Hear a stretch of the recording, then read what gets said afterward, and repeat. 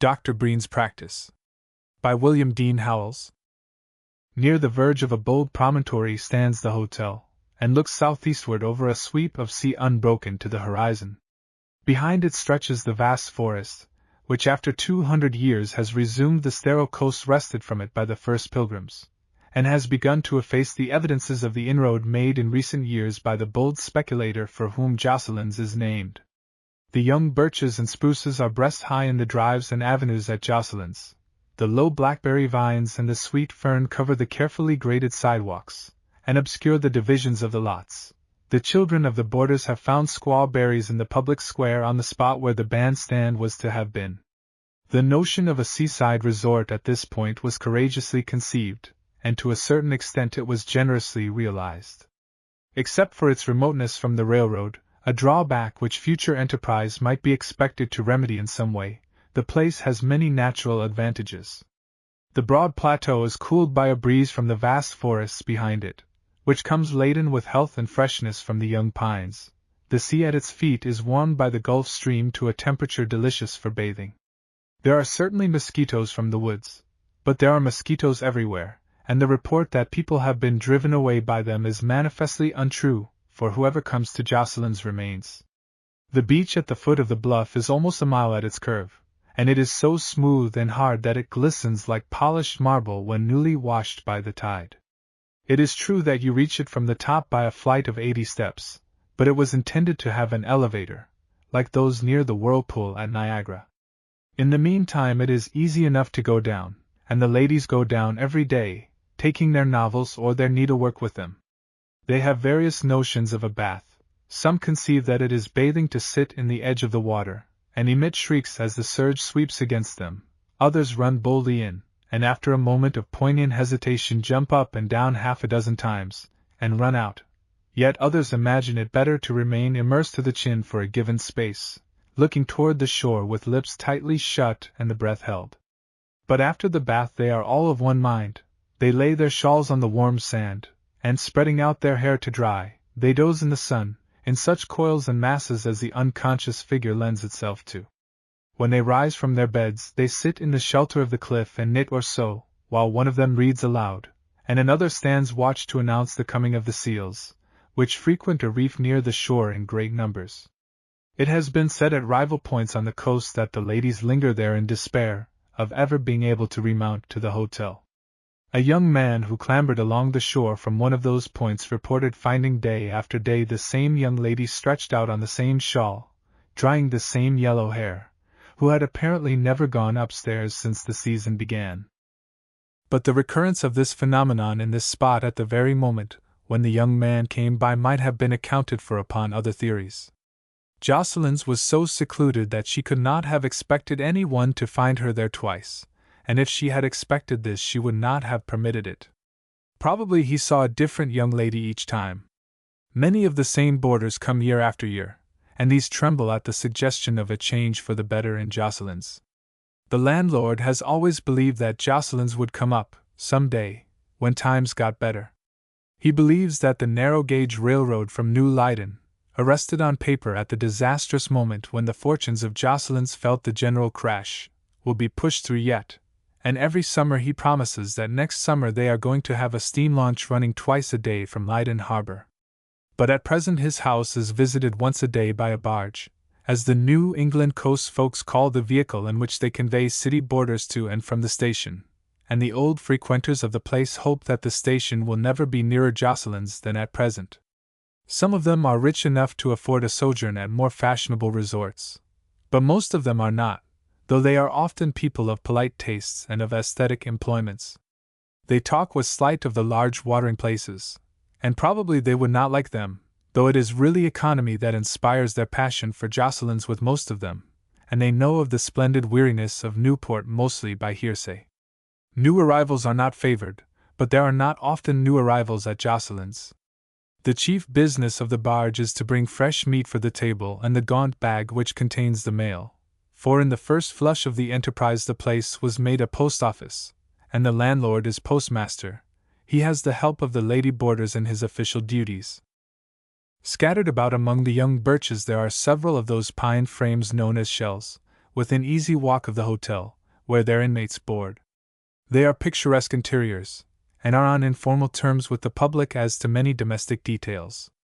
The lady of the house, doing her back hair at her dressing room glass, is divided from her husband, smoking at the parlor fireplace, only by a partition of unlathed studding. The arrest of development in these shells is characteristic of everything about the place. None of the improvements invented since the hard times began have been added to Jocelyn's. Lawn tennis is still unknown there, but there is a croquet ground before the hotel, where the short, tough grass is kept in tolerable order. The wickets are pretty rusty, and it is usually the children who play, but toward the close of a certain afternoon a young lady was pushing the balls about there. She seemed to be going over a game just played, and trying to trace the cause of her failure. She made bad shots, and laughed at her blunders. Another young lady drooped languidly on a bench at the side of the croquet ground, and followed her movements with indifference. "I don't see how you did it, Louise," panted the player. "It's astonishing how you beat me."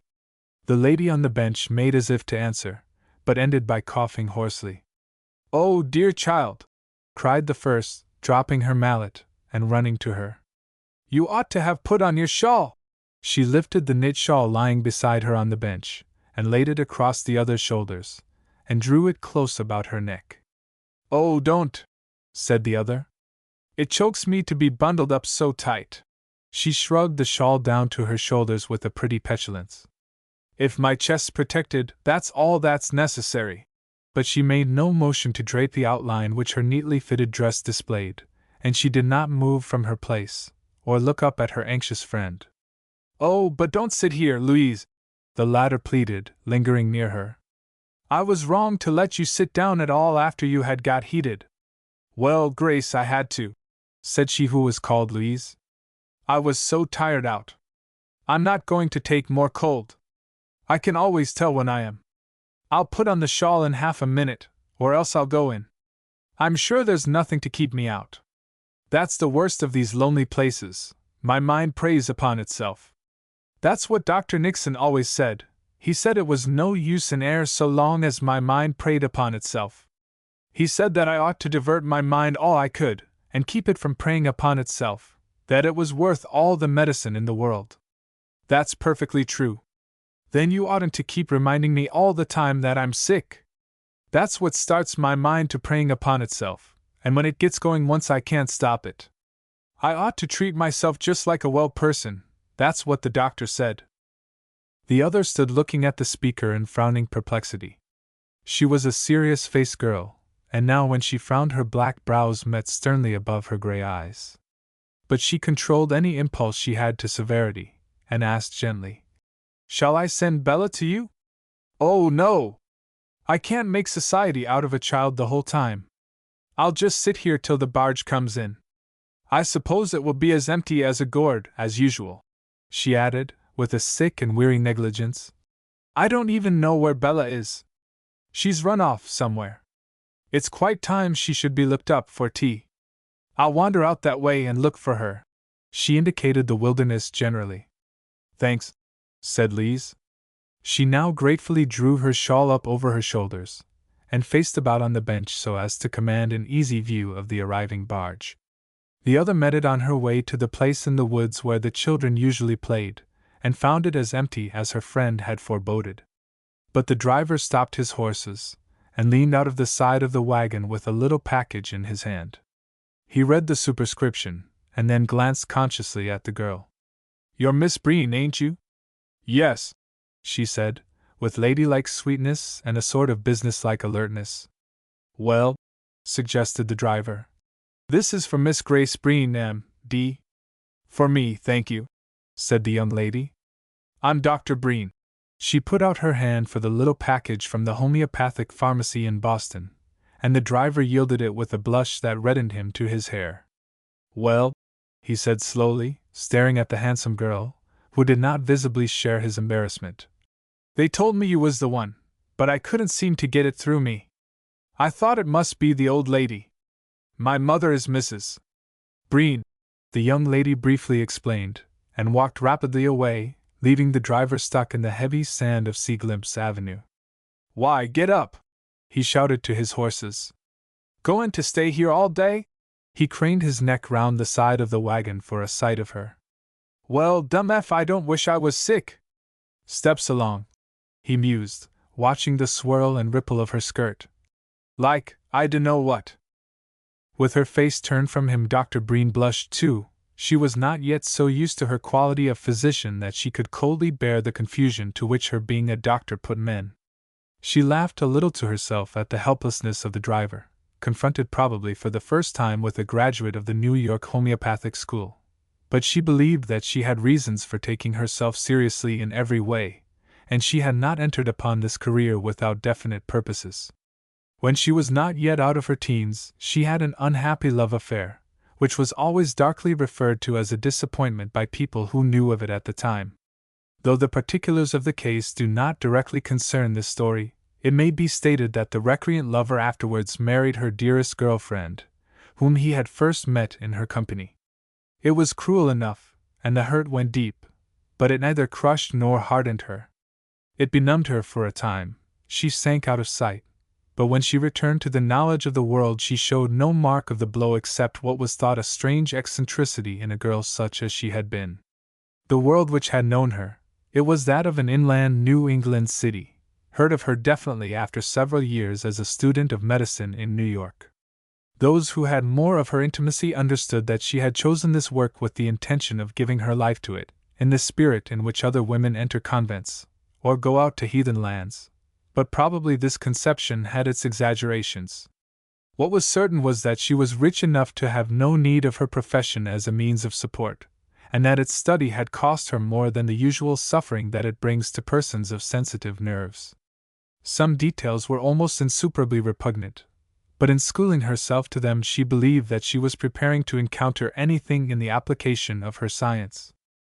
Her first intention had been to go back to her own town after her graduation, and begin the practice of her profession among those who had always known her, and whose scrutiny and criticism would be hardest to bear, and therefore, as she fancied, the most useful to her in the formation of character.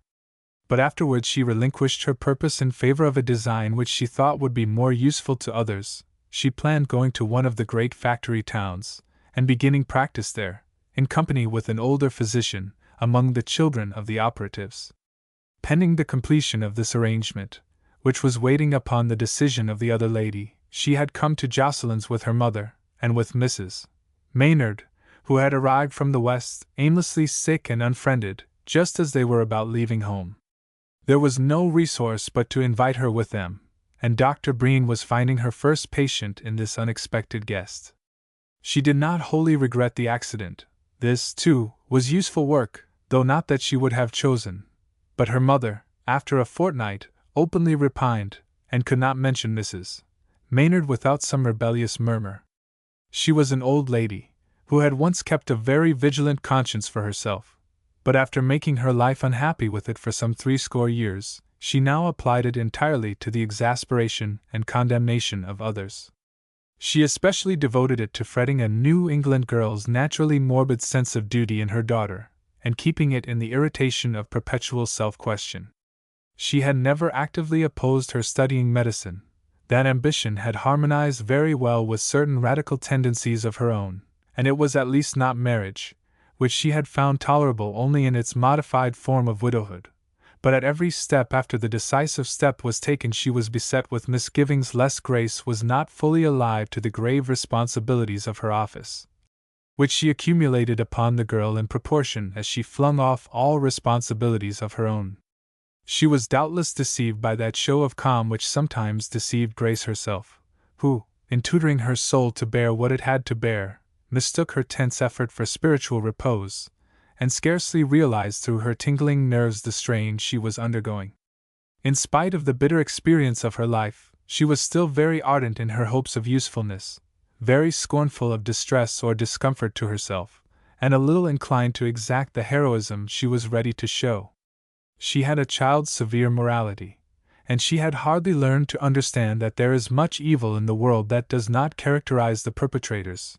She held herself as strictly to account for every word and deed as she held others, and she had an almost passionate desire to meet the consequence of her errors. Till that was felt, an intolerable doom hung over her. She tried not to be impulsive, that was criminal and one of her calling, and she struggled for patience with an endeavor that was largely successful. As to the effect of her career outside of herself, and of those whom her skill was to benefit, she tried to think neither arrogantly nor meanly. She would not entertain the vanity that she was serving what is called the cause of woman, and she would not assume any duties or responsibilities toward it. She thought men were as good as women, at least one man had been no worse than one woman, and it was in no representative or exemplary character that she had chosen her course. At the same time that she held these sane opinions, she believed that she had put away the hopes with the pleasures that might once have taken her as a young girl. In regard to what had changed the current of her life, she mentally asserted her mere nullity, her absolute non-existence. The thought of it no longer rankled, and that interest could never be hers again. If it had not been so much like affectation, and so counter to her strong aesthetic instinct, she might have made her dress somehow significant of her complete abeyance in such matters. But as it was, she only studied simplicity, and as we have seen from the impression of the barge driver, she did not finally escape distinction in dress and manner. In fact, she could not have escaped that effect if she would, and it was one of the indomitable contradictions of her nature that she would not. When she came back to the croquet ground, leading the little girl by the hand, she found Mrs. Maynard no longer alone and no longer sad. She was chatting and laughing with a slim young fellow, whose gay blue eyes looked out of a sunburnt face, and whose straw hat, carried in his hand, exposed the closely shaven head. He wore a suit of gray flannel, and Mrs. Maynard explained that he was camping on the beach at Berkman's Cove, and had come over in the steamer with her when she returned from Europe. She introduced him as Mr. Libby and said, "Oh, Bella, you dirty little thing!" Mr. Libby bowed anxiously to Grace, and turned for refuge to the little girl. "Hello, Bella!" "Hello?" said the child. "Remember me?" The child put her left hand on that of Grace holding her right, and prettily pressed her head against the girl's arm in bashful silence. Grace said some coldly civil words to the young man, without looking at Mrs. Maynard, and passed on into the house. "You don't mean that's your doctor?" he scarcely more than whispered. "Yes, I do," answered Mrs. Maynard. "Isn't she too lovely? And she's just as good. She used to stand up at school for me, when all the girls were down on me because I was Western. And when I came East this time, I just went right straight to her house. I knew she could tell me exactly what to do. And that's the reason I'm here. I shall always recommend this air to anybody with lung difficulties. It's the greatest thing. I'm almost another person. Oh, you needn't look after her, Mr. Libby. There's nothing flirtatious about Grace," said Mrs. Maynard. The young man recovered himself from his absent-minded stare in the direction Grace had taken, with a frank laugh. "So much the better for a fellow, I should say." Grace handed the little girl over to her nurse, and went to her own room, where she found her mother waiting to go down to tea. "Where is Mrs. Maynard?" asked Mrs. Breen. "Out on the croquet ground," answered the daughter. "I should think it would be damp," suggested Mrs. Breen. "She will come in when the tea bell rings." "She wouldn't come in now, if I told her." "Well," said the elder lady, "for a person who lets her doctor pay her board, I think she's very independent." "I wish you wouldn't speak of that, Mother," said the girl. "I can't help it, Grace. It's ridiculous, that's what it is, it's ridiculous." "I don't see anything ridiculous in it. A physician need not charge anything unless he chooses, or she, and if I choose to make Louise my guest here, it's quite the same as if she were my guest at home." "I don't like you to have such a guest," said Mrs. Breen. "I don't see what claim she has upon your hospitality." "She has a double claim upon it," Grace answered, with a flush. "She is in sickness and in trouble. I don't see how she could have a better claim. Even if she were quite well, I should consider the way she had been treated by her husband sufficient, and I should want to do everything I could for her. I should want her to behave herself," said Mrs. Breen dryly. "How behave herself? What do you mean?" demanded Grace, with guilty heat. "You know what I mean, Grace. A woman in her position ought to be more circumspect than any other woman, if she wants people to believe that her husband treated her badly. We oughtn't to blame her for trying to forget her troubles. It's essential to her recovery for her to be as cheerful as she can be. I know that she's impulsive, and she's free in her manners with strangers, but I suppose that's her Westernism. She's almost distracted. She was crying half the night, with her troubles, and kept Bella and me both awake. Is Bella with her now? No, Grace admitted. Jane's getting her ready to go down with us. Louise is talking with a gentleman who came over on the steamer with her. He's camping on the beach near here. I didn't wait to hear particulars.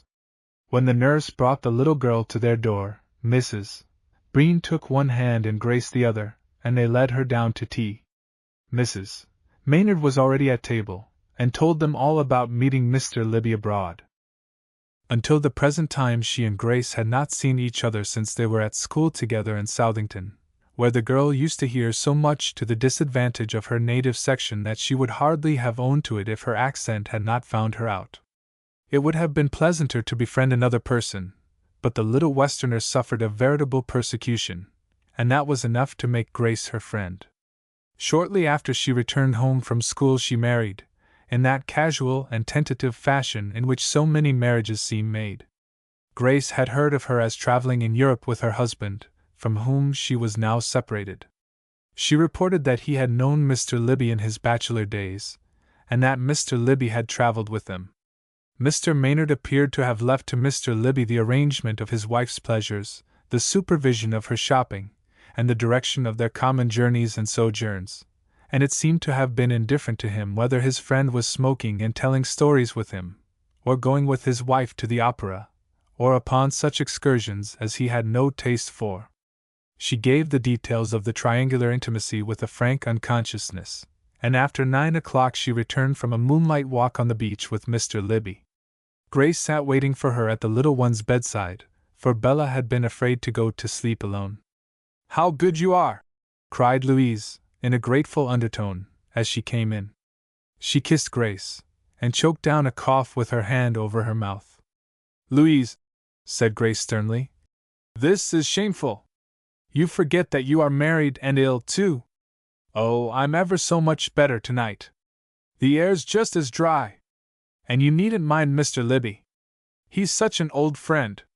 Besides, I'm sure to gain the case. No matter.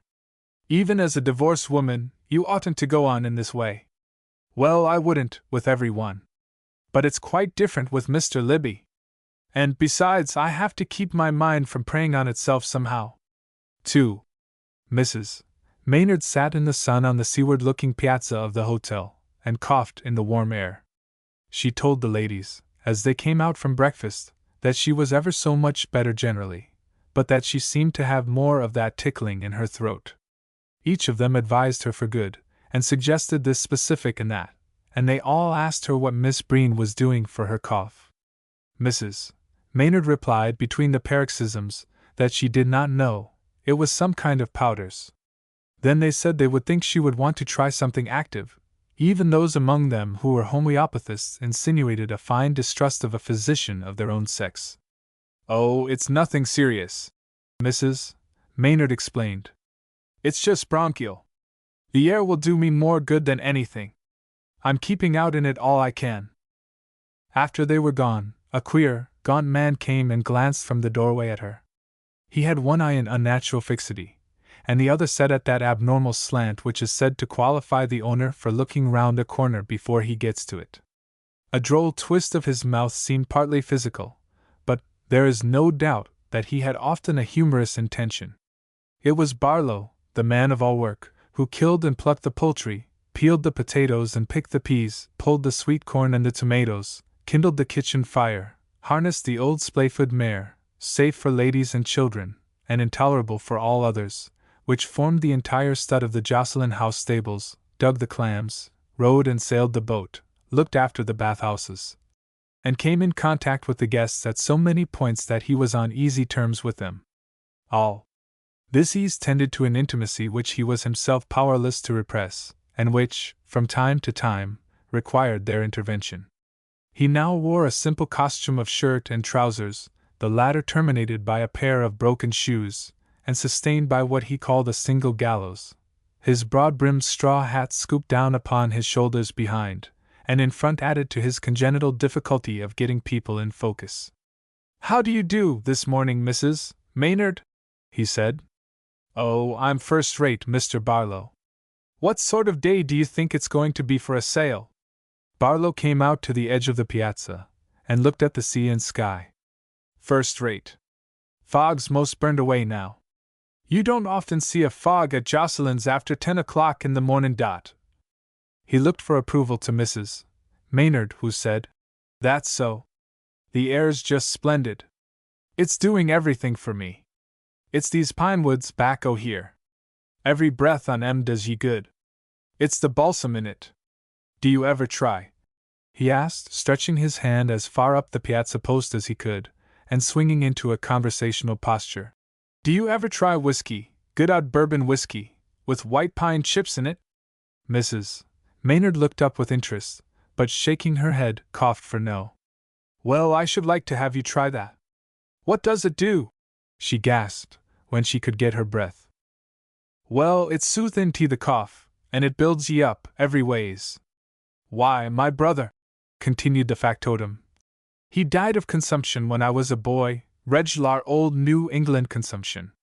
Don't hardly ever hear of it any more round here. Well, I don't suppose there's been a case of reg'lar old New England consumption. Well, not the old New England kind, since these woods growed up. He used to take whiskey with white pine chips in it, and I can remember hearin' 'em say that it done him more good than all the doctor's stuff.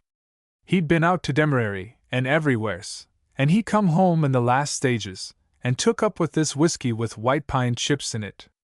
Well, it's just like this, I presume it's the balsam in the chips. It don't make any difference how you get the balsam into your system, so as to you get it there. I should like to have you try whiskey with white pine chips in it." He looked convincingly at Mrs. Maynard, who said she should like to try it. "It's just bronchial with me, you know. But I should like to try it. I know it would be soothing, and I've always heard that whiskey was the very thing to build you up. But," she added, lapsing from this vision of recovery, "I couldn't take it unless Grace said so. She'd be sure to find it out." "Why, look here," said Barlow. "As far forth as that goes, you could keep the bottle in my room. Not but what I believe in going by your doctor's directions, it don't matter who your doctor is. I ain't sayin' nothin' against Miss Breen, you understand?" "Oh, no!" cried Mrs. Maynard. "I never see much nicer ladies than her and her mother in the house. But you just tell her about the whiskey with the white pine chips in it. Maybe she never heard of it. Well, she hain't had a great deal of experience yet." "No," said Mrs. Maynard. "And I think she'll be glad to hear of it. You may be sure I'll tell her, Mr. Barlow.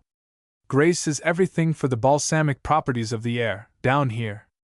That's what she said, and as you say, it doesn't matter how you get the balsam into your system, so you get it there." "No," said the factotum, in a tone of misgiving, as if the repetition of the words presented the theory in a new light to him. "What I think is, and what I'm always telling Grace," pursued Mrs.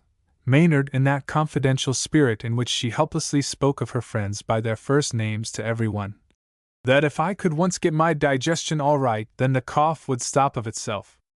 The doctor said, Dr. Nixon, that is, that it was more than half the digestion anyway. But just as soon as I eat anything, or if I overeat a little, then that tickling in my throat begins, and then I commence coughing, and I'm back just where I was. It's the digestion. I oughtn't to have eaten that mince pie yesterday." "No," admitted Barlow. Then he said, in indirect defense of the kitchen, "I think you hadn't ought to be out in the night air, well, not a great deal." "Well, I don't suppose it does do me much good," Mrs. Maynard said, turning her eyes seaward. Barlow let his hand drop from the piazza post, and slouched indoors, but he came out again as if pricked by conscience to return. "After all, you know, it didn't cure him." "What cure him?" asked Mrs. Maynard. "The whiskey with the white pine chips in it." "Cure vous? My brother? Oh, yes," But mine's only bronchial. I think it might do me good. I shall tell Grace about it. Barlow looked troubled, as if his success in the suggestion of this remedy were not finally a pleasure, but as Mrs. Maynard kept her eyes persistently turned from him, and was evidently tired, he had nothing for it but to go indoors again. He met Grace, and made way for her on the threshold to pass out. As she joined Mrs. Maynard, "Well, Grace," said the latter, "I do believe you are right. I have taken some more cold. But that shows that it doesn't get worse of itself, and I think we ought to be encouraged by that. I'm going to be more careful of the night air after this." "I don't think the night air was the worst thing about it, Louise," said Grace bluntly. "You mean the damp from the sand?" "I put on my rubbers." "I don't mean the damp sand," said Grace, beginning to pull over some sewing which she had in her lap, and looking down at it. Mrs. Maynard watched her a while in expectation that she would say more, but she did not speak. "Oh well," she was forced to continue herself, "if you're going to go on with that. The question is," said Grace, getting the thread she wanted, "whether you are going on with it." "Why, I can't see any possible harm in it," protested Mrs. Maynard. "I suppose you don't exactly like my going with Mr. Libby, and I know that under some circumstances it wouldn't be quite the thing. But didn't I tell you last night how he lived with us in Europe? And when we were all coming over on the steamer together, Mr. Libby and Mr. Maynard were together the whole time, smoking and telling stories. They were the greatest friends. Why, it isn't as if he was a stranger, or an enemy of Mr. Maynard's." Grace dropped her sewing into her lap. "Really, Louise, you're incredible!" She looked sternly at the invalid, but broke into a laugh, on which Mrs.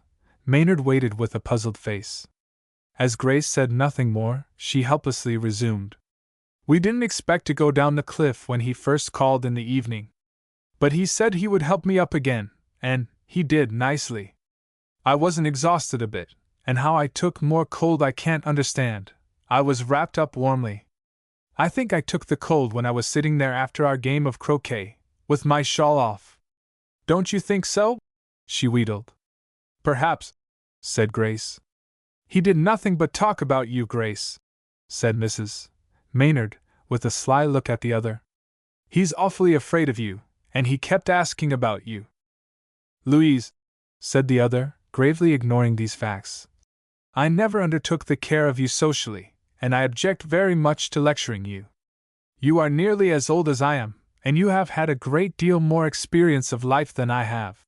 Mrs. Maynard sighed deeply in assent. "But it doesn't seem to have taught you that if you will provoke people to talk of you, you must expect criticism. One after another you've told nearly every woman in the house your affairs, and they have all sympathized with you and pitied you. I shall have to be plain, and tell you that I can't have them sneering and laughing at any one who is my guest. I can't let you defy public opinion here." "Why, Grace," said Mrs. Maynard, buoyed above offense at her friend's words by her consciousness of the point she was about to make. "You defy public opinion yourself a good deal more than I do, every minute." How do I defy it?" demanded Grace indignantly. "By being a doctor." Grace opened her lips to speak, but she was not a ready person, and she felt the thrust. Before she could say anything, Mrs. Maynard went on. "There isn't one of them that doesn't think you're much more scandalous than if you were the greatest flirt alive. But I don't mind them, and why should you?" The serious girl whom she addressed was in that helpless subjection to the truth in which so many New England women passed their lives. She could not deny the truth which lurked in the exaggeration of these words, and it unnerved her, as the fact that she was doing what the vast majority of women considered unwomanly always unnerved her when she suffered herself to think of it. "You are right, Louise," she said meekly and sadly. "They think as well of you as they do of me." "Yes, that's just what I said," cried Mrs. Maynard, glad of her successful argument. But however disabled, her friend resumed, "The only safe way for you is to take the ground that so long as you wear your husband's name you must honor it, no matter how cruel and indifferent to you he has been." "Yes," assented Mrs. Maynard ruefully. "Of course. I mean that you mustn't even have the appearance of liking admiration, or what you call attentions. It's wicked." "I suppose so," murmured the culprit. "You have been brought up to have such different ideas of divorce from what I have," continued Grace, "that I don't feel as if I had any right to advise you about what you are to do after you gain your suit. I shall not want to get married again for one while, I know that much." Mrs. Maynard interpolated self-righteously. "But till you do gain it, you ought not to regard it as emancipating you in the slightest degree." "No," came in sad assent from the victim of the law's delays. "And I want you to promise me that you won't go walking with Mr. Libby any more, and that you won't even see him alone after this." "Why, but Grace!" cried Mrs. Maynard, as much in amazement as in annoyance. "You don't seem to understand. Haven't I told you he was a friend of the family? He's quite as much Mr. Maynard's friend as he is mine.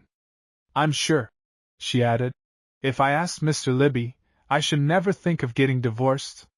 He's all for George, and it's as much as I can do to put up with him. No matter. That doesn't alter the appearance to people here. I don't wish you to go with him alone any more." "Well, Grace, I won't," said Mrs. Maynard earnestly. "I won't indeed. And that makes me think, he wanted you to go along this morning." "To go along? Wanted me? What are you talking about?" "Why, I suppose that's his boat, out there, now." Mrs. Maynard pointed to a little craft just coming to anchor inside the reef. "He said he wanted me to take a sail with him, this morning, and he said he would come up and ask you, too. I do hope you'll go, Grace. It's just as calm, and he always has a man with him to help sail the boat, so there isn't the least danger." Grace looked at her in silent sorrow, and Mrs. Maynard went on with sympathetic seriousness. "Oh, there's one thing I want to ask you about, Grace. I don't like to have any concealments from you." Grace did not speak, but she permitted Mrs. Maynard to proceed. "Barlow recommended it, and he's lived here a great while. His brother took it, and he had the regular old New England consumption. I thought I shouldn't like to try it without your knowing it." "Try it? What are you talking about, Louise?" "Why, whiskey with white pine chips in it." Grace rose and moved towards the door, with the things dropping from her lap. One of these was a spool that rolled down the steps and out upon the sandy road. She turned to pursue it, and recovered it at the cost of dropping her scissors and thimble out of opposite sides of her skirt, which she had gathered up apronwise to hold her work.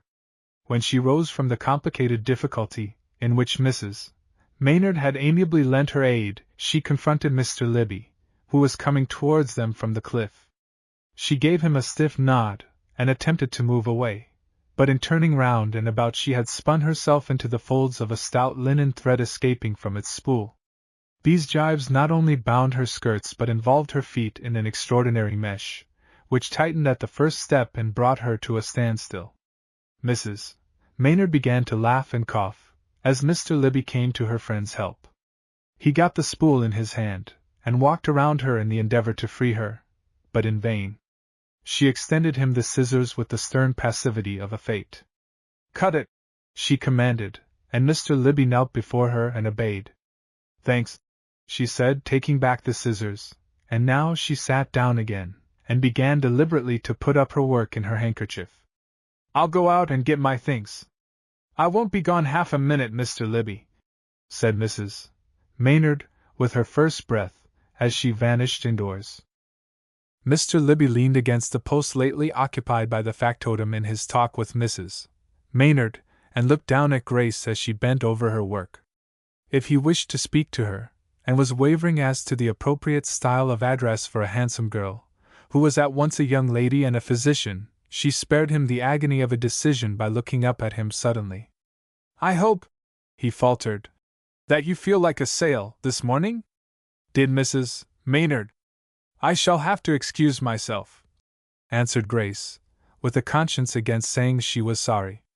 "I am a very bad sailor." "Well, so am I, for that matter," said Mr. Libby. "But it's smooth as a pond today." Grace made no direct response, and he grew visibly uncomfortable under the cold abstraction of the gaze with which she seemed to look through him. "Mrs. Maynard tells me you came over with her from Europe." "Oh, yes!" cried the young man, the light of pleasant recollection kindling in his gay eyes. We had a good time. Maynard was along, he's a first-rate fellow. I wish he were here. Yes, said Grace. I wish so too. She did not know what to make of this frankness of the young man's, and she did not know whether to consider him very depraved or very innocent. In her question she continued to stare at him, without being aware of the embarrassment to which she was putting him. I heard of Mrs. Maynard's being here, and I thought I should find him, too. I came over yesterday to get him to go into the woods with us. Grace decided that this was mere effrontery. It is a pity that he is not here, she said, and though it ought to have been possible for her to go on and rebuke the young fellow for bestowing upon Mrs. Maynard the comradeship intended for her husband, it was not so. She could only look severely at him, and trust that he might conceive the intention which she could not express. She rebelled against the convention and against her own weakness, which would not let her boldly interfere in what she believed a wrong. She had defied society, in the mass, but here, with this man, whom as an atom of the mass she would have despised, she was powerless. Have you ever seen him? Libby asked, perhaps clinging to Maynard because he was a topic of conversation in default of which there might be nothing to say. No, answered Grace. He's funny. He's got lots of that Western humor, and he tells a story better than any man I ever saw. There was one story of his. I have no sense of humor, interrupted Grace impatiently. Mr. Libby, she broke out, I'm sorry that you've asked Mrs. Maynard to take a sail with you. The sea air. She reddened with the shame of not being able to proceed without this wretched subterfuge. Won't do her any good. Then, said the young man, you mustn't let her go. I don't choose to forbid her. Grace began. I beg your pardon, he broke in. I'll be back in a moment. He turned and ran to the edge of the cliff, over which he vanished, and he did not reappear till Mrs. Maynard had rejoined Grace on the piazza. I hope you won't mind its being a little rough, Mrs. Maynard, he said, breathing quickly. Adams thinks we're going to have it pretty fresh before we get back. Indeed, I don't want to go, then, cried Mrs. Maynard, in petulant disappointment, letting her wraps fall upon a chair. Mr. Libby looked at Grace, who haughtily rejected a part in the conspiracy. I wish you to go, Louise, she declared indignantly. I will take the risk of all the harm that comes to you from the bad weather. She picked up the shawls, and handed them to Mr. Libby, on whom her eyes blazed their contempt and wonder. It cost a great deal of persuasion and insistence now to make Mrs. Maynard go, and he left all this to Grace, not uttering a word till he gave Mrs. Maynard his hand to help her down the steps. Then he said, Well, I wonder what Miss Breen does want. I'm sure I don't know, said the other. At first she didn't want me to go, this morning, and now she makes me. I do hope it isn't going to be a storm. I don't believe it is. A little fresh, perhaps. I thought you might be seasick. Don't you remember? I'm never seasick. That's one of the worst signs. Oh, yes. If I could be thoroughly seasick once, it would be the best thing I could do. Is she capricious? Asked Mr. Libby. Grace? Cried Mrs. Maynard, releasing her hand halfway down the steps, in order to enjoy her astonishment without limitation of any sort. Grace capricious? Yes, said Mr. Libby. That's what I thought. Better take my hand again. And he secured that of Mrs. Maynard, who continued her descent. I suppose I don't understand her exactly. Perhaps she didn't like my not calling her doctor. I didn't call her anything. I suppose she thought I was dodging it. I was.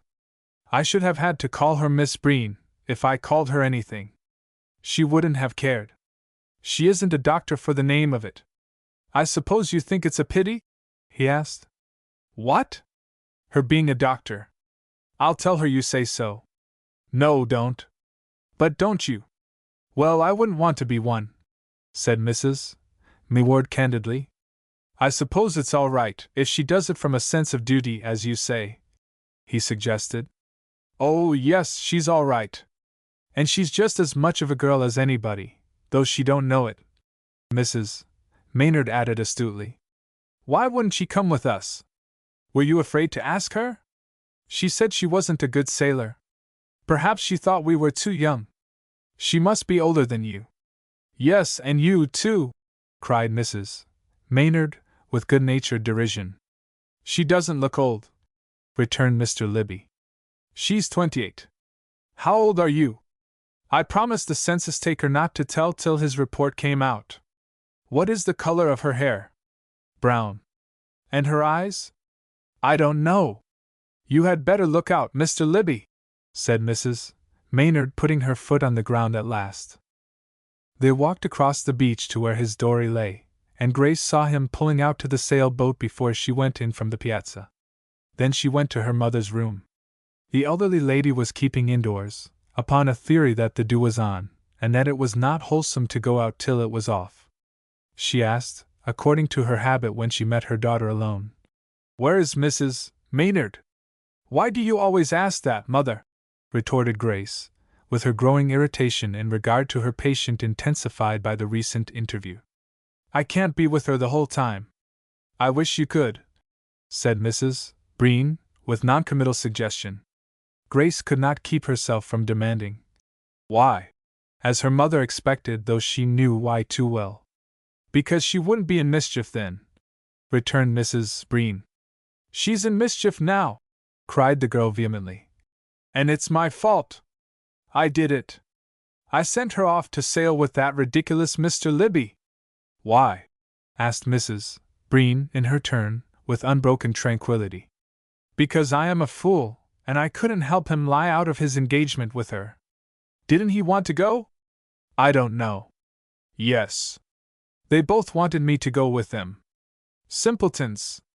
And while she had gone upstairs for her wraps, I managed to make him understand that I didn't wish her to go either, and he ran down to his boat, and came back with a story about it's going to be rough, and looked at me perfectly delighted, as if I should be pleased. Of course, then, I made him take her." "And isn't it going to be rough?" asked Mrs. Breen. "Why, Mother, the sea's like glass." Mrs. Breen turned the subject. "You would have done better, Grace, to begin as you had planned. Your going to Fall River, and beginning practice there among those factory children, was the only thing that I ever entirely liked in your taking up medicine. There was sense in that. You had studied specially for it. You could have done good there." "Oh, yes," sighed the girl. "I know.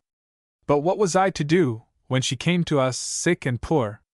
I couldn't turn my back on her, especially after always befriending her, as I used to, at school, and getting her to depend on me." "I don't see how you ever liked her," said Mrs. Breen. "I never did like her. I pitied her. I always thought her a poor, flimsy little thing.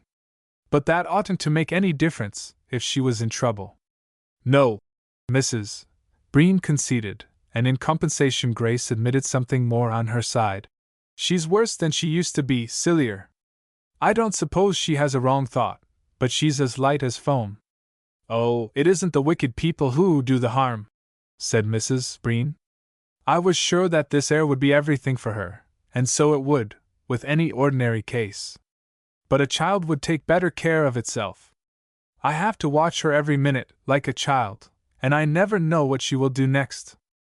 "Yes, it's a burden," said Mrs.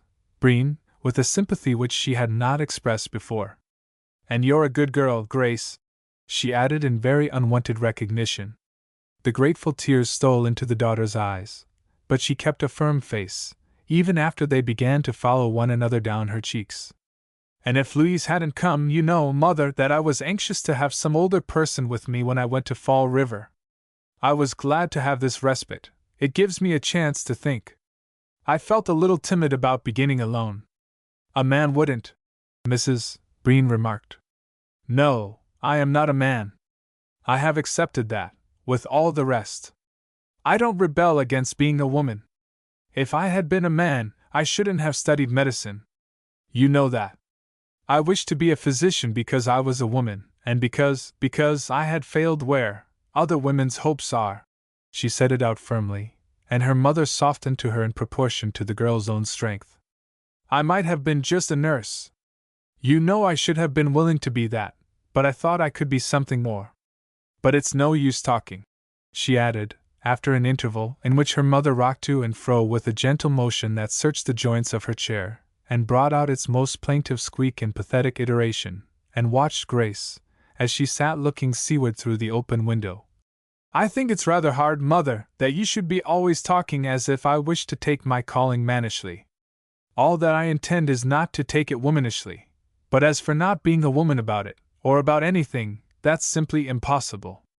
A woman is reminded of her insufficiency to herself every hour of the day. And it's always a man that comes to her help.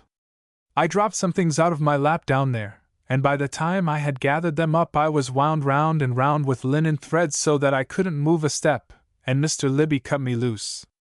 I could have done it myself, but it seemed right and natural that he should do it. I dare say he plumed himself upon his service to me, that would be natural, too.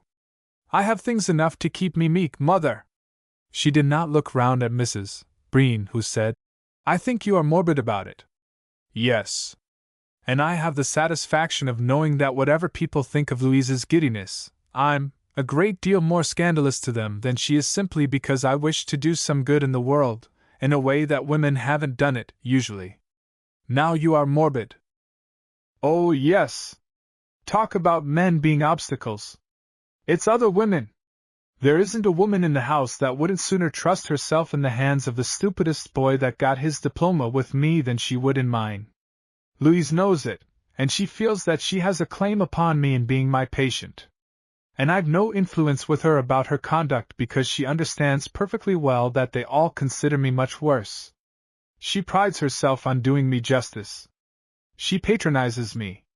She tells me that I'm just as nice as if I hadn't been through all that."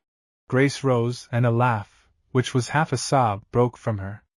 Mrs. Breen could not feel the humor of the predicament. "She puts you in a false position.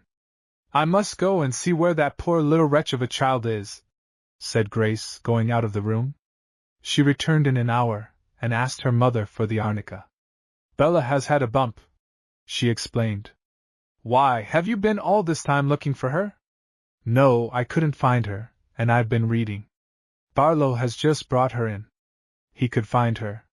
She fell out of a tree, and she's frightfully bruised." She was making search on a closet shelf as she talked. When she reappeared with the bottle in her hand, her mother asked, "Isn't it very hot and close?" "Very," said Grace. "I should certainly think they would perish," said Mrs.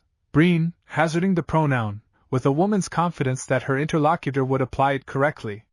When Grace had seen Bella properly bathed and brown-papered, and in the way to forgetfulness of her wounds in sleep, she came down to the piazza, and stood looking out to sea. The ladies appeared one by one over the edge of the cliff, and came up, languidly stringing their shawls after them, or clasping their novels to their bosoms. "There isn't a breath down there," they said, one after another. The last one added, "Barlow says it's the hottest day he's ever seen here." In a minute Barlow himself appeared at the head of the steps with the ladies' remaining wraps, and confirmed their report in person. "I tell you," he said, wiping his forehead, "it's a ripper." "It must be an awful day in town," said one of the ladies, fanning herself with a newspaper. "Is that today's advertiser, Mrs. Alger?" asked another. "Oh dear, no. Yesterday's. We shan't have today's till this afternoon." "It shows what a new arrival you are, Mrs. Scott, you're asking." "To be sure. But it's such a comfort being where you can see the advertiser the same morning. I always look at the weather report the first thing. I like to know what the weather is going to be. You can't at Jocelyn's. You can only know what it's been." "Well," Barlow interposed, jealous for Jocelyn's, "you can most allies tell by the look o' things." "Yes," said one of the ladies, "but I'd rather trust the weather report. It's wonderful how it comes true. I don't think there's anything that you miss more in Europe than our American weather report." "I'm sure you miss the oysters," said another. "Yes," the first admitted. "You do miss the oysters. It was the last of the months when we landed in New York, and do you know what we did the first thing? We drove to Fulton Market, and had one of those Fulton Market broils. My husband said we should have had it if it had been July. He used to dream of the American oysters when we were in Europe. Gentlemen are so fond of them. Barlow, from scanning the heavens, turned round and faced the company, which had drooped in several attitudes of exhaustion on the benching of the piazza. Well, I can most allies tell about Jocelyn's as good as the weather report. I told Mrs. Maynard here this morning that the fog was going to burn off. Burn off? Cried Mrs. Alger. I should think it had. The other ladies laughed. And you'll see, added Barlow, that the wind'll change at noon, and we'll have it cooler. If it's as hot on the water as it is here, said Mrs. Scott, I should think those people would get a sunstroke. Well, so should I, Mrs. Scott, cordially exclaimed a little fat lady, as if here at last were an opinion in which all might rejoice to sympathize. It's never so hot on the water, Mrs. Merritt, said Mrs. Alger, with the instructiveness of an old habitué.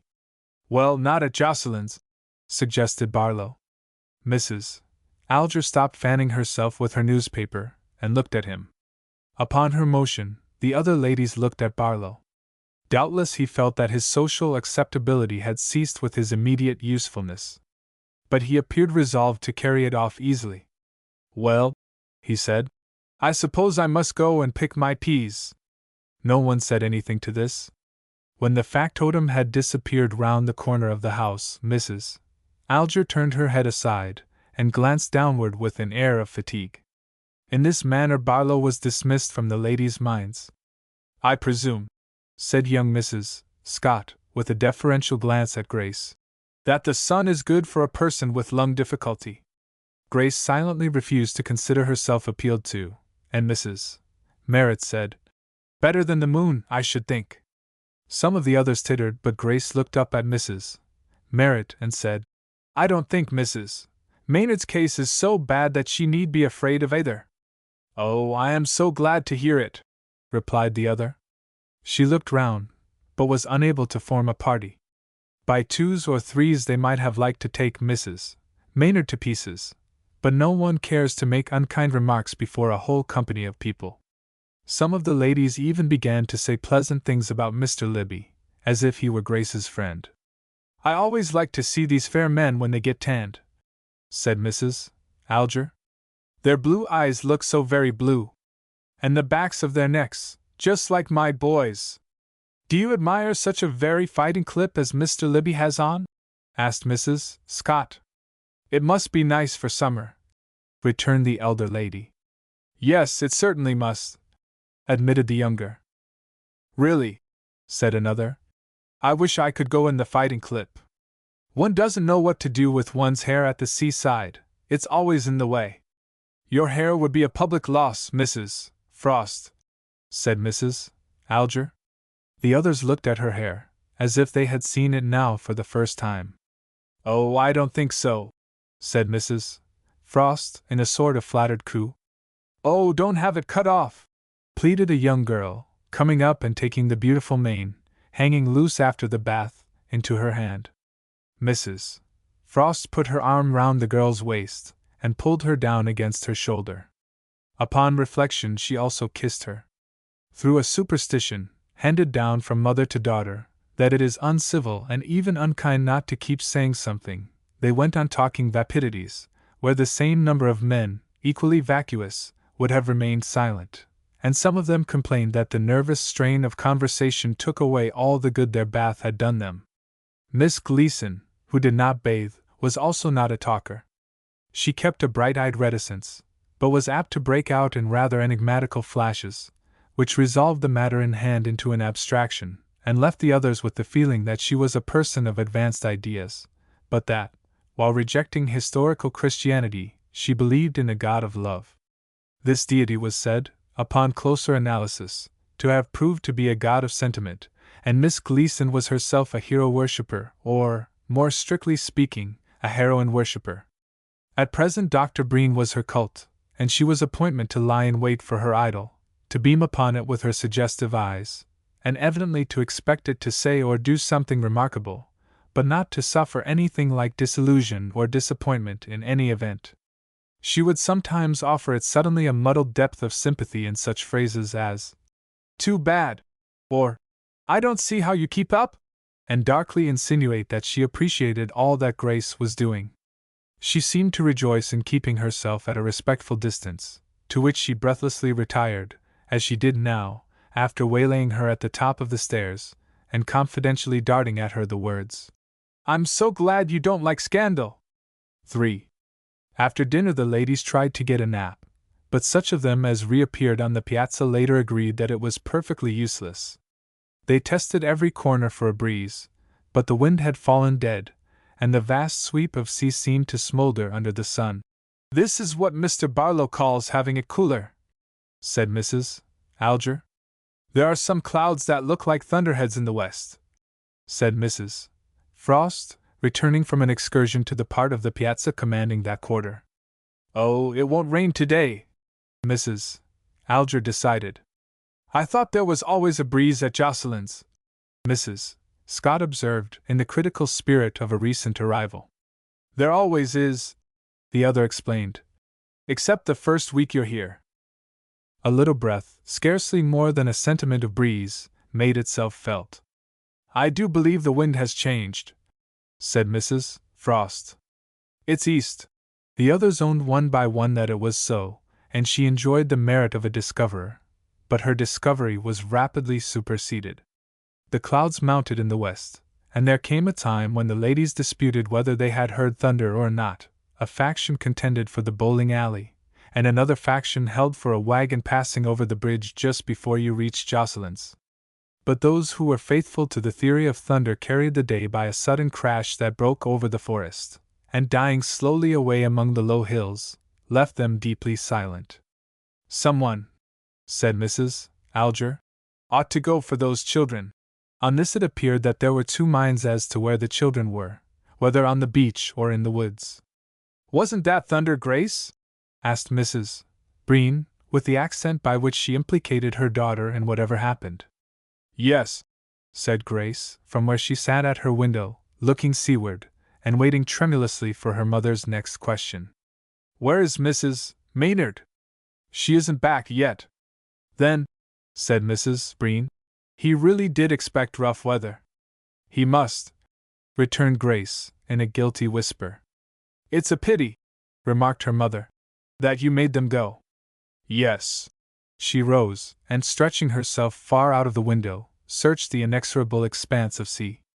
It had already darkened at the verge, and the sails of some fishing craft flecked a livid wall with their white, but there was no small boat in sight. "If anything happened to them," her mother continued, "I should feel terribly for you." "I should feel terribly for myself," Grace responded, with her eyes still seaward. "Where do you think they went?" "I didn't ask," said the girl. "I wouldn't," she added, in devotion to the whole truth. "Well, it is all of the same piece," said Mrs. Breen. Grace did not ask what the piece was. She remained staring at the dark wall across the sea, and spiritually confronting her own responsibility, no atom of which she rejected.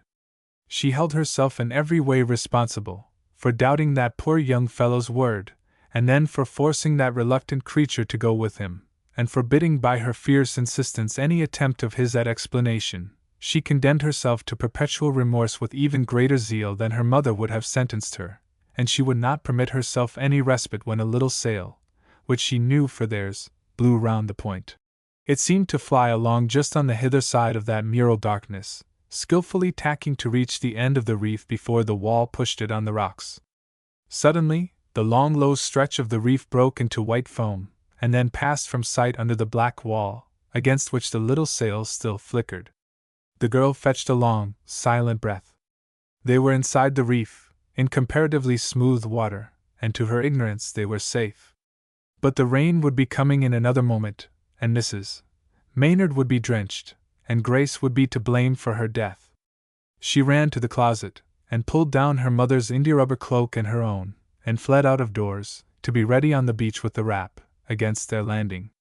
She met the other ladies on the stairs and in the hall, and they clamored at her, but she glided through them like something in a dream, and then she heard a shouting in her ear, and felt herself caught and held up against the wind. "Where in land be you goin', Miss Breen?" Barlow, in a long, yellow oilskin coat and sou'wester hat, kept pushing her forward to the edge of the cliff, as he asked. "I'm going down to meet them," she screamed. "Well, I hope you will meet 'em. But I guess you better go back to the house." "Hey? What? Well, come along then, if they ain't past doctorin' by the time they get ashore. Pretty well wrapped up, anyway," he roared, and she perceived that she had put on her waterproof and drawn the hood over her head. Those steps to the beach had made her giddy when she descended with leisure for such dismay. But now, with the tempest flattening her against the staircase, and her gossamer clutching and clinging to every surface, and again twisting itself about her limbs, she clambered down as swiftly and recklessly as Barlow himself, and followed over the beach beside the men who were pulling a boat down the sand at a run. "Let me get in!" she screamed. "I wish to go with you." "Take hold of the girl, Barlow!" shouted one of the men. "She's crazy." He tumbled himself with 4 others into the boat, and they all struck out together through the froth and swirl of the waves. She tried to free herself from Barlow, so as to fling the waterproof into the boat. "Take this, then. She'll be soaked through."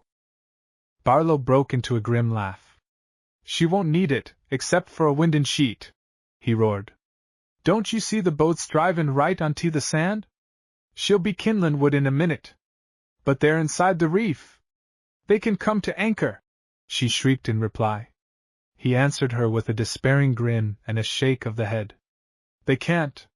What has your boat gone out for, then? To pick him up out the sea? But they'll never get him alive. Look how she slaps her boom into the water. Well, he does know how to handle a boat."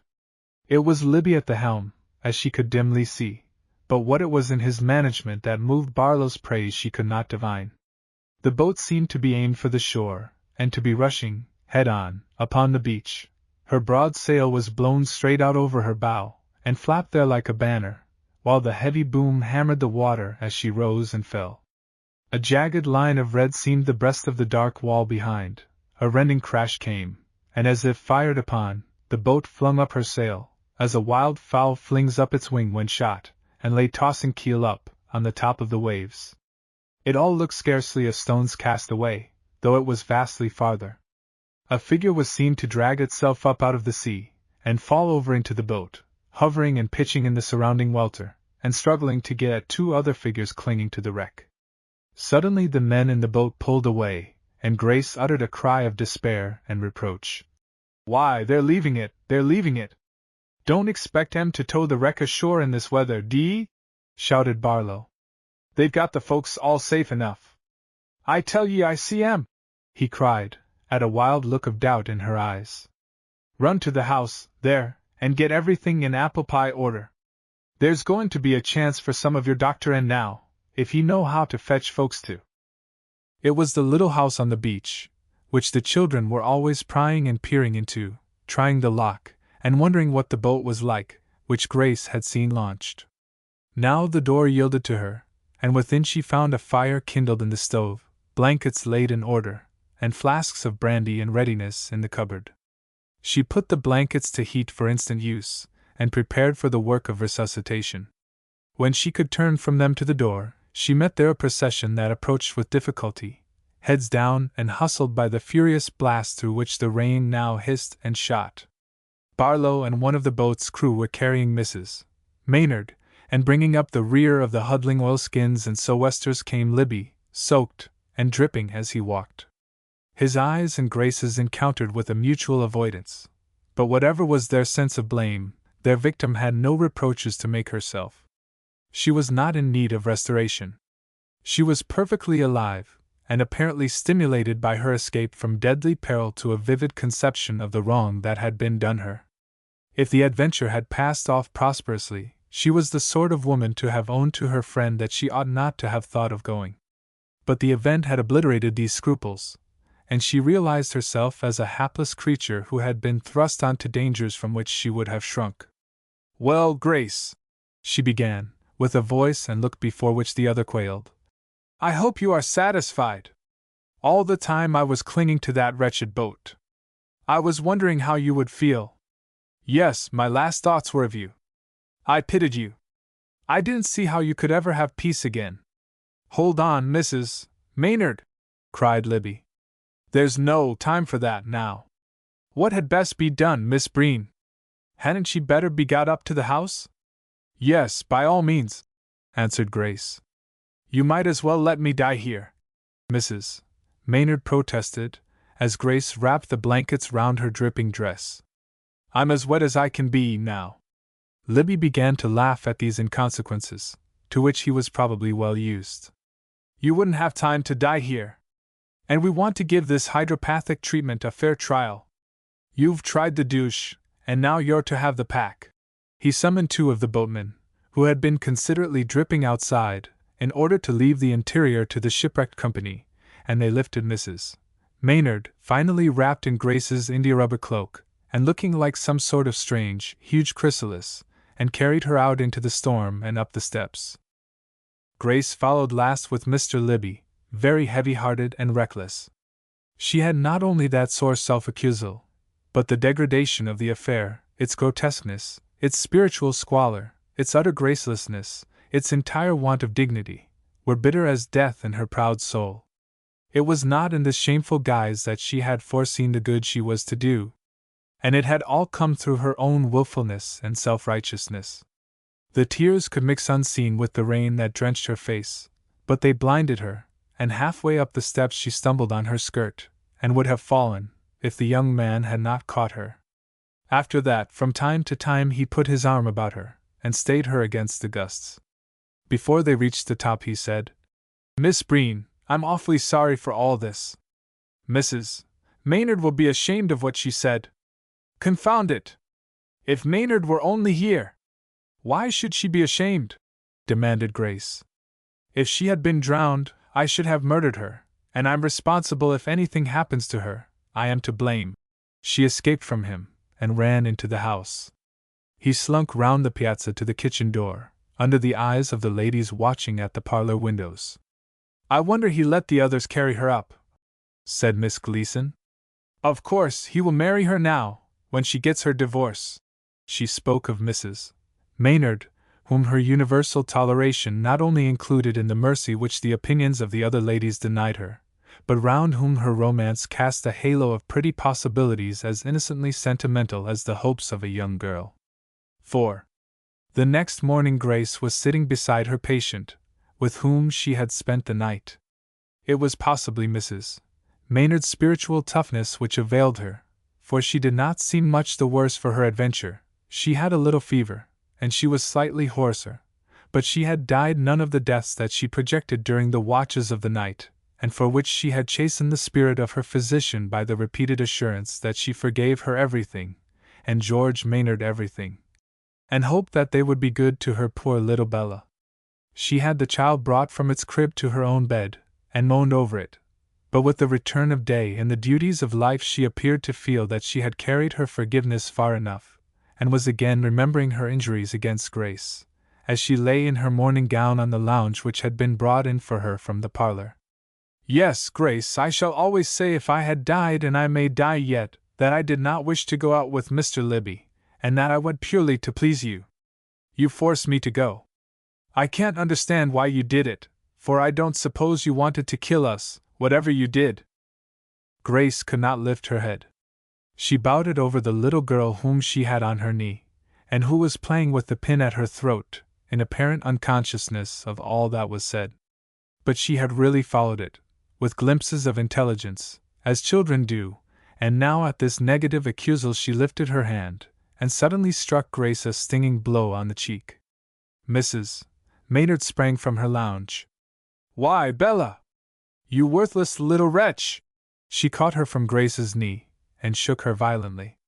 Then, casting the culprit from her at random, she flung herself down again in a fit of coughing, while the child fled to Grace for consolation, and wildly sobbing, buried her face in the lap of her injured friend. I don't know what I shall do about that child, cried Mrs. Maynard. She has George Maynard's temper right over again. I feel dreadfully, Grace. Oh, never mind it, said Grace, fondling the child, and half addressing it. I suppose Bella thought I had been unkind to her mother. That's just it, exclaimed Louise. When you've been kindness itself. Don't I owe everything to you? I shouldn't be alive at this moment if it were not for your treatment. Oh, Grace! She began to cough again. The paroxysm increased in vehemence. She caught her handkerchief from her lips. It was spotted with blood. She sprang to her feet, and regarded it with impersonal sternness. No, she said. I am sick, and I want a doctor. A doctor, Grace meekly echoed. Yes. I can't be trifled with any longer. I want a man doctor. Grace had looked at the handkerchief. Very well, she said with coldness. I shall not stand in your way of calling another physician. But if it will console you, I can tell you that the blood on your handkerchief means nothing worth speaking of. Whom shall I send for? She asked, turning to go out of the room. I wish to be your friend still, and I will do anything I can to help you. Oh, Grace Breen! Is that the way you talk to me? Whimpered Mrs. Maynard. You know that I don't mean to give you up. I'm not a stone, I have some feeling. I didn't intend to dismiss you, but I thought perhaps you would like to have a consultation about it. I should think it was time to have a consultation, shouldn't you? Of course, I'm not alarmed, but I know it's getting serious, and I'm afraid that your medicine isn't active enough. That's it, it's perfectly good medicine, but it isn't active. They've all been saying that I ought to have something active. Why not try the whiskey with the white pine chips in it? I'm sure it's indicated. In her long course of medication, she had picked up certain professional phrases, which she used with amusing seriousness. It would be active, at any rate. Grace did not reply. As she stood smoothing the head of the little girl, who had followed her to the door, and now leaned against her, hiding her tearful face in Grace's dress, she said, I don't know of any homeopathic physician in this neighborhood. I don't believe there's one nearer than Boston, and I should make myself ridiculous in calling one so far for a consultation. But I'm quite willing you should call one, and I will send for you at once. And wouldn't you consult with him, after he came? Certainly not. It would be absurd. I shouldn't like to have a doctor come all the way from Boston, mused Mrs. Maynard, sinking on the lounge again. There must be a doctor in the neighborhood. It can't be so healthy as that. There's an allopathic physician at Corbitant, said Grace passively. A very good one, I believe, she added. Oh, well then, cried Mrs. Maynard with immense relief. Consult with him. I've told you, Louise, that I would not consult with anybody. And I certainly wouldn't consult with a physician whose ideas and principles I knew nothing about. Why, but Grace, Mrs. Maynard expostulated. Isn't that rather prejudiced? She began to take an impartial interest in Grace's position, and fell into an argumentative tone. If two heads are better than one, and everybody says they are, I don't see how you can consistently refuse to talk with another physician. I can't explain to you, Louise, said Grace. But you can call Dr. Mulbridge if you wish. That will be the right way for you to do, if you have lost confidence in me. I haven't lost confidence in you, Grace. I don't see how you can talk so. You can give me bread pills if you like, or air pills, and I will take them gladly. I believe in you perfectly. But I do think that in a matter of this kind, where my health, and perhaps my life, is concerned, I ought to have a little say. I don't ask you to give up your principles, and I don't dream of giving you up, and yet you won't, just to please me, exchange a few words with another doctor about my case, merely because he's allopathic. I should call it bigotry, and I don't see how you can call it anything else. There was a sound of voices at the door outside, and she called cheerily. Come in, Mr. Libby, come in. There's nobody but Grace here, she added, as the young man tentatively opened the door, and looked in. He wore an evening dress, even to the white cravat, and he carried in his hand a crush hat. There was something anomalous in his appearance, beyond the phenomenal character of his costume, and he blushed consciously as he bowed to Grace, and then at her motion shook hands with her. Mrs. Maynard did not give herself the fatigue of rising. She stretched her hand to him from the lounge, and he took it without the joy which he had shown when Grace made him the same advance. How very swell you look! Going to an evening party this morning? She cried, and after she had given him a second glance of greater intensity. Why, what in the world has come over you? It was the dress which Mr. Libby wore. He was a young fellow far too well made, and carried himself too alertly, to look as if any clothes misfit him. His person gave their good-cut elegance, but he had the effect of having fallen away in them. Why, you look as if you had been sick a month, Mrs. Maynard interpreted. The young man surveyed himself with a downward glance. They're Johnson's, he explained. He had them down for a hop at the Long Beach house, and sent over for them. I had nothing but my camping flannels, and they haven't been got into shape yet since yesterday. I wanted to come over and see how you were. Poor fellow! Exclaimed Mrs. Maynard.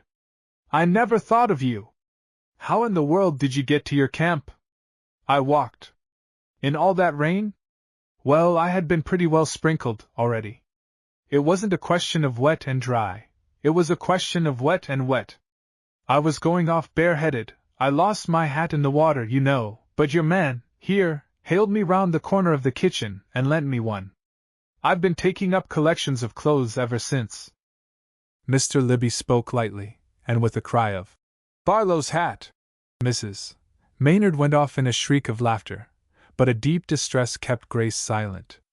It seemed to her that she had been lacking not only in thoughtfulness, but in common humanity, in suffering him to walk away several miles in the rain, without making an offer to keep him and have him provided for in the house. She remembered now her bewildered impression that he was without a hat when he climbed the stairs and helped her to the house.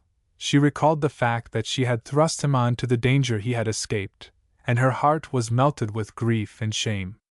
Mr. Libby, she began, going up to him, and drooping before him in an attitude which simply and frankly expressed the contrition she felt, but she could not continue. Mrs. Maynard's laugh broke into the usual cough, and as soon as she could speak she seized the word. Well, there now, we can leave it to Mr. Libby. It's the principle of the thing that I look at. And I want to see how it strikes him. I want to know, Mr. Libby, if you were a doctor. He looked at Grace and flushed. And a person was very sick, and wanted you to consult with another doctor, whether you would let the mere fact that you hadn't been introduced have any weight with you. The young man silently appealed to Grace, who darkened angrily, and before he could speak Mrs. Maynard interposed. No, you shan't ask her. I want your opinion. It's just an abstract question. She accounted for this fib with a wink at Grace. Really, he said, it's rather formidable. I've never been a doctor of any kind. Oh, yes, we know that, said Mrs. Maynard. But you are now, and now would you do it? If the other fellow knew more, I would. But if you thought he didn't? Then I wouldn't. What are you trying to get at, Mrs. Maynard? I'm not going to answer any more of your questions. Yes, one more. Don't you think it's a doctor's place to get his patient well any way he can? Why, of course. There, Grace. It's just exactly the same case. And 99 out of 100 would decide against you every time. Libby turned towards Grace in confusion. Miss Breen, I didn't understand. I don't presume to meddle in anything. You're not fair, Mrs. Maynard. I haven't any opinion on the subject, Miss Breen. I haven't, indeed. Oh, you can't back out now, exclaimed Mrs. Maynard joyously. You've said it. And you're quite right, Mr. Libby, said Grace haughtily. She bade him good morning, but he followed her from the room, and left Mrs. Maynard to her triumph. Miss Breen, do let me speak to you, please. Upon my word and honor, I didn't know what she was driving at. I didn't, indeed. It's pretty rough on me, for I never dreamt of setting myself up as a judge of your affairs. I know you're right, whatever you think, and I take it all back. It was got out of me by fraud anyway. And I beg your pardon for not calling you doctor, if you want me to do it. The other comes more natural, but I wish to recognize you in the way you prefer, for I do feel most respectful, reverent. He was so very earnest and so really troubled, and he stumbled about so for the right word, and hit upon the wrong one with such unfailing disaster, that she must have been superhuman not to laugh. Her laughing seemed to relieve him even more than her hearty speech. "Call me how you like, Mr. Libby. I don't insist upon anything with you, but I believe I prefer Miss Breen." "You're very kind. Miss Breen it is, then. And you'll forgive my siding against you?" he demanded radiantly. "Don't speak of that again, please. I've nothing to forgive you." They walked downstairs and out on the piazza. Barlow stood before the steps, holding by the bit a fine bay mare, who twitched her head round a little at the sound of Libby's voice, and gave him a look. He passed without noticing the horse. "I'm glad to find Mrs. Maynard so well. With that cold of hers hanging on so long, I didn't know but she'd be in an awful state this morning." "Yes," said Grace. "It's a miraculous escape. The fact is I sent over to New Leiden for my team yesterday. I didn't know how things might turn out, and you're so far from a lemon here that I thought I might be useful in going errands." Grace turned her head and glanced at the equipage. "Is that your team?" "Yes," said the young fellow, with a smile of suppressed pride. "What an exquisite creature!" said the girl. "Isn't she?" They both faced about, and stood looking at the mare, and the light, shining, open buggy behind her. The sunshine had the after-storm glister, the air was brisk, and the breeze blew balm from the heart of the pine forest. "Miss Breen," he broke out, "I wish you'd take a little dash through the woods with me. I've got a broad-track buggy, that's just right for these roads. I don't suppose it's the thing at all to ask you, on such short acquaintance, but I wish you would. I know you'd enjoy it, come?" His joyous urgence gave her a strange thrill. She had long ceased to imagine herself the possible subject of what young ladies call attentions, and she did not think of herself in that way now. There was something in the frank, eager boyishness of the invitation that fascinated her, and the sunny face turned so hopefully upon her had its amusing eloquence. She looked about the place with an anxiety of which she was immediately ashamed. All the ladies were out of sight, and probably at the foot of the cliff. "Don't say no, Miss Breen," pleaded the gay voice.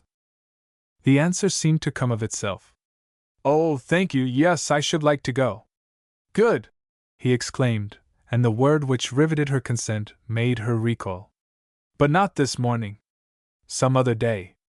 I want to think about Mrs. Maynard. I oughtn't to leave her. Excuse me this morning, Mr. Libby?" "Why, of course," he tried to say with unaltered gaiety, but a note of disappointment made itself felt. "Do you think she's going to be worse?" "No, I don't think she is. But—" She paused, and waited a space before she continued. "I'm afraid I can't be of use to her any longer.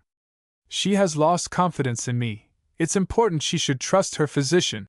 Libby blushed, as he always did when required to recognize Grace in her professional quality. "It's more a matter of nerves than anything else, and if she doesn't believe in me I can't do her any good." "Yes, I can understand that," said the young man, with gentle sympathy, and she felt, somehow, that he delicately refrained from any leading or prompting comment. "She has been urging me to have a consultation with some doctor about her case, and it would be ridiculous." "Then I wouldn't do it," said Mr. Libby. "You know a great deal better what she wants than she does. You had better make her do what you say." "I didn't mean to burden you with my affairs," said Grace, "but I wished to explain her motive in speaking to you as she did." After she had said this, it seemed to her rather weak, and she could not think of anything else that would strengthen it. The young man might think that she had asked advice of him. She began to resent his telling her to make Mrs. Maynard do what she said. She was about to add something to snub him, when she recollected that it was her own willfulness which had precipitated the present situation, and she humbled herself. "She will probably change her mind," said Libby. "She would if you could let her carry her point," he added, with a light esteem for Mrs. Maynard which set him wrong again in Grace's eyes. He had no business to speak so to her. "Very likely," she said in stiff withdrawal from all terms of confidence concerning Mrs. Maynard. She did not add anything more, and she meant that the young fellow should perceive that his audience was at an end. He did not apparently resent it, but she fancied him hurt in his acquiescence. She went back to her patient, whom she found languid and disposed to sleep after the recent excitement, and she left her again, taking little Bella with her. Mrs. Maynard slept long, but woke none the better for her nap. Towards evening she grew feverish, and her fever mounted as the night fell. She was restless and wakeful, and between her dreamy dozes she was incessant in her hints for a consultation to Grace, who passed the night in her room, and watched every change for the worse with a self-accusing heart. The impending trouble was in that indeterminate phase which must give the physician his most anxious moments, and this inexperienced girl, whose knowledge was all to be applied, and who had hardly arrived yet at that dismaying stage when a young physician finds all the results at war with all the precepts, began to realize the awfulness of her responsibility. She had always thought of saving life, and not of losing it. By morning Grace was as nervous and anxious as her patient, who had momentarily the advantage of her in having fallen asleep. She went stealthily out, and walked the length of the piazza, bathing her eyes with the sight of the sea, cool and dim under a clouded sky. At the corner next the kitchen she encountered Barlow, who, having kindled the fire for the cook, had spent a moment of leisure in killing some chickens at the barn. He appeared with a cluster of his victims in his hand, but at sight of Grace he considerately put them behind him. She had not noticed them. "Mr. Barlow," she said, "how far is it to Corbitant?" Barlow slouched into a conversational posture, easily resting on his raised hip the back of the hand in which he held the chickens. "Well, it's according to who you ask. Some says 6 mile, and real clever folks makes it about 4 1/4. I ask you," persisted Grace. "Well, the last time I was there, I thought it was about 60. Most froze my fingers goin' round the point. And all I was afraid of was gettin' there too soon. Tell you, a lee shore ain't a pleasant neighbor in a regular old northeaster. If you go by land, I guess it's about 10 mile round through the woods. Want to send for Dr. Mulbridge? I thought Meb." "No, no," said Grace. She turned back into the house, and then she came running out again. But by this time Barlow had gone into the kitchen, where she heard him telling the cook that these were the last of the Dominickers. At breakfast several of the ladies came and asked after Mrs. Maynard, whose restless night they had somehow heard of. When she came out of the dining room, Miss Gleason waylaid her in the hall. "Dr. Breen," she said in a repressed tumult, "I hope you won't give way. For woman's sake, I hope you won't. You owe it to yourself not to give way. I'm sure Mrs. Maynard is as well off in your hands as she can be. If I didn't think so, I should be the last to advise your being firm, but feeling as I do advise it most strongly. Everything depends on it." "I don't know what you mean, Miss Gleason," said Grace. "I'm glad it hasn't come to you yet. If it was a question of mere professional pride, I should say, by all means call him at once. But I feel that a great deal more is involved. If you yield, you make it harder for other women to help themselves hereafter, and you confirm such people as these in their distrust of female physicians. Looking at it in a large way, I almost feel that it would be better for her to die than for you to give up, and feeling as I do—" "Are you talking of Mrs. Maynard?" asked Grace. "They are all saying that you ought to give up the case to Dr. Mulbridge. But I hope you won't. I shouldn't blame you for calling in another female physician." "Thank you," answered Grace. "There is no danger of her dying. But it seems to me that she has too many female physicians already. In this house I should think it better to call a man." She left the barb to rankle in Miss Gleason's breast, and followed her mother to her room, who avenged Miss Gleason by a series of inquisitional tortures, ending with the hope that, whatever she did, Grace would not have that silly creature's blood on her hands. The girl opened her lips to attempt some answer to this unanswerable aspiration, when the unwonted sound of wheels on the road without caught her ear. "What is that, Grace?" demanded her mother, as if Grace were guilty of the noise. "Mr. Libby," answered Grace, rising. "Has he come for you?" "I don't know. But I am going down to see him." At sight of the young man's face, Grace felt her heart lighten. He had jumped from his buggy, and was standing at his smiling ease on the piazza steps, looking about as if for someone, and he brightened joyfully at her coming. He took her hand with eager friendliness, and at her impulse began to move away to the end of the piazza with her. The ladies had not yet descended to the beach. Apparently their interest in Dr. Breen's patient kept them. "How is Mrs. Maynard this morning?"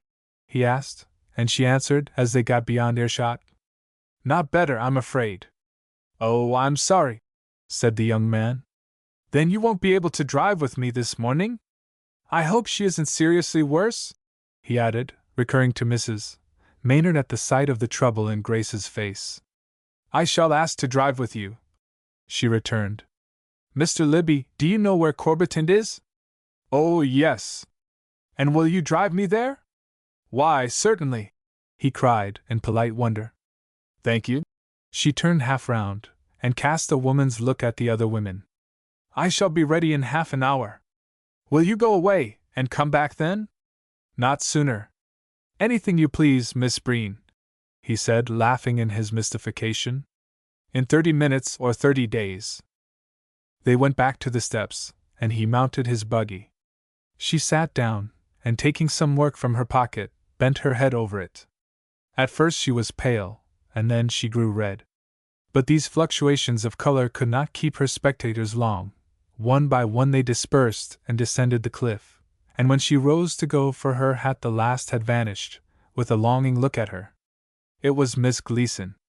Grace briefly announced her purpose to her mother, who said, "I hope you are not doing anything impulsive," and she answered, "No, I had quite made up my mind to it last night." Mr. Libby had not yet returned when she went back to the piazza, and she walked out on the road by which he must arrive. She had not to walk far. He drew in sight before she had gone a quarter of a mile, driving rapidly. "Am I late?" he asked, turning and pulling up at the roadside, with well-subdued astonishment at encountering her. "Oh, no, not that I know." She mounted to the seat, and they drove off in a silence which endured for a long time. If Libby had been as vain as he seemed light, he must have found it cruelly unflattering, for it ignored his presence, and even his existence. She broke the silence at last with a deep-drawn sigh, as frankly sad as if she had been quite alone, but she returned to consciousness of him in it. "Mr. Libby, you must think it is very strange for me to ask you to drive me to Corbitant without troubling myself to tell you my errand." "Oh, not at all," said the young man. "I'm glad to be of use on any terms. It isn't often that one gets the chance. I am going to see Dr. Mulbridge," she began, and then stopped so long that he perceived she wished him to say something. He said, "Yes? Yes. I thought this morning that I should give Mrs. Maynard's case up to him.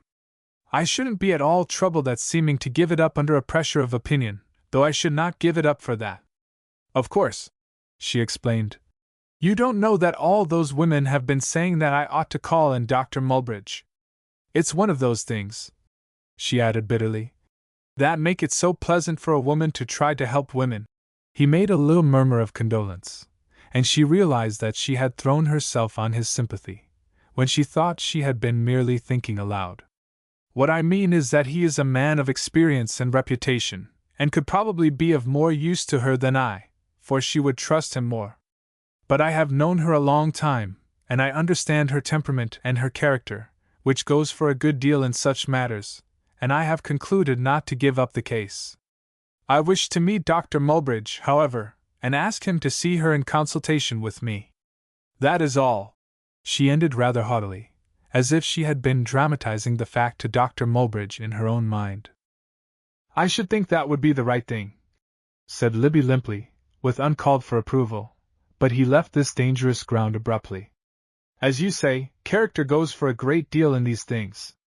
I've seen Mrs. Maynard at the point of death before. As a general rule, she doesn't die. If you have known her a long time, you know what I mean. She likes to share her sufferings with her friends. I've seen poor old Maynard." "Mr. Libby," Grace broke in, "you may speak of Mr. Maynard as you like, but I cannot allow your disrespectfulness to Mrs. Maynard. It's shocking. You had no right to be their friend if you felt toward them as you seem to have done. Why, there was no harm in them." "I like them," explained the young man. "People have no right to like those they don't respect." Libby looked as if this were rather a new and droll idea. But he seemed not to object to her tutoring him. Well, he said, as far as Mrs. Maynard was concerned, I don't know that I liked her any more than I respected her. Grace ought to have frowned at this, but she had to check a smile in order to say gravely, I know she is disagreeable at times, and she likes to share her sufferings with others, as you say. But her husband was fully entitled to any share of them that he may have borne.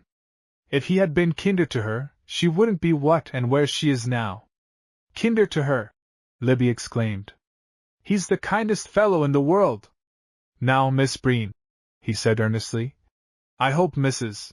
Maynard hasn't been talking against her husband to you. Is it possible, demanded Grace, that you don't know they're separated, and that she's going to take steps for a divorce? A divorce? No! What in the world for? I never talk gossip. I thought of course she had told you. She never told me a word. She was ashamed to do it. She knows that I know Maynard was the best husband in the world to her. All she told me was that he was out on his ranch, and she had come on here for her health. It's some ridiculous little thing that no reasonable woman would have dreamt of caring for. It's one of her caprices. It's her own fickleness. She's tired of him, or thinks she is, and that's all about it. Miss Breen, I beg you won't believe anything against Maynard. I don't understand, faltered Grace, astonished at his fervor, and the light it cast upon her first doubts of him. Of course, I only know the affair from her report, and I haven't concerned myself in it, except as it affected her health. And I don't wish to misjudge him. And I like your defending him, she said, though it instantly seemed a patronizing thing to have said. But I couldn't withhold my sympathy where I believed there had been neglect and systematic unkindness, and finally desertion. Oh, I know Mrs. Maynard, I know her kind of talk. I've seen Maynard's neglect and unkindness, and I know just what his desertion would be. If he's left her, it's because she wanted him to leave her. He did it to humor her, to please her. I shall have a talk with Mrs. Maynard when we get back. I'm afraid I can't allow it at present, said Grace, very seriously. She is worse today. Otherwise I shouldn't be giving you this trouble. Oh, it's no trouble. But I'm glad we've had this understanding. I'm very glad. It makes me think worse of myself and better of others. Libby gave a laugh. And you like that? You're easily pleased. She remained grave. I ought to be able to tell you what I mean. But it isn't possible, now. Will you let me beg your pardon? She urged, with impulsive earnestness. Why, yes, he answered, smiling. And not ask me why? Certainly. Thank you. Yes, she added hastily. She is so much worse that someone of greater experience than I must see her, and I have made up my mind. Dr. Mulbridge may refuse to consult with me. I know very well that there is a prejudice against women physicians, and I couldn't especially blame him for sharing it. I have thought it all over. If he refuses, I shall know what to do. She had ceased to address Libby, who respected her soliloquy. He drove on rapidly over the soft road, where the wheels made no sound, and the track wandered with apparent aimlessness through the interminable woods of young oak and pine. The low trees were full of the sunshine, and dappled them with shadow as they dashed along. The fresh, green ferns springing from the brown carpet of the pine needles were as if painted against it. The breath of the pines was heavier for the recent rain, and the woody smell of the oaks was pungent where the balsam failed. They met no one, but the solitude did not make itself felt through her preoccupation. From time to time she dropped a word or two, but for the most she was silent, and he did not attempt to lead. By and by they came to an opener place, where there were many red field lilies tilting in the wind. Would you like some of those? He asked, pulling up. I should, very much, she answered, glad of the sight of the gay things. But when he had gathered her a bunch of the flowers, she looked down at them in her lap, and said, It's silly in me to be caring for lilies at such a time, and I should make an unfavorable impression on Dr. Mulbridge if he saw me with them. But I shall risk their effect on him. He may think I have been botanizing. Unless you tell him you haven't, the young man suggested. I needn't do that. I don't think anyone else would do it. She colored a little at the tribute to her candor, and it pleased her, though it had just pleased her as much to forget that she was not like any other young girl who might be simply and irresponsibly happy in flowers gathered for her by a young man. I won't tell him either, she cried, willing to grasp the fleeting emotion again, but it was gone, and only a little residue of sad consciousness remained. The woods gave way on either side of the road, which began to be a village street, sloping and shelving down toward the curve of a quiet bay. The neat weather-gray dwellings, shingled to the ground and brightened with dooryard flowers and creepers, straggled off into the boathouses and fishing huts on the shore, and the village seemed to get afloat at last in the sloops and schooners riding in the harbor, whose smooth plain rose higher to the eye than the town itself. The salt and the sand were everywhere, but though there had been no positive prosperity in Corbiton for a generation, the place had an impregnable neatness, which defied decay. If there had been a dog in the street, there would not have been a stick to throw at him. One of the better, but not the best, of the village houses, which did not differ from the others in any essential particular, and which stood flush upon the street, bore a door-plate with the name Dr. Rufus Mulbridge, and Libby drew up in front of it without having had to alarm the village with inquiries. Grace forbade his help in dismounting, and ran to the door, where she rang one of those bells which sharply respond at the back of the panel to the turn of a crank in front. She observed, in a difference of paint, that this modern improvement had displaced an old-fashioned knocker. The door was opened by a tall and strikingly handsome old woman, whose black eyes still kept their keen light under her white hair, and whose dress showed none of the incongruity which was offensive in the doorbell. It was in the perfection of an antiquated taste, which, however, came just short of characterizing it with gentle womanliness. "Is Dr. Mulbridge at home?" asked Grace. "Yes," said the other, with a certain hesitation, and holding the door ajar. "I should like to see him," said Grace, mounting to the threshold. "Is it important?" asked the elder woman. "Quite," replied Grace, with an accent at once of surprise and decision. "You may come in," said the other reluctantly, and she opened a door into a room at the side of the hall. "You may give Dr. Mulbridge my card, if you please," said Grace, before she turned to go into this room, and the other took it, and left her to find a chair for herself. It was a country doctor's office, with the usual country doctor's supply of drugs on a shelf, but very much more than the country doctor's usual library. The standard works were there, and there were also the principal periodicals and the latest treatises of note in the medical world. In a long, upright case, like that of an old hall clock, was the anatomy of one who had long done with time. A laryngoscope and some other professional apparatus of constant utility lay upon the leaf of the doctor's desk. There was nothing in the room which did not suggest his profession, except the sword and the spurs which hung upon the wall opposite where Grace sat beside one of the front windows. She spent her time in study of the room and its appointments, and in now and then glancing out at Mr. Libby, who sat statuesquely patient in the buggy. His profile cut against the sky was blameless, and a humorous shrewdness which showed in the wrinkle at his eye and in the droop of his yellow mustache gave its regularity life and charm.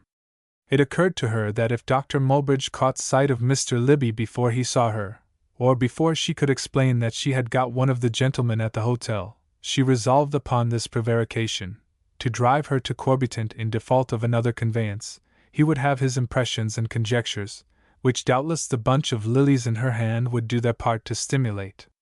She submitted to this possibility, and waited for his coming, which began to seem unreasonably delayed. The door opened at last, and a tall, powerfully framed man of 35 or 40, dressed in an ill-fitting suit of grey Canada homespun, appeared. He moved with a slow, pondering step, and carried his shaggy head bent downwards from shoulders slightly rounded. His dark beard was already grizzled, and she saw that his mustache was burnt and turned tawny at points by smoking, of which habit his presence gave stale evidence to another sense. He held Grace's card in his hand, and he looked at her, as he advanced, out of grey eyes that, if not sympathetic, were perfectly intelligent, and that at once sought to divine and class her. She perceived that he took in the lilies and her coming color. She felt that he noted her figure and her dress. She half rose in response to his questioning bow, and he motioned her to her seat again. "I had to keep you waiting," he said. "I was up all night with a patient, and I was asleep when my mother called me." He stopped here, and definitively waited for her to begin. She did not find this easy, as he took a chair in front of her, and sat looking steadily in her face. "I'm sorry to have disturbed you." "Oh, not at all," he interrupted.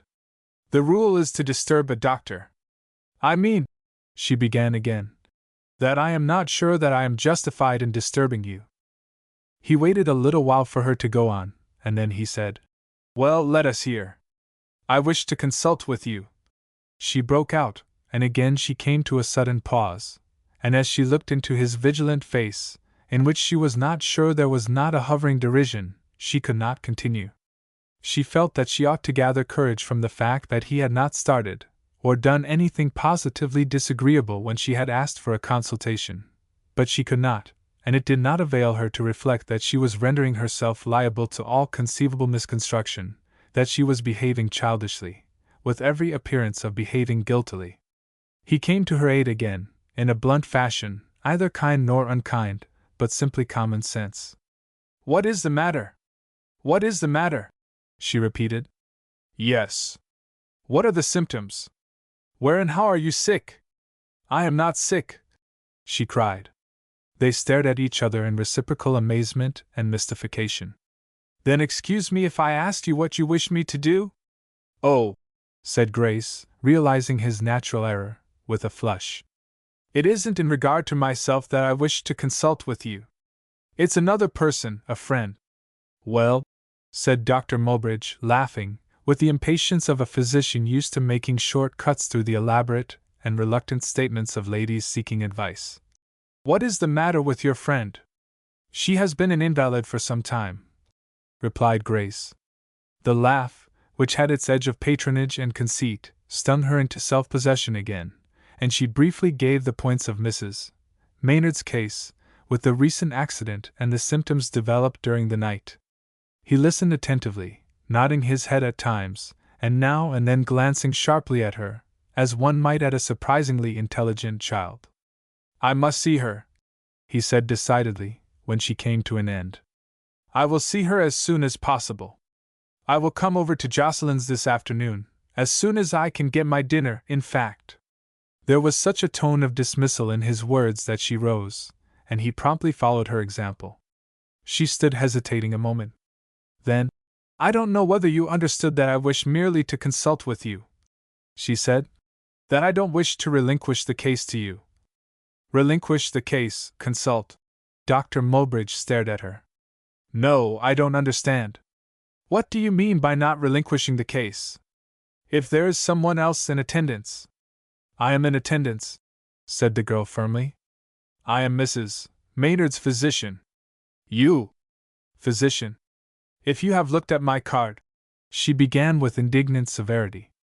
He gave a sort of roar of amusement and apology, and then he stared at her again with much of the interest of a naturalist in an extraordinary specimen.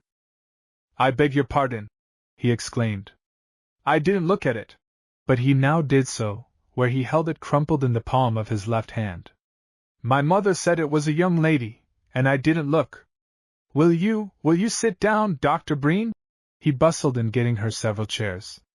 "I live off here in a corner, and I have never happened to meet any ladies of our profession before. Excuse me if I spoke under a mistaken impression. I should not have taken you for a physician." He checked himself, as if he might have been going to say that she was too young and too pretty. "Of course, I shall have pleasure in consulting with you in regard to your friend's case, though I've no doubt you are doing all that can be done." With a great show of deference, he still betrayed something of the air of one who humors a joke, and she felt this, but felt that she could not openly resent it. "Thank you," she returned with dignity, indicating with a gesture of her hand that she would not sit down again. "I am sorry to ask you to come so far." "Oh, not at all. I shall be driving over in that direction at any rate. I've a patient near there." He smiled upon her with frank curiosity, and seemed willing to detain her, but at a loss how to do so. If I hadn't been stupid from my nap, I should have inferred a scientific training from your statement of your friend's case. She still believed that he was laughing at her, and that this was a mock, but she was still helpless to resent it, except by an assumption of yet colder state. This had apparently no effect upon Dr. Mulbridge. He continued to look at her with hardly concealed amusement, and visibly to grow more and more conscious of her elegance and style, now that she stood before him. There had been a time when, in planning her career, she had imagined herself studying a masculine simplicity and directness of address. But the over-success of some young women, her fellows at the school, in this direction had disgusted her with it, and she had perceived that after all there is nothing better for a girl, even a girl who is a doctor of medicine, than a ladylike manner. Now, however, she wished that she could do or say something aggressively mannish, for she felt herself dwindling away to the merest femininity, under a scrutiny which had its fascination, whether agreeable or disagreeable.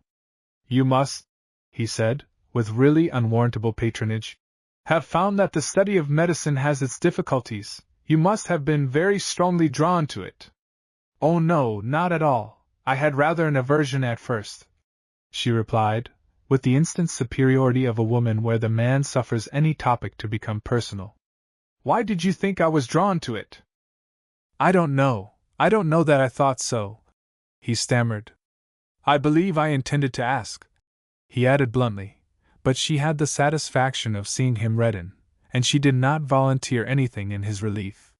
She divined that it would leave him with an awkward sense of defeat if he quitted the subject there, and in fact he had determined that he would not. Some of our ladies take up the study abroad, he said, and he went on to speak, with a real deference, of the eminent woman who did the American name honor by the distinction she achieved in the schools of Paris.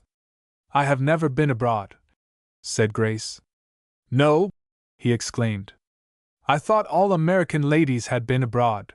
And now, he said, with easy recognition of her resolution not to help him out, I suppose you have your diploma from the Philadelphia school? No, she returned. From the New York school, the homeopathic school of New York. Dr. Mulbridge instantly sobered, and even turned a little pale, but he did not say anything. He remained looking at her as if she had suddenly changed from a piquant mystery to a terrible dilemma. She moved toward the door. Then I may expect you, she said, about the middle of the afternoon. He did not reply. He stumbled upon the chairs and following her a pace or two, with a face of acute distress. Then he broke out with, I can't come. I can't consult with you. She turned and looked at him with astonishment, which he did his best to meet. Her astonishment congealed into hauteur, and then dissolved into the helplessness of a lady who has been offered a rudeness. But still she did not speak. She merely looked at him, while he halted and stammered on.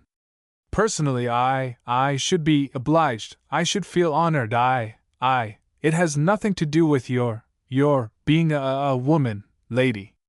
I should not care for that. No, but surely you must know the reasons, the obstacles, which deter me? No, I don't, she said, calm with the advantage of his perturbation. But if you refuse, that is sufficient. I will not inquire your reasons. I will simply withdraw my request. Thank you. But I beg you to understand that they have no reference whatever to you in your own capacity, character, individual quality. They are purely professional, that is, technical, I should say disciplinary, entirely disciplinary. Yes, disciplinary.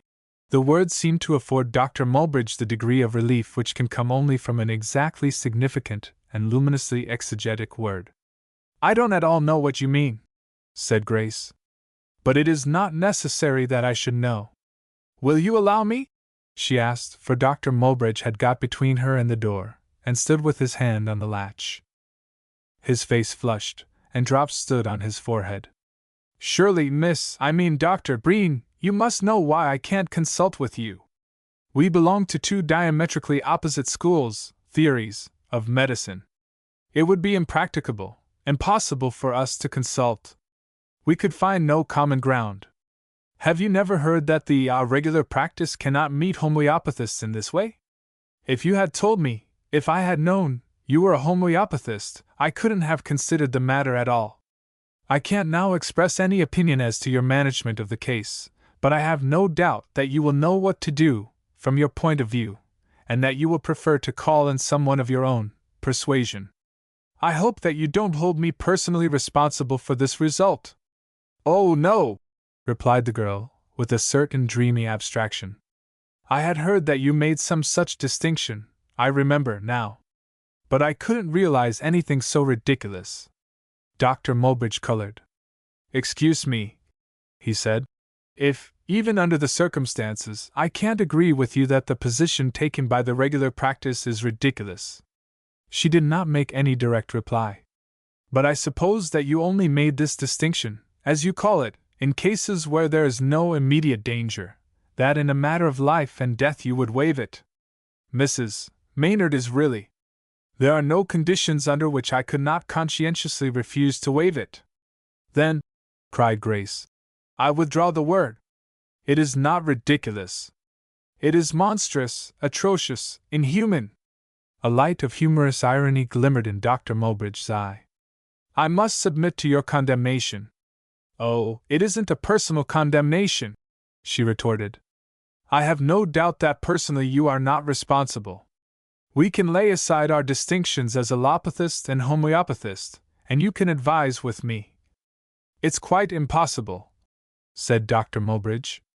"If I advised with you, I might be. A little while ago one of our school in Connecticut was expelled from the State Medical Association for consulting with—" He began to hesitate, as if he had not hit upon a fortunate or appropriate illustration, but he pushed on. "With his own wife, who was a physician of your school." She haughtily ignored his embarrassment. "I can appreciate your difficulty, and pity any liberal-minded person who is placed as you are, and disapproves of such wretched bigotry. I am obliged to tell you," said Dr. Mulbridge, "that I don't disapprove of it." "I am detaining you," said Grace. "I beg your pardon. I was curious to know how far superstition and persecution can go in our day." If the epithets were not very accurate, she used them with a woman's effectiveness, and her intention made them descriptive. "Good day," she added, and she made a movement toward the door, from which Dr. Mulbridge retired. But she did not open the door. Instead, she sank into the chair which stood in the corner, and passed her hand over her forehead, as if she were giddy. Dr. Mulbridge's finger was instantly on her wrist. "Are you faint?" "No, no!" she gasped, pulling her hand away. "I am perfectly well." Then she was silent for a time before she added by a supreme effort, "I have no right to endanger another's life, through any miserable pride, and I never will. Mrs. Maynard needs greater experience than mine, and she must have it. I can't justify myself in the delay and uncertainty of sending to Boston. I relinquish the case. I give it to you. And I will nurse her under your direction, obediently, conscientiously." "Oh!" she cried, at his failure to make any immediate response. "Surely you won't refuse to take the case?" "I won't refuse," he said, with an effect of difficult concession. "I will come. I will drive over at once, after dinner." She rose now, and put her hand on the door latch. "Do you object to my nursing your patient? She is an old school friend. But I could yield that point too if—" "Oh, no, no! I shall be only too glad of your help and your—" He was going to say advice, but he stopped himself, and repeated, "Help." They stood inconclusively a moment, as if they would both be glad of something more to say. Then she said tentatively, "Good morning," and he responded experimentally, "Good morning," and with that they involuntarily parted, and she went out of the door, which he stood holding open even after she had got out of the gate. His mother came down the stairs. "What in the world were you quarreling with that girl about, Rufus?" "We were not quarreling, Mother." "Well, it sounded like it. Who was she?" "Who?" repeated her son absently. "Dr. Breen." "Dr. Breen? That girl a doctor?" "Yes." "I thought she was some saucy thing." "Well, upon my word!" exclaimed Mrs. Mulbridge. "So that is a female doctor, is it? Was she sick?" "No," said her son, with what she knew to be professional finality. Mother, if you can hurry dinner a little, I shall be glad. I have to drive over to Jocelyn's, and I should like to start as soon as possible. Who was the young man with her? Her beau, I guess. Was there a young man with her? Asked Dr. Mulbridge. His mother went out without speaking. She could be unsatisfactory, too. 6. No one but Mrs. Breen knew of her daughter's errand, and when Grace came back she alighted from Mr. Libby's buggy with an expression of thanks that gave no clue as to the direction or purpose of it. He touched his hat to her with equal succinctness, and drove away, including all the ladies on the piazza in a cursory obeisance. We must ask you, Miss Gleason, said Mrs. Alger. Your admiration of Dr. Breen clothes you with authority and responsibility. I can't understand it at all, Miss Gleason confessed. But I'm sure there's nothing in it. He isn't her equal. She would feel that it wasn't right, under the circumstances. But if Mrs. Maynard was well, it would be a fair game, you mean, said Mrs. Alger. No, returned Miss Gleason, with the greatest air of candor. I can't admit that I meant that. Well, said the elder lady, the presumption is against them. Every young couple seen together must be considered in love till they prove the contrary. I like it in her, said Mrs. Frost. It shows that she is human, after all. It shows that she is like other girls. It's a relief. She isn't like other girls, contended Miss Gleason darkly. I would rather have Mr. Libby's opinion, said Mrs. Merritt. Grace went to Mrs.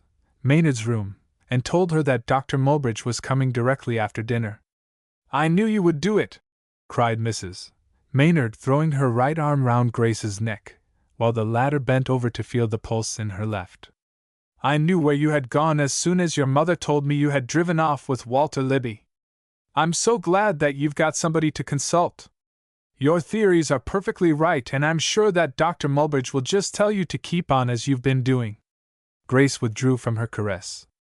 Dr. Mulbridge is not coming for a consultation. He refused to consult with me. Refused to consult? Why, how perfectly ungentlemanly. Why did he refuse? Because he is an allopathist and I am a homeopathist. Then, what is he coming for, I should like to know? I have given up the case to him, said Grace wearily. Very well, then, cried Mrs. Maynard. I won't be given up. I will simply die. Not a pill, not a powder, of his will I touch. If he thinks himself too good to consult with another doctor, and a lady at that, merely because she doesn't happen to be a allopathist, he can go along. I never heard of anything so conceited, so disgustingly mean in my life. No, Grace. Why, it's horrid. She was silent, and then, why, of course, she added. If he comes, I shall have to see him. I look like a fright, I suppose? I will do your hair, said Grace, with indifference to these vows and protests, and without deigning further explanation or argument she made the invalid's toilet for her. If given time, Mrs. Maynard would talk herself into any necessary frame of mind, and Grace merely supplied the monosyllabic promptings requisite for her transition from mood to mood. It was her final resolution that when Dr. Mulbridge did come she should give him a piece of her mind, and she received him with anxious submissiveness, and hung upon all his looks and words with quaking and with an inclination to attribute her unfavorable symptoms to the treatment of her former physician. She did not spare him certain apologies for the disorderly appearance of her person and her room. Grace sat by and watched him with perfectly quiescent observance. The large, somewhat uncouth man gave evidence to her intelligence that he was all physician, that he had not chosen his profession from any theory or motive, however good, but had been as much chosen by it as if he had been born a physician. He was incredibly gentle and soft in all his movements, and perfectly kind, without being at any moment unprofitably sympathetic. He knew when to listen and when not to listen, to learn everything from the quivering bundle of nerves before him without seeming to have learnt anything alarming. He smiled when it would do her good to be laughed at, and treated her with such grave respect that she could not feel herself trifled with, nor remember afterwards any point of neglect. When he rose and left some medicines, With directions to Grace for giving them and instructions for contingencies, she followed him from the room. "Well?" she said anxiously. "Mrs. Maynard is threatened with pneumonia. Or I don't know why I should say threatened," he added. "She has pneumonia." "I supposed, I was afraid so," faltered the girl. "Yes." He looked into her eyes with even more seriousness than he spoke. "Has she friends here?" he asked. "No, her husband is in Cheyenne, out on the plains." "He ought to know," said Dr. Mulbridge. "A great deal will depend upon her nursing, Dr. Breen." "You needn't call me Dr. Breen," said Grace. "At present I am Mrs. Maynard's nurse." He ignored this as he had ignored every point connected with the interview of the morning. He repeated the directions he had already given with still greater distinctness, and saying that he should come in the morning, drove away. She went back to Louise. Inquisition for inquisition, it was easier to meet that of her late patient than that of her mother, and for once the girl spared herself. "I know he thought I was very bad," whimpered Mrs. Maynard for a beginning. "What is the matter with me?" "Your cold has taken an acute form. You will have to go to bed." "Then I'm going to be down sick." "I knew I was. I knew it. And what am I going to do, off in such a place as this? No one to nurse me, or look after Bella." "I should think you would be satisfied now, Grace, with the result of your conscientiousness. You were so very sure that Mr. Libby was wanting to flirt with me that you drove us to our death, because you thought he felt guilty and was trying to fib out of it." "Will you let me help to undress you?" asked Grace gently.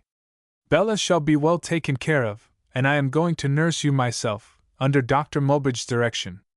And once for all, Louise, I wish to say that I hold myself to blame for all." "Oh, yes. Much good that does now." Being got into bed, with the sheets smoothed under her chin, she said, with the effect of drawing a strictly logical conclusion from the premises.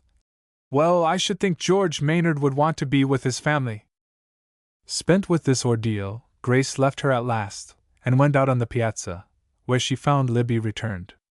In fact, he had, upon second thoughts, driven back, and put up his horse at Jocelyn's, that he might be of service there in case he were needed. The ladies, with whom he had been making friends, discreetly left him to Grace, when she appeared, and she frankly walked apart with him, and asked him if he could go over to New Leyden, and telegraph to Mr. Maynard. "Has she asked for him?" he inquired, laughing. "I knew it would come to that." "She has not asked. She has said that she thought he ought to be with his family," repeated Grace faithfully. "Oh, I know how she said it, as if he had gone away wilfully, and kept away against her wishes and all the claims of honor and duty. It wouldn't take her long to get round to that if she thought she was very sick." "Is she so bad?" he inquired, with light skepticism. "She's threatened with pneumonia. We can't tell how bad she may be." "Why, of course I'll telegraph. But I don't think anything serious can be the matter with Mrs. Maynard. Dr. Mulbridge said that Mr. Maynard ought to know." "Is that so?" asked Libby, in quite a different tone. If she recognized the difference, she was meekly far from resenting it. He, however, must have wished to repair his blunder. "I think you needn't have given up the case to him. I think you're too conscientious about it." "Please don't speak of that now," she interposed. "Well, I won't," he consented. "Can I be of any use here tonight?" "No, we shall need nothing more. The doctor will be here again in the morning." Libby did not come in the morning till after the doctor had gone, and then he explained that he had waited to hear in reply to his telegram, so that they might tell Mrs. Maynard her husband had started, and he had only just now heard. "And has he started?" Grace asked. "I heard from his partner." Maynard was at the ranch. His partner had gone for him. "Then he will soon be here," she said. "He will, if telegraphing can bring him. I sat up half the night with the operator. She was very obliging when she understood the case." "She?" repeated Grace, with a slight frown. "The operators are nearly all women in the country." "Oh." She looked grave. "Can they trust young girls with such important duties?" "They didn't in this instance," relied Libby. She was a pretty old girl. What made you think she was young? I don't know. I thought you said she was young. She blushed, and seemed about to say more, but she did not. He waited, and then he said, You can tell Mrs. Maynard that I telegraphed on my own responsibility, if you think it's going to alarm her. Well, said Grace, with a helpless sigh. You don't like to tell her that, he suggested, after a moment in which he had watched her. How do you know? Oh, I know. And some day I will tell you how, if you will let me. It seemed a question, and she did not know what it was that kept her, silent and breathless and hot in the throat.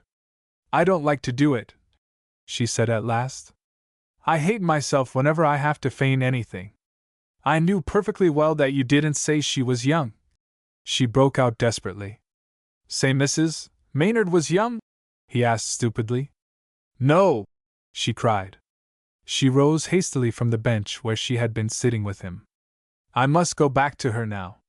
He mounted to his buggy, and drove thoughtfully away at a walk. The ladies, whose excited sympathies for Mrs. Maynard had kept them from the beach till now, watched him quite out of sight before they began to talk of Grace. I hope Dr. Breen's new patient will be more tractable, said Mrs. Merritt. It would be a pity if she had to give him up, too, to Dr. Mulbridge. Mrs. Scott failed of the point.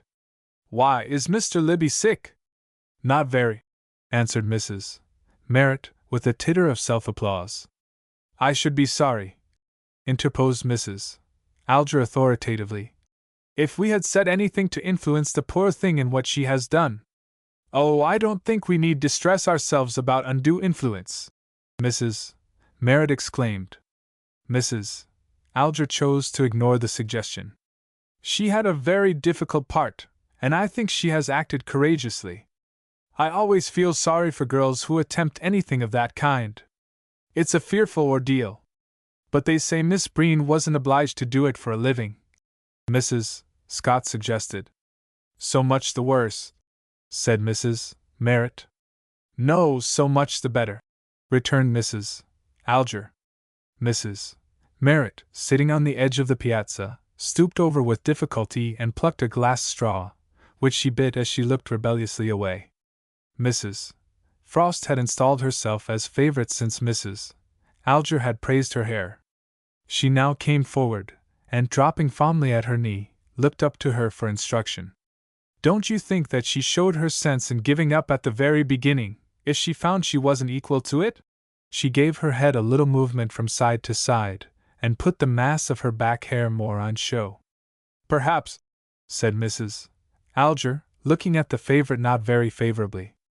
Oh, I don't think she's given up, Miss Gleason interposed, in her breathless manner. She waited to be asked why, and then she added, I think she's acting in consultation with Dr. Mulbridge. He may have a certain influence over her, I think he has, but I know they are acting in unison. Mrs. Merritt flung her grass straw away. Perhaps it is to be Dr. Mulbridge, after all, and not Mr. Libby. I have thought of that. Miss Gleason assented candidly. Yes, I have thought of that. I have thought of their being constantly thrown together, in this way.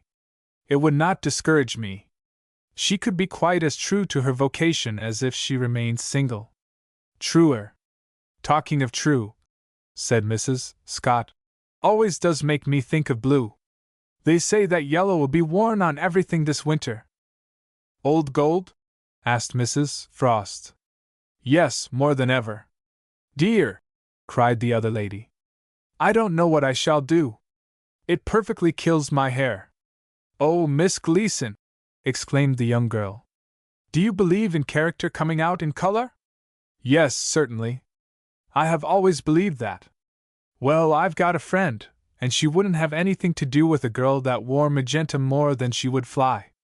I should suppose, explained Miss Gleason, that all those aniline dyes implied something coarse in people.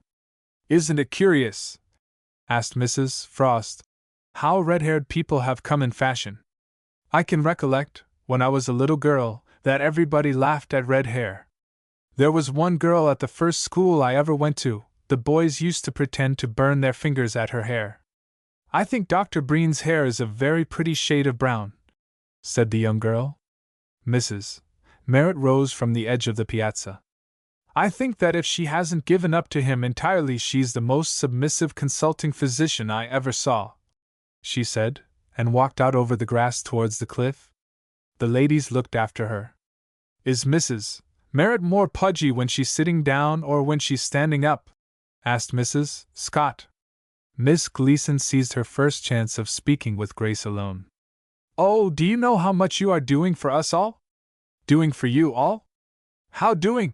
Faltered Grace, whom she had whisperingly halted in a corner of the hall leading from the dining room. By acting in unison, by solving the most perplexing problem in women's practicing your profession. She passed the edge of her fan over her lips before letting it fall furled upon her left hand, and looked luminously into Grace's eyes. I don't at all know what you mean, Miss Gleason, said the other. Miss Gleason kicked out the skirt of her dress, so as to leave herself perfectly free for the explanation. Practicing in harmony with a physician of the other sex. I have always felt that there was the great difficulty, how to bring that about. I have always felt that the true physician must be dual, have both the woman's nature and the man's, the woman's tender touch, the man's firm grasp. You have shown how the medical education of women can meet this want. The physician can actually be dual, be two, in fact. Hereafter, I have no doubt we shall always call a physician of each sex. But it's wonderful how you could ever bring it about, though you can do anything. Hasn't it worn upon you? Miss Gleason darted out her sentences in quick, short breaths, fixing Grace with her eyes, and at each clause nervously tapping her chest with her reopened fan. If you suppose, said Grace, that Dr. Mulbridge and I are acting professionally in unison, as you call it, you are mistaken. He has entire charge of the case.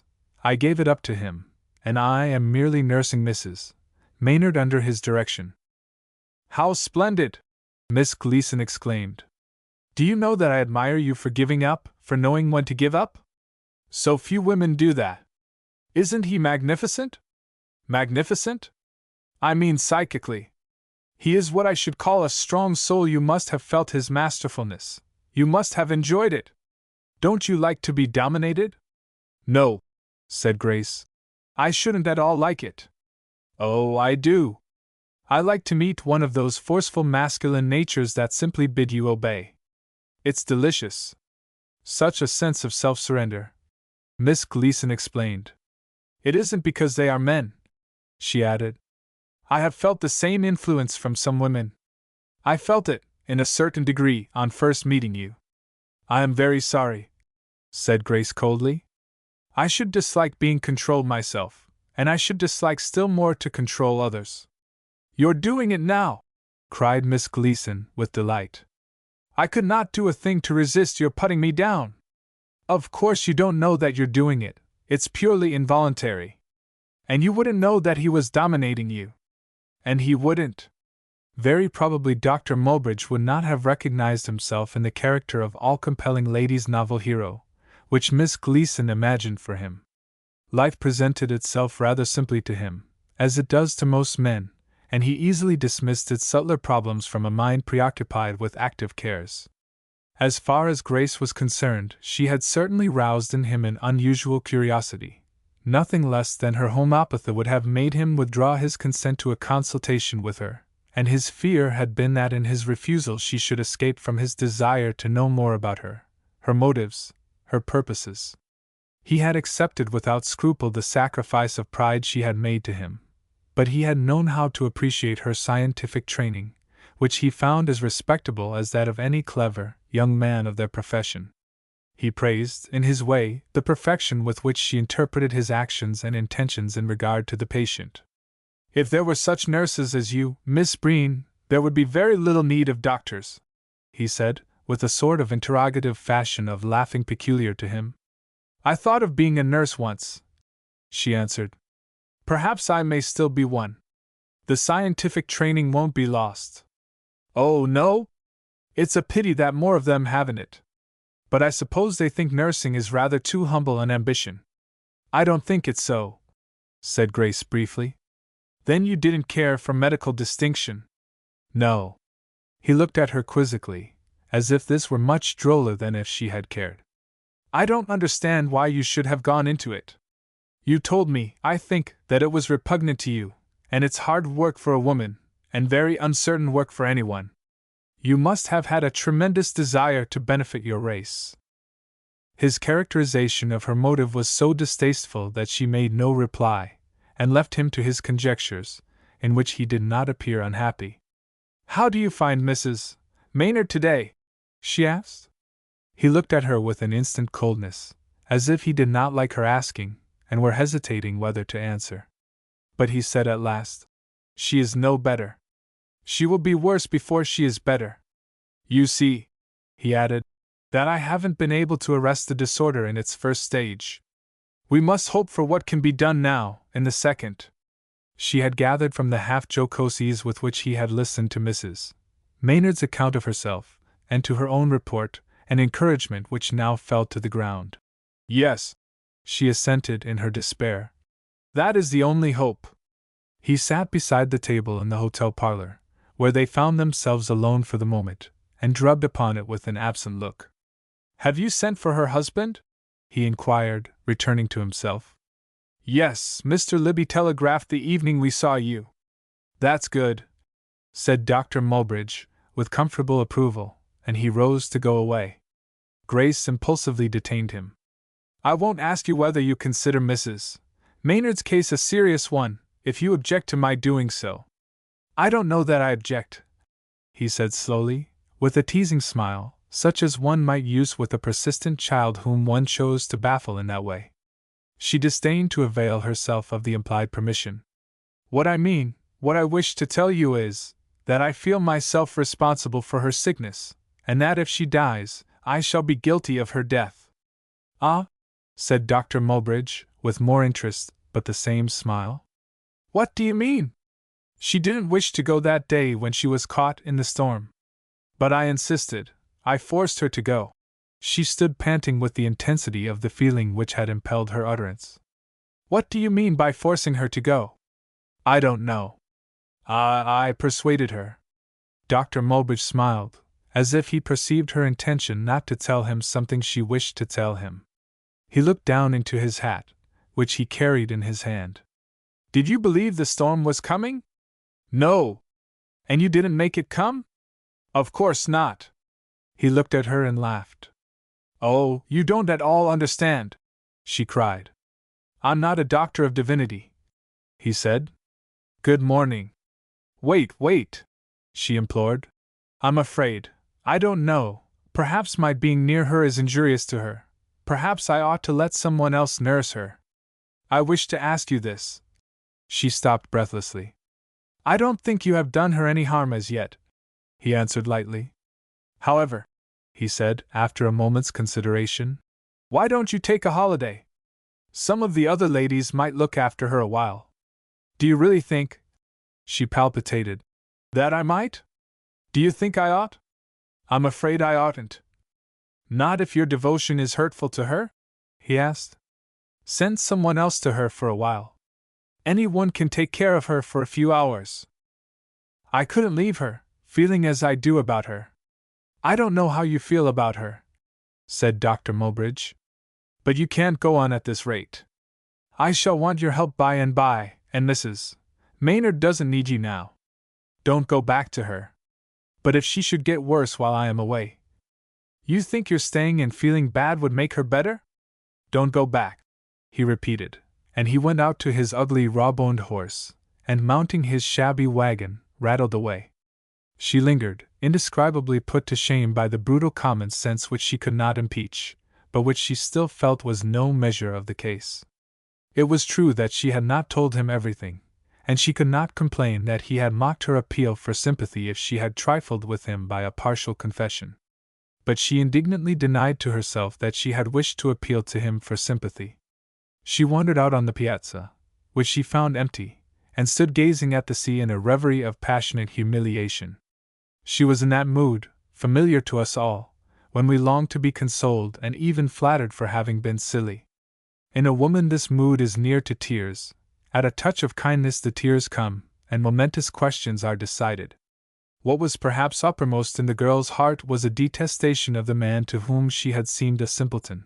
Her thoughts pursued him, and divined the contempt with which he must be thinking of her and her pretensions. She heard steps on the sand, and Libby came round the corner of the house from the stable. 7. Libby's friends had broken up their camp on the beach, and had gone to a lake in the heart of the woods for the fishing. He had taken a room at the Long Beach house, but he spent most of his time at Jocelyn's, where he kept his mare for use in going upon errands for Mrs. Maynard. Grace saw him constantly, and he was always doing little things for her with a divination of her unexpressed desires which women find too rarely in men. He brought her flowers, which, after refusing them for Mrs. Maynard the first time, she accepted for herself. He sometimes brought her books, the light sort which formed the sentimental currency of young people, and she lent them round among the other ladies, who were insatiable of them. She took a pleasure in these attentions, as if they had been for someone else.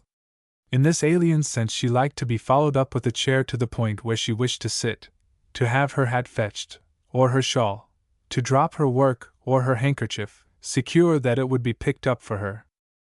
It all interested her, and it was a relief from the circumstances that would have forbidden her to recognize it as gallantry, even if her own mind had not been so far from all thought of that. His kindness followed often upon some application of hers for his advice or help, for she had fallen into the habit of going to him with difficulties. He had a prompt common sense that made him very useful in emergencies, and a sympathy or an insight that was quick in suggestions and expedients. Perhaps she overrated other qualities of his in her admiration of the practical readiness which kept his amiability from seeming weak. But the practical had so often been the unattainable with her that it was not strange she should overrate it, and that she should rest upon it in him with a trust that included all he chose to do in her behalf. "What is the matter, Mr. Libby?" she asked, as he came toward her. "Is anything the matter?" he demanded in turn. "Yes, you are looking downcast," she cried reproachfully. "I didn't know that I mustn't look downcast. I didn't suppose it would be very polite, under the circumstances, to go round looking as bobbish as I feel. It's the best thing you could possibly do. But you're not feeling very bobbish now." A woman respects the word a man uses, not because she would have chosen it, but because she thinks that he has an exact intention in it, which could not be reconveyed in a more feminine phrase. In this way slang arises. "Isn't it time for Mr. Maynard to be here?" "Yes," he answered. Then, "How did you know I was thinking of that?" "I didn't. I only happened to think it was time." "What are you keeping back, Mr. Libby?" she pursued tremulously. "Nothing, upon my honor. I almost wish there were something to keep back. But there isn't anything. There haven't been any accidents reported. And I shouldn't keep anything back from you." "Why?"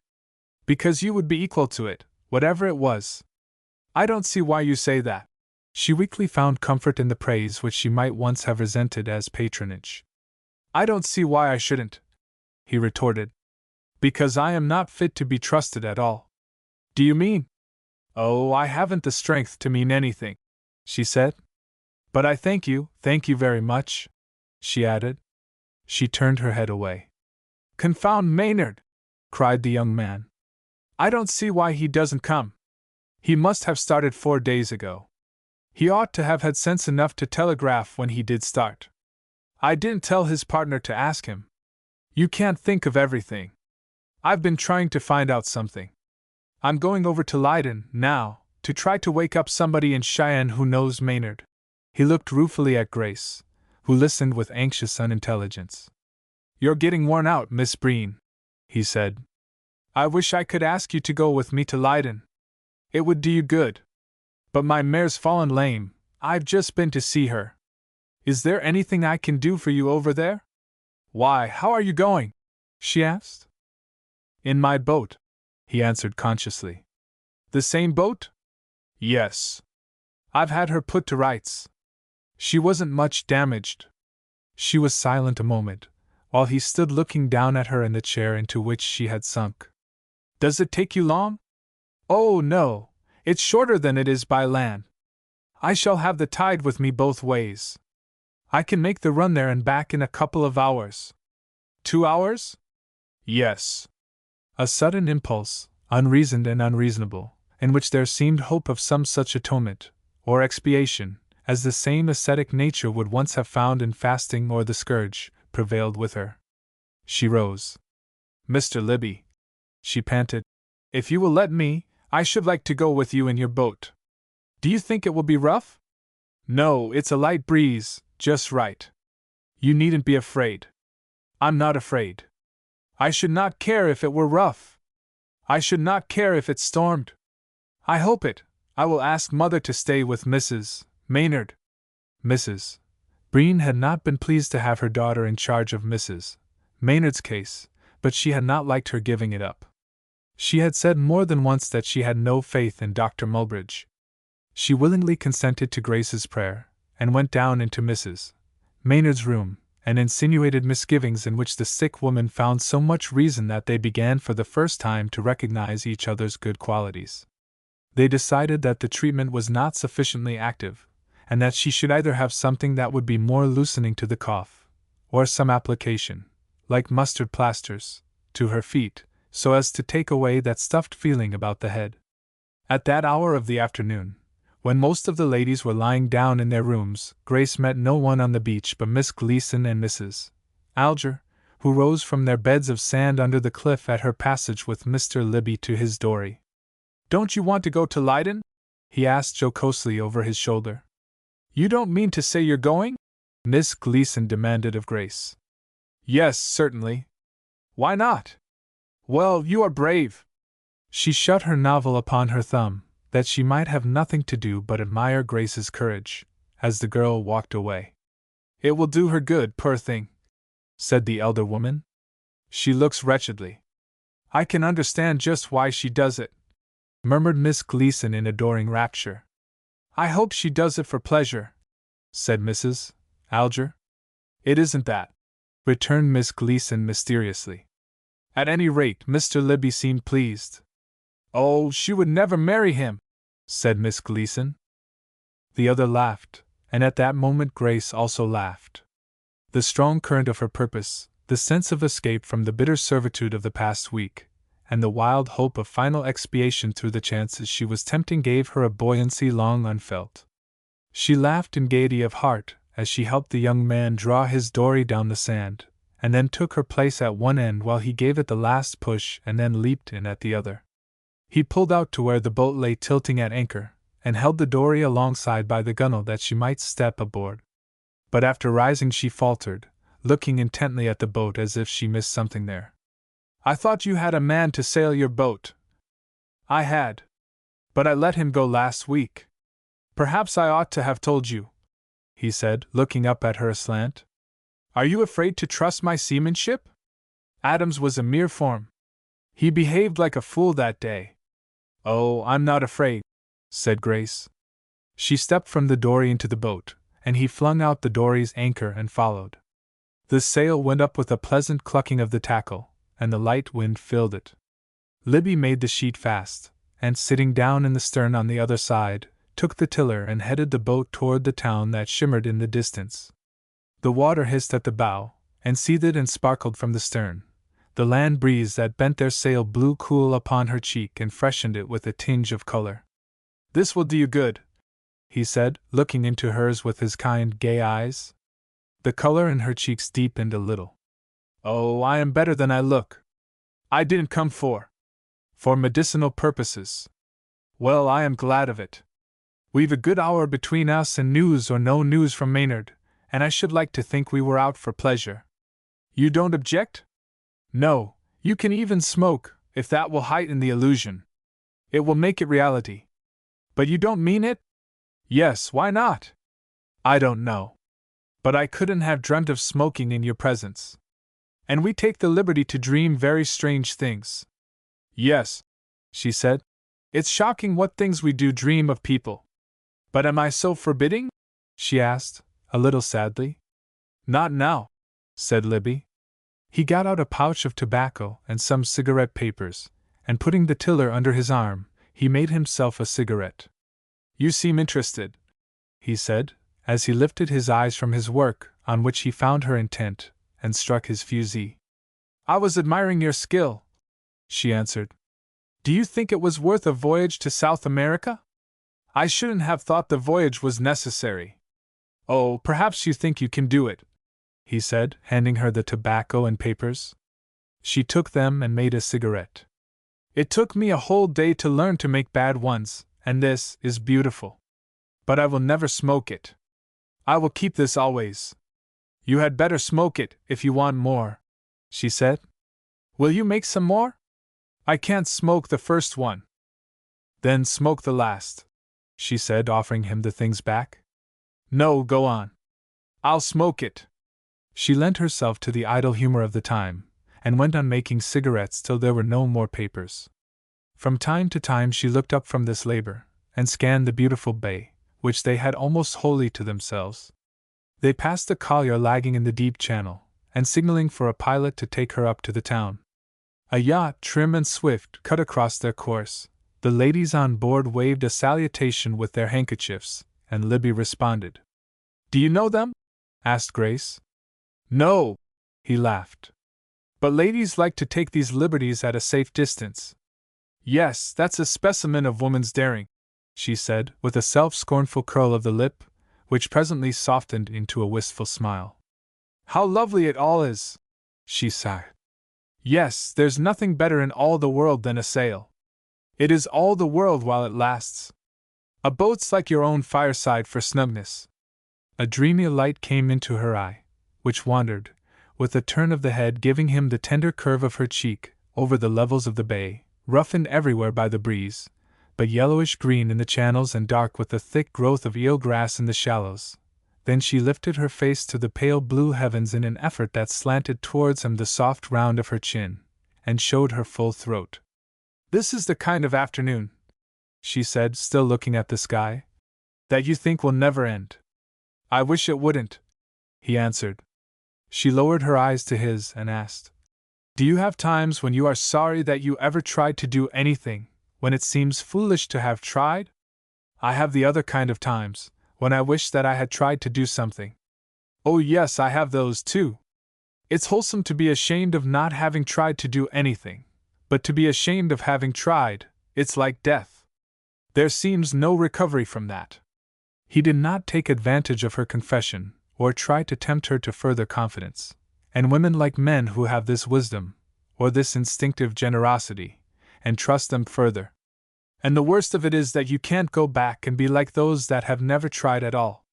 If you could, that would be some consolation for having failed. There is nothing left of you but your mistake. Well, he said, some people are not even mistakes. I suppose that almost any sort of success looks a good deal like failure from the inside. It must be a poor creature that comes up to his own mark. The best way is not to have any mark, and then you're in no danger of not coming up to it. He laughed, but she smiled sadly. You don't believe in thinking about yourself, she said. Oh, I try a little introspection now and then. But I soon get through, there isn't much of me to think about. No, don't talk in that way, she pleaded, and she was very charming in her earnestness. It was there that her charm lay. I want you to be serious with me, and tell me how men feel when. A sudden splashing startled her, and looking round she saw a multitude of curious, great-eyed black heads, something like the heads of boys, and something like the heads of dogs, thrusting from the water, and flashing under it again at sight of them with a swish that sent the spray into the air. She sprang to her feet. Oh, look at those things! Look at them! Look at them! She laid vehement hands upon the young man, and pushed him in the direction in which she wished him to look, at some risk of pushing him overboard, while he laughed at her ecstasy. They're seals. The bay's full of them. Did you never see them on the reef at Jocelyn's? I never saw them before, she cried. How wonderful they are! Oh, she shouted, as one of them glanced sadly at her over its shoulder, and then vanished with a whirl of the head. The Beatrice Cenci attitude. They're always trying that, said Libby. Look yonder. He pointed to a bank of mud which the tide had not yet covered, and where a herd of seals lay basking in the sun. They started at his voice, and wriggling and twisting and bumping themselves over the earth to the water's edge, they plunged in. Their walk isn't so graceful as their swim. Would you like one for a pet, Miss Breen? That's all they're good for since kerosene came in. They can't compete with that, and they're not the kind that wear the cloaks. She was standing with her hand pressed hard upon his shoulder. Did they ever kill them? They used to take that precaution. With those eyes? It was murder! She withdrew her hand and sat down. Well, they only catch them now. I tried it myself once. I set out at low tide, about 10 o'clock, one night, and got between the water and the biggest seal on the bank. We fought it out on that line till daylight. And did you get it? She demanded, absurdly interested. No, it got me. The tide came in, and the seal beat. I am glad of that. Thank you. What did you want with it? I don't think I wanted it at all. At any rate, that's what I always said. I shall have to ask you to sit on this side, he added, loosening the sheet and preparing to shift the sail. The wind has backed round a little more to the south, and it's getting lighter. If it's going down we shall be late, she said, with an intimation of apprehension. We shall be at Leiden on time. If the wind falls then, I can get a horse at the stable and have you driven back. Well? He kept scanning the sky. Then, did you ever hear them whistle for a wind? He asked. No, what is it like? When Adams does it, it's like this. He put on a furtive look, and glanced once or twice at her askance. Well, he said with the reproduction of a strong nasal. Of course I don't believe there's anything in it. Of course it's all foolishness. Now you must urge me a little, he added in his own manner. Oh, by all means go on, Mr. Adams, she cried with a laugh.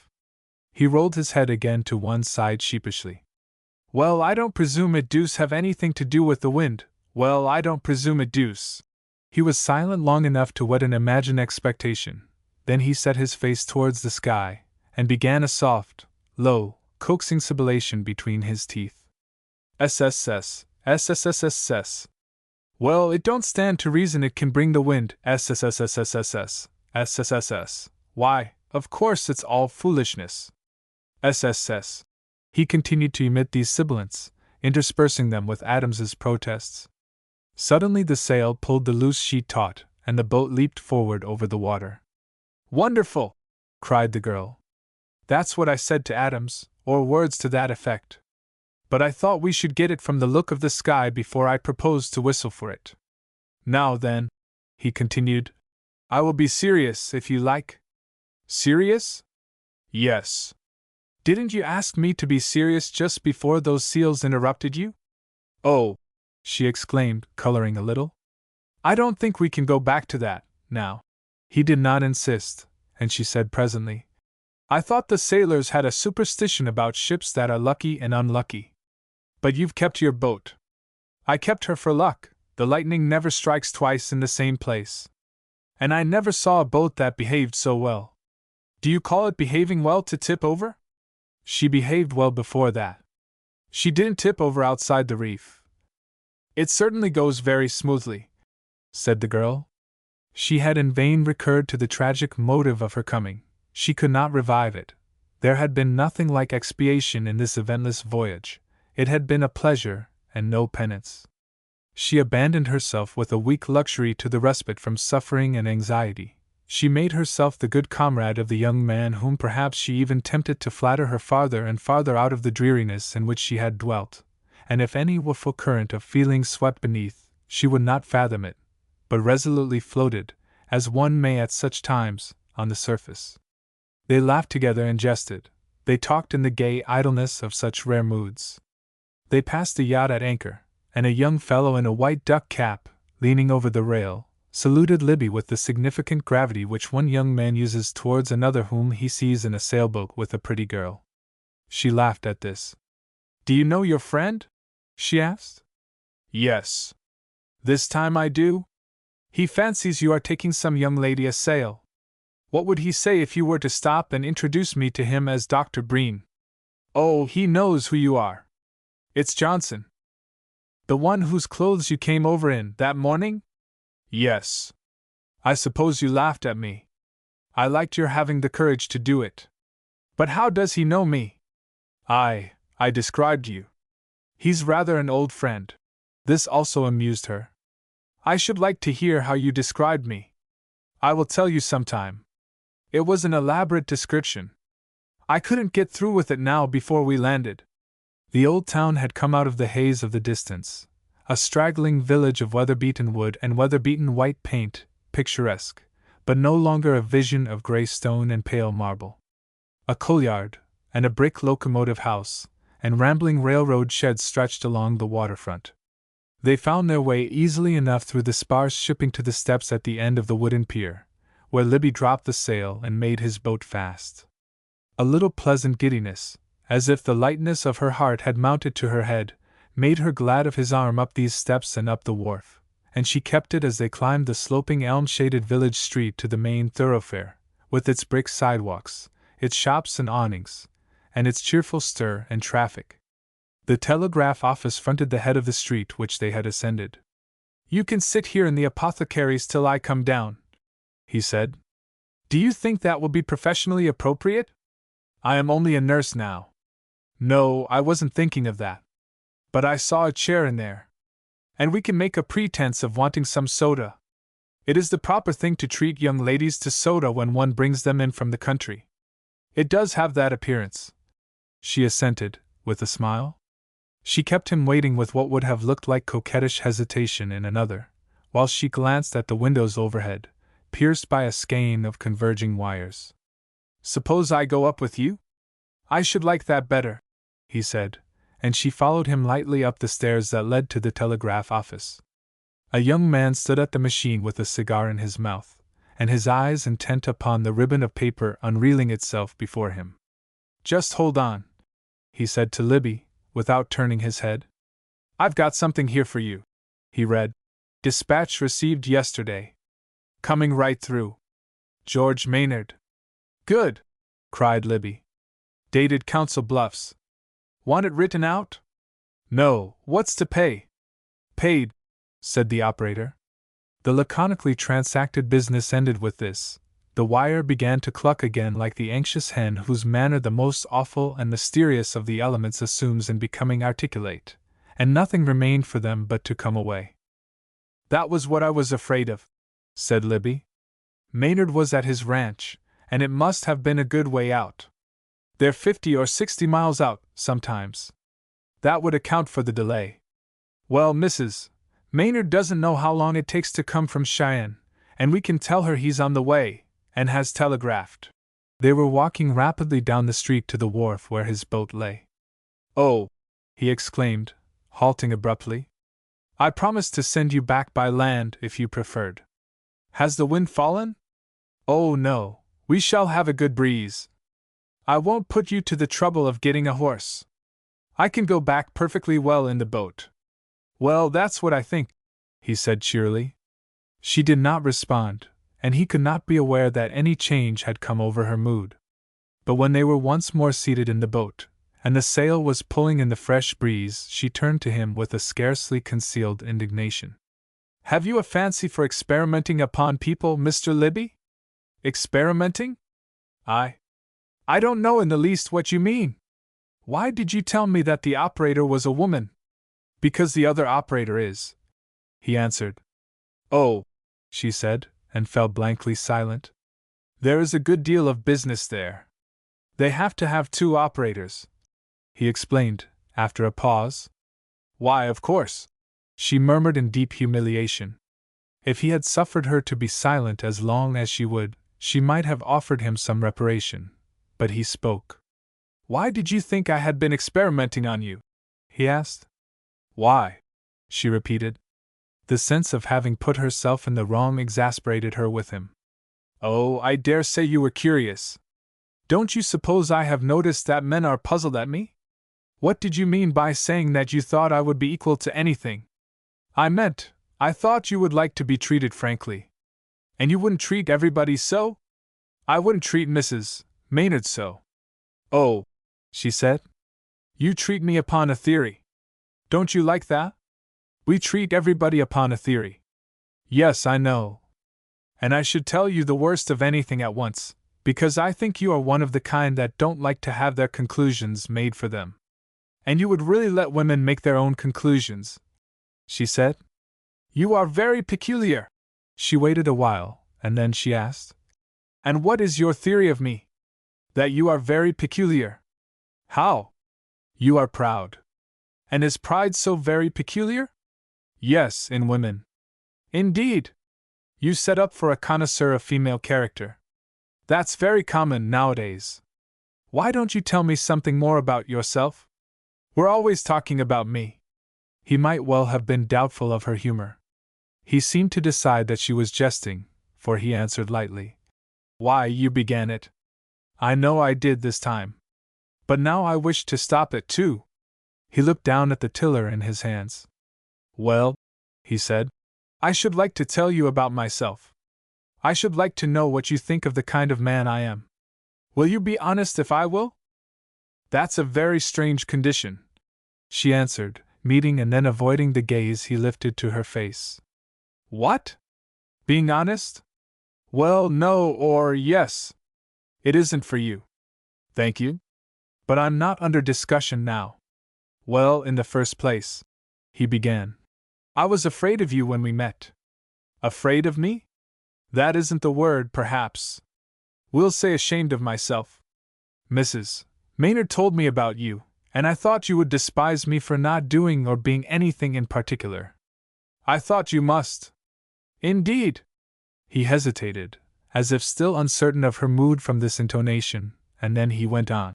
But I had some little hope you would tolerate me, after all. You looked like a friend I used to have. Do you mind my telling you? Oh, no, though I can't say that it's ever very comfortable to be told that you look like someone else. I don't suppose anyone else would have been struck by the resemblance, said Libby, with a laugh of reminiscence. He was huge. But he had eyes like a girl, I beg your pardon, like yours. You mean that I have eyes like a man? He laughed and said, No, and then turned grave. As long as he lived. Oh, is he dead? She asked more gently than she had yet spoken. Yes, he died just before I went abroad. I went out on business for my father, he's an importer and jobber, and bought goods for him. Do you despise business? I don't know anything about it. I did it to please my father, and he said I was a very good buyer. He thinks there's nothing like buying, except selling. He used to sell things himself, over the counter, and not so long ago, either. I fancied it made a difference for me when I was in college, and that the yardstick came between me and society. I was an ass for thinking anything about it. Though I didn't really care much. I never liked society, and I did like boats and horses. I thought of a profession once. But it wouldn't work. I've been round the world twice, and I've done nothing but enjoy myself since I left college, or tried to. When I first saw you, I was hesitating about letting my father make me of use. He wants me to become one of the most respectable members of society. He wants me to be a cotton spinner. You know there's nothing so reproachable as cotton, for a business? No, I don't know about those things. Well, there isn't. When I was abroad, buying and selling, I made a little discovery. I found that there were goods we could make and sell in the European market cheaper than the English, and that gave my father the notion of buying a mill to make them. I'm boring you. No. Well, he bought it, and he wants me to take charge of it. And shall you? Do you think I'm fit for it? How should I know? You don't know cotton, but you know me a little. Do I strike you as fit for anything? She made no reply to this, and he laughed.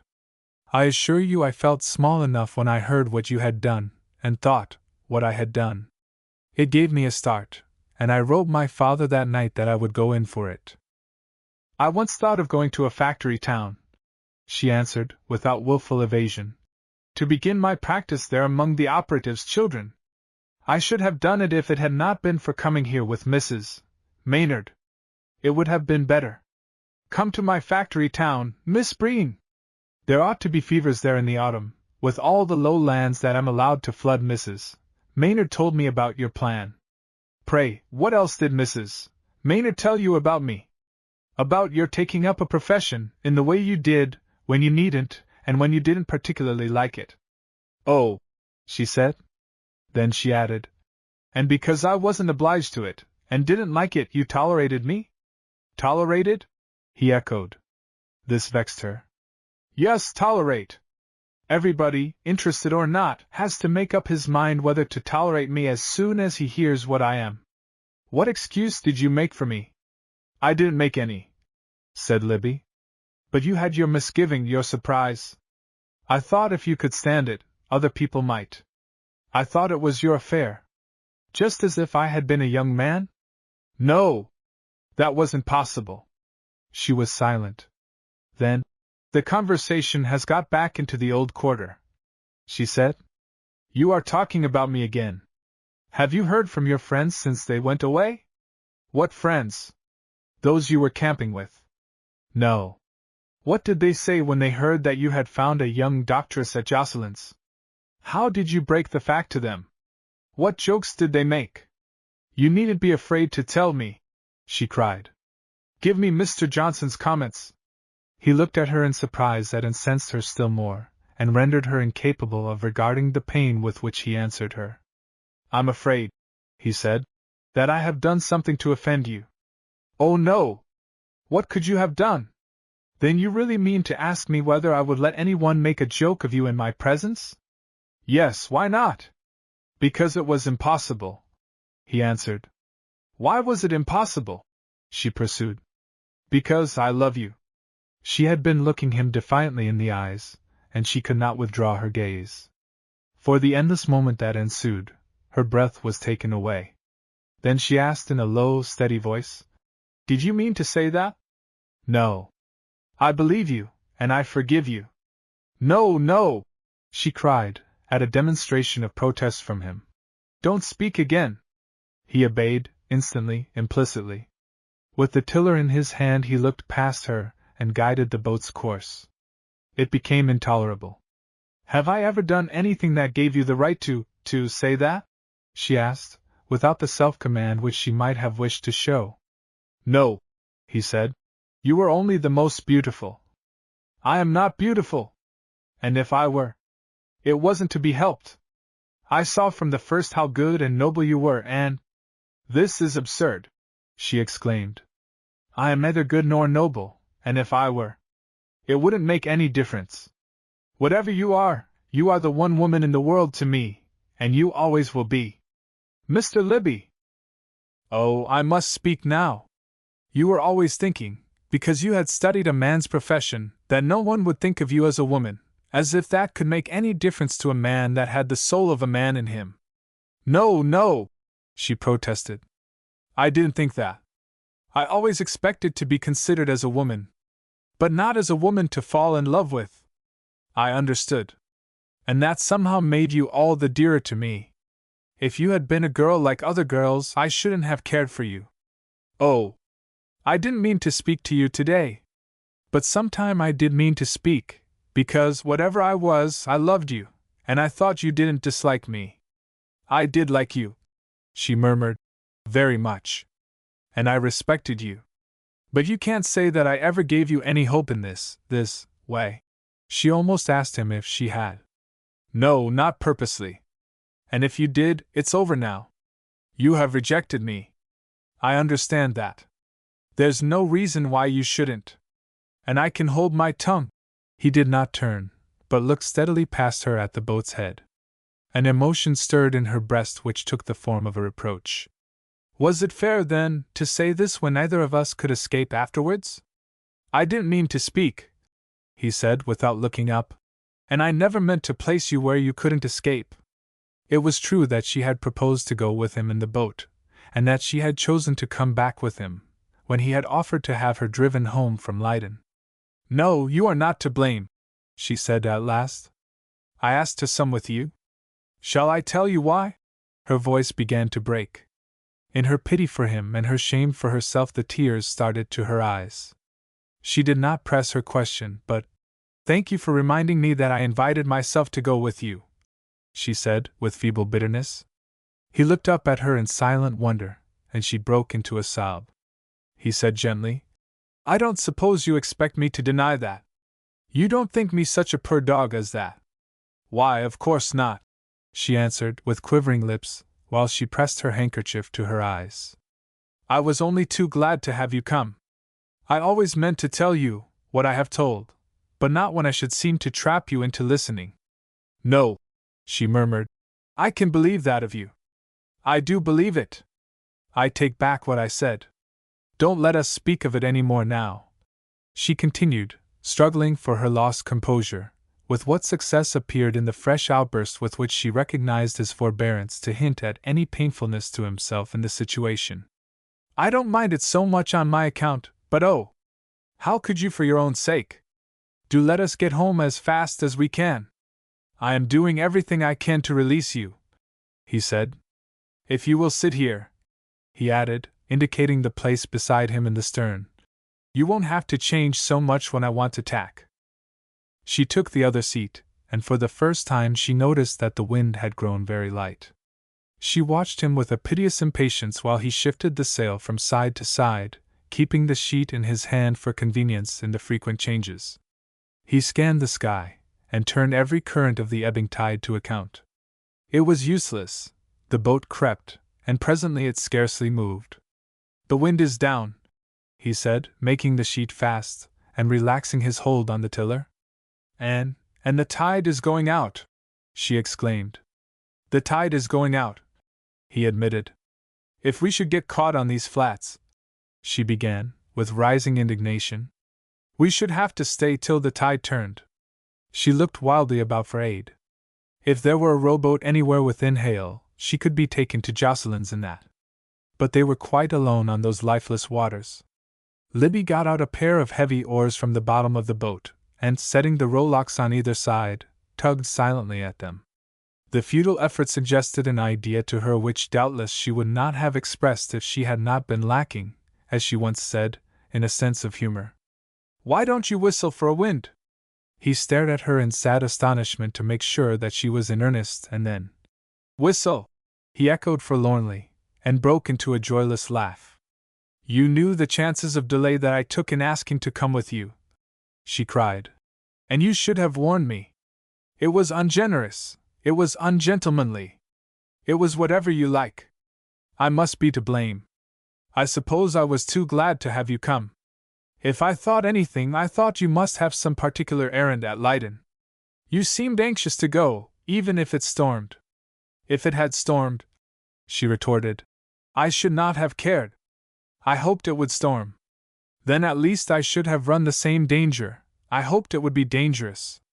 I don't understand what you mean, he said. I forced that wretched creature to go with you that day when you said it was going to be rough, and I shall have her blood upon my hands if she dies. Is it possible? Cried Libby, pulling in his useless oars, and leaning forward upon them. That she has gone on letting you think I believed there was going to be a storm? She knew perfectly well that I didn't mind what Adams said. He was always croaking. She sat looking at him in a daze, but she could not speak, and he continued. I see, it happened by one chance in a million to turn out as he said, and she has been making you pay for it. Why, I suppose, he added, with a melancholy smile of intelligence, she's had so much satisfaction in holding you responsible for what's happened, that she's almost glad of it. She has tortured me, cried the girl. But you, when you saw that I didn't believe there was going to be any storm, why didn't you? I didn't believe it either. It was Mrs. Maynard that proposed the sail, but when I saw that you didn't like it I was glad of any excuse for putting it off. I couldn't help wanting to please you, and I couldn't see why you urged us afterwards, but I suppose you had some reason. She passed her hand over her forehead, as if to clear away the confusion in which all this involved her. But why did you let me go on thinking myself to blame? How could I know what you were thinking? Heaven knows I didn't dream of such a thing. Though I remember now your saying, Oh, I see, she cried. You are a man. But I can't forgive it. No, I can't forgive it. You wished to deceive her if you didn't wish to deceive me. How can you excuse yourself for repeating what you didn't believe? I was willing she should think Adams was right. And that was deceit. What can you say to it? There is only one thing I could say, he murmured, looking hopelessly into her eyes. And that's of no use. She turned her head away. Her tragedy had fallen to nothing, or rather it had never been. All her remorse, all her suffering, was mere farce now, but his guilt in the matter was the greater. A fierce resentment burned in her heart. She longed to make him feel something of the anguish she had needlessly undergone. He sat watching her averted face. Miss Breen, he said huskily, will you let me speak to you? Oh, you have me in your power, she answered cruelly. Say what you like. He did not speak, nor make any motion to do so. A foolish, idle curiosity to know what, after all that had happened, he could possibly have to say, stirred within her, but she disdainfully stifled it. They were both so still that a company of seals found it safe to put their heads above water, and approached near enough to examine her with their round soft eyes. She turned from the silly things in contempt that they should even have interested her. She felt that from time to time her companion lifted an anxious glance to the dull heavens. At last the limp sail faintly stirred, it flapped, it filled shallowly, the boat moved. The sails seemed to have had a prescience of the wind before it passed over the smooth water like a shadow. When a woman says she never will forgive a man, she always has a condition of forgiveness in her heart. Now that the wind had risen again, I have no right to forbid you to speak, she said, as if no silence had elapsed, and she turned round and quietly confronted him. She no longer felt so impatient to escape. He did not meet her eye at once, and he seemed in no haste to avail himself of the leave granted him. A heavy sadness blotted the gaiety of a face whose sunny sympathy had been her only cheer for many days. She fancied a bewilderment in its hopelessness which smote her with still sharper pathos. Of course, she said, I appreciate your wish to do what I wanted, about Mrs. Maynard. I remember my telling you that she oughtn't to go out that day. But that was not the way to do it. There was no other, he said. No, she assented, upon reflection. Then it oughtn't to have been done. He showed no sign of intending to continue, and after a moment of restlessness, she began again. If I have been rude or hasty in refusing to hear you, Mr. Libby, I am very wrong. I must hear anything you have to say. Oh, not unless you wish. I wish whatever you wish. I'm not sure that I wish that now. I have thought it over. I should only distress you for nothing. You are letting me say why sentence shouldn't be passed upon me. Sentence is going to be passed anyway. I should only repeat what I have said. You would pity me, but you couldn't help me. And that would give you pain for nothing. No, it would be useless. It would be useless to talk to me about loving. She took the word on her lips with a certain effect of adopting it for convenience sake in her vocabulary. All that was ended for me long ago, 10 years ago. And my whole life since then has been shaped to do without it. I will tell you my story if you like. Perhaps it's your due. I wish to be just. You may have a right to know. No, I haven't. But perhaps I ought to say that Mrs. Maynard told me something. Well, I am glad of that, though she had no right to do it. Then you can understand. Oh, yes, I can understand. I don't pretend that I had any reason in it. He forbore again to urge any plea for himself, and once more she was obliged to interfere in his behalf. Mr. Libby, I have never confessed that I once wronged you in a way that I'm very sorry for. About Mrs. Maynard? Yes, I know. I won't try to whitewash myself, but it didn't occur to me how it would look. I wanted to talk with her about you. You ought to have considered her, though, she said gently. She ought to have considered herself, he retorted, with his unfailing bitterness for Mrs. Maynard. But it doesn't matter whose fault it was. I'm sufficiently punished, for I know that it injured me with you. It did at first. But now I can see that I was wrong. I wish to tell you that. It isn't creditable to me that I thought you intended to flirt with her. If I had been better myself. You. He could not say more. That utter faith in her was very charming. It softened her more and more. It made her wish to reason with him, and try gently to show him how impossible his hope was. And you know, she said, recurring to something that had gone before. That even if I had cared for you in the way you wish, it couldn't be. You wouldn't want to have people laughing and saying I had been a doctress. I shouldn't have minded. I know how much people's talk is worth. Yes, she said. I know you would be generous and brave about that, about anything. But what if I couldn't give up my career, my hopes of being useful in the way I have planned? You wouldn't have liked me to go on practicing medicine? I thought of that, he answered simply. I didn't see how it could be done. But if you saw any way, I was willing. No, that was my great trouble. I knew that it was selfish in me, and very conceited, to suppose you would give up your whole life for me, and whenever I thought of that, I determined not to ask you. But I tried not to think of that. Well, don't you see? But if I could have answered you as you wish, it wouldn't have been anything to give up everything for you. A woman isn't something else first, and a woman afterwards. I understand how unselfishly you meant, and indeed, I thank you. But don't let's talk of it any more.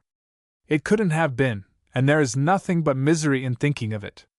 Come, she said with a struggle for cheerfulness. Let us forget it. Let it be just as if you hadn't spoken to me. I know you didn't intend to do it, and let us go on as if nothing had happened. Oh, we can't go on, he answered. I shall get away, as soon as Maynard comes, and rid you of the sight of me. Are you going away? She softly asked. Why need you?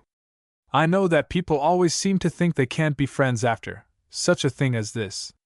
But why shouldn't we? I respect you, and I like you very much. You have shown me more regard and more kindness than any other friend. But I wasn't your friend, he interrupted. I loved you. Well, she sighed, in gentle perplexity. Then you can't be my friend? Never. But I shall always love you. If it would do any good, I would stay as you ask it. I shouldn't mind myself. But I should be a nuisance to you. No, no, she exclaimed. I will take the risk of that. I need your advice, your sympathy, you won't trouble me, indeed you won't. Perhaps you have mistaken your feeling about me. It's such a very little time since we met, she pleaded. That makes no difference, the time. And I'm not mistaken. Well, stay at least till Mrs. Maynard is well, and we can all go away together. Promise me that! She instinctively put out her hand toward him in entreaty. He took it, and pressing it to his lips covered it with kisses. Oh! She grieved in reproachful surprise. There! He cried. You see that I must go. Yes, she sighed in assent. You must go. They did not look at each other again, but remained in a lamentable silence while the boat pushed swiftly before the freshening breeze, and when they reached the place where the dory lay, he dropped the sail and threw out the anchor without a word. He was haggard to the glance she stole at him, when they had taken their places in the dory, and he confronted her, pulling hard at the oars. He did not lift his eyes to hers, but from time to time he looked over his shoulder at the boat's prow, and he rowed from one point to another for a good landing. A dreamy pity for him filled her. Through the memories of her own suffering, she divined the soreness of his heart. She started from her reverie as the bottom of the dory struck the sand. The shoal water stretched 20 feet beyond. He pulled in the oars and rose desperately. It's of no use, I shall have to carry you ashore. She sat staring up into his face, and longing to ask him something, to accuse him of having done this purposely. But she had erred in so many doubts, her suspicions of him had all recoiled so pitilessly upon her, that she had no longer the courage to question or reproach him. Oh, no, thank you, she said weakly. I won't trouble you. I will wait till the tide is out. The tide's out now, he answered with coldness. And you can't wait. She rose desperately. Why, of course, she cried in self-contempt, glancing at the water, into which he promptly stepped to his boot-tops. A woman mustn't get her feet wet. 8. Grace went to her own room to lay aside her shawl and hat, before going to Mrs. Maynard, and found her mother sewing there. Why, who is with Mrs. Maynard? She asked. Miss Gleason is reading to her, said Mrs. Breen. If she had any sort of active treatment, she could get well at once. I couldn't take the responsibility of doing anything for her, and it was such a worry to stay and see everything going wrong, that when Miss Gleason came in I was glad to get away. Miss Gleason seems to believe in your Dr. Mulbridge. My Dr. Mulbridge! Echoed Grace. She talked of him as if he were yours. I don't know what you've been saying to her about him, but you had better be careful. The woman is a fool. She now looked up at her daughter for the first time. Why, what is the matter with you? What kept you so long? You look perfectly wild. I feel wild, said Grace calmly. The wind went down. Was that all? I don't see why that should make you feel wild, said her mother, dropping her spectacles to her sewing again. It wasn't all, answered the girl, sinking provisionally upon the side of a chair, with her shawl still on her arm, and her hat in her hand. Mother, have you noticed anything peculiar about Mr. Libby? He's the only person who seems to be of the slightest use about here. I've noticed that, said Mrs. Breen. He's always going and coming for you and Mrs. Maynard. Where is that worthless husband of hers? Hasn't he had time to come from Cheyenne yet? He's on the way. He was out at his ranch when Mr. Libby telegraphed first, and had to be sent for. We found a dispatch from him at Leiden, saying he had started, Grace explained. What business had he to be so far away at all? Demanded her mother. It was plain that Mrs. Breen was in her most censorious temper, which had probably acquired a sharper edge towards Maynard from her reconciliation with his wife. Grace seized her chance to meet the worst. Do you think that I have done anything to encourage Mr. Libby? She asked, looking bravely at her mother. Encourage him to do what? Asked Mrs. Breen, without lifting her eyes from her work. Encouraged him to think I cared for him, to be in love with me. Mrs. Breen lifted her head now, and pushed her spectacles up on her forehead, while she regarded her daughter in silence. Has he been making love to you? Yes. Her mother pushed her spectacles down again, and turning the seam which she had been sewing, flattened it with her thumbnail. She made this action expressive of having foreseen such a result, and of having struggled against it, neglected and alone. Very well, then. I hope you accepted him? She asked quietly. Mother! Why not? You must like him, she continued in the same tone. You have been with him every moment the last week that you haven't been with Mrs. Maynard. At least I've seen nothing of you, except when you came to tell me you were going to walk or to drive with him. You seem to have asked him to take you most of the time. How can you say such a thing, Mother? Cried the girl. Didn't you ask him to let you go with him this afternoon? You told me you did. Yes, I did. I did it for a purpose. Ah, for a purpose, said Mrs. Breen, taking a survey of the new seam, which she pulled from her knee, where one end of it was pinned, towards her chin. She left the word to her daughter, who was obliged to take it. I asked him to let me go with him because Louise had tortured me about making her go out in his boat, till I couldn't bear it any longer. It seemed to me that if I took the same risk myself, it would be something, and I hoped there would be a storm. I should think you had taken leave of your senses, Mrs. Breen observed, with her spectacles intent upon her seam. Did you think it would be any consolation to him if you were drowned, or to her? And if, she added, her conscience rising equal to the vicarious demand upon it, you hoped there would be danger, had you any right to expose him to it? Even if you chose to risk your own life, you had no right to risk his. She lifted her spectacles again, and turned their austere glitter upon her daughter. Yes, it all seems very silly now, said the girl, with a hopeless sigh. Silly! Cried her mother. I'm glad you can call it silly. And it seemed worse still when he told me that he had never believed it was going to storm that day, when he took Louise out. His man said it was, and he repeated it because he saw I didn't want her to go. Perhaps, suggested Mrs. Breen, if he was willing to deceive her then, he is willing to deceive you now. He didn't deceive her. He said what he had heard. And he said it because I wished it. I call it deceiving. Truth is truth. That is what I was taught, and that's what I supposed I had taught you. I would trust Mr. Libby in anything, returned the daughter. He is perfectly frank about himself. He confessed that he had done it to please me. He said that nothing else could excuse it. Oh, then you have accepted him? No, Mother, I haven't. I have refused him, and he is going away as soon as Mr. Maynard comes. She sat looking at the window, and the tears stole into her eyes, and blurred the sea and sky together where she saw their meeting at the horizon line. Well, said her mother, there, that is the end of it, I presume. Yes, that's the end, said Grace.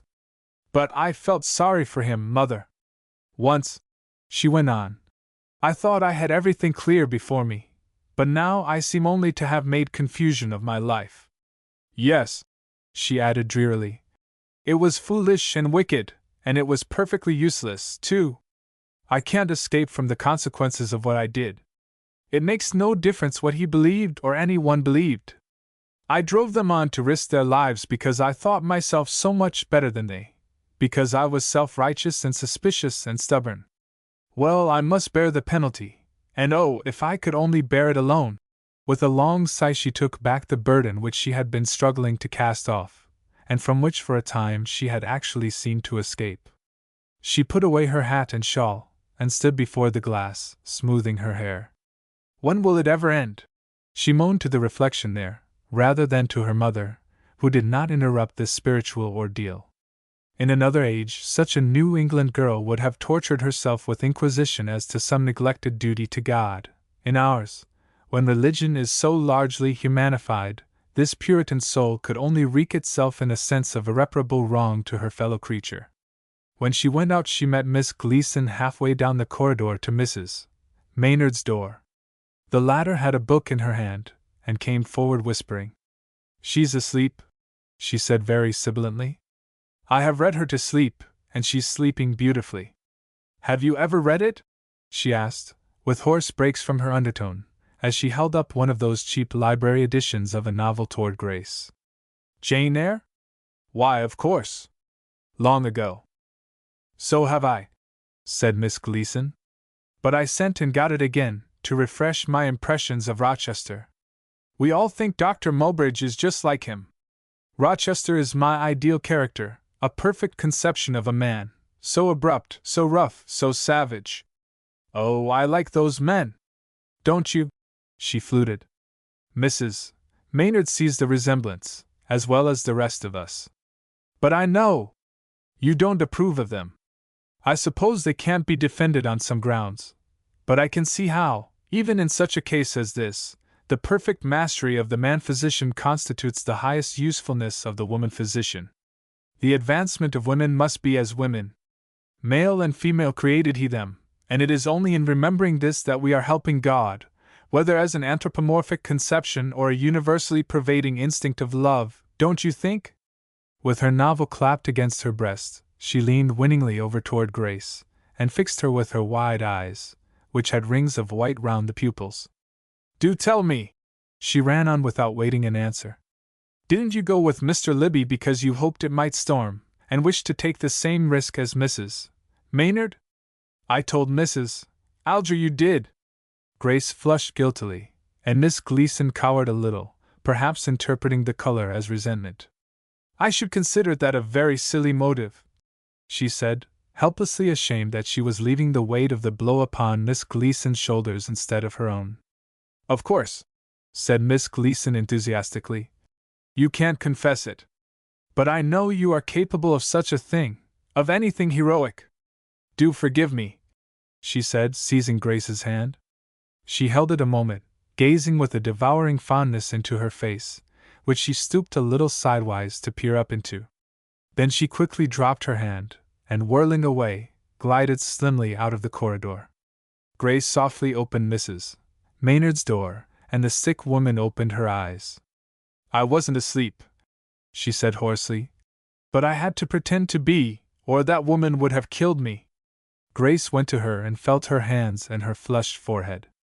I am worse this evening, said Mrs. Maynard. Oh, no, sighed the girl, dropping into a chair at the bedside, with her eyes fixed in a sort of fascination on the lurid face of the sick woman. After getting me here, continued Mrs. Maynard in the same low, hoarse murmur. You might at least stay with me a little. What kept you so long? The wind fell. We were becalmed. We were not becalmed the day I went out with Mr. Libby. But perhaps nobody forced you to go. Having launched this dart, she closed her eyes again with something more like content than she had yet shown. It had an aim of which she could always be sure. We have heard from Mr. Maynard, said Grace humbly. There was a dispatch waiting for Mr. Libby at Leyden. He is on his way. Mrs. Maynard betrayed no immediate effect of this other than to say, he had better hurry, and did not open her eyes. Grace went about the room with a leaden weight in every fiber, putting the place in order, and Mrs. Maynard did not speak again till she had finished. Then she said, I want you to tell me just how bad Dr. Mulbridge thinks I am. He has never expressed any anxiety, Grace began, with her inaptness at evasion. Of course he hasn't, murmured the sick woman. He isn't a fool. What does he say? This passed the sufferance even of remorse. He says you mustn't talk, the girl flashed out. And if you insist upon doing so, I will leave you, and send someone else to take care of you. Very well then. I know what that means. When a doctor tells you not to talk, it's because he knows he can't do you any good. As soon as George Maynard gets here I will have someone that can cure me, or I will know the reason why. The conception of her husband as a champion seemed to commend him to her in novel degree. She shed some tears, and after a little reflection she asked, How soon will he be here? I don't know, said Grace. He seems to have started yesterday morning. He can be here by day after tomorrow, Mrs. Maynard computed. There will be someone to look after poor little Bella then, she added, as if, during her sickness, Bella must have been wholly neglected. Don't let the child be all dirt when her father comes. Mother will look after Bella, Grace replied, too meek again to resent the implication. After a pause, Oh, Louise, she added beseechingly, I've suffered so much from my own wrong-headedness and obstinacy that I couldn't bear to see you taking the same risk, and I'm so glad that you are going to meet your husband in the right spirit. What right spirit? Croaked Mrs. Maynard. The wish to please him, too. I don't choose to have him say that his child disgraces him, replied Mrs. Maynard in the low, husky, monotonous murmur in which she was obliged to utter everything. But, dear Louise, cried the other, you choose something else too, don't you? You wish to meet him as if no unkindness had parted you, and as if you were to be always together after this? I hope you do. Then I should feel that all this suffering and trouble was a mercy. Other people's misery is always a mercy to them, hoarsely suggested Mrs. Maynard. Yes, I know that, Grace submitted, with meek conviction.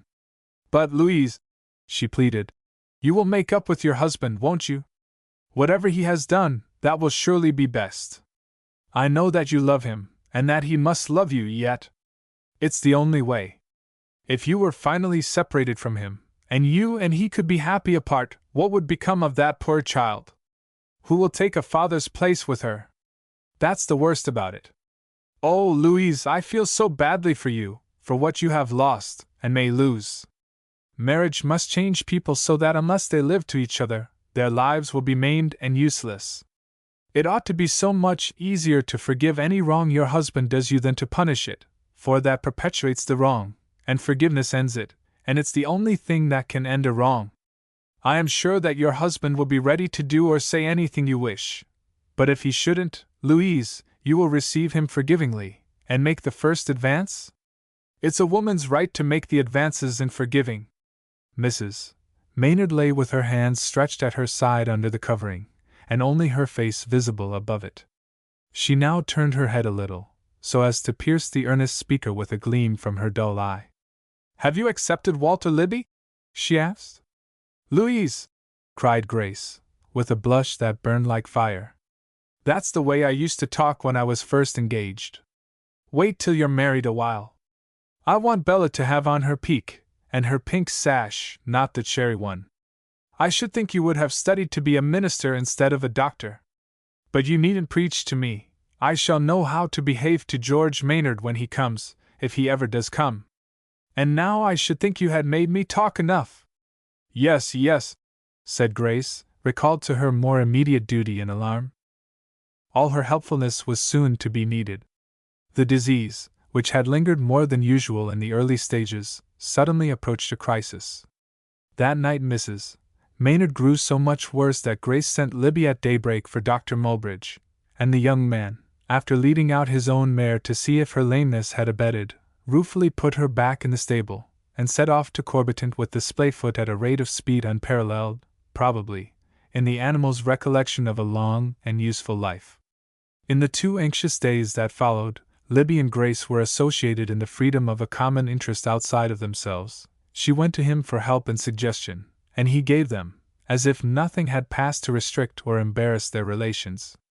There was that, in fact, in the awe of the time and an involuntary disoccupation of hers that threw them together even more constantly than before. Dr. Mulbridge remained with his patient well into the forenoon. In the afternoon he came again, and that night he did not go away.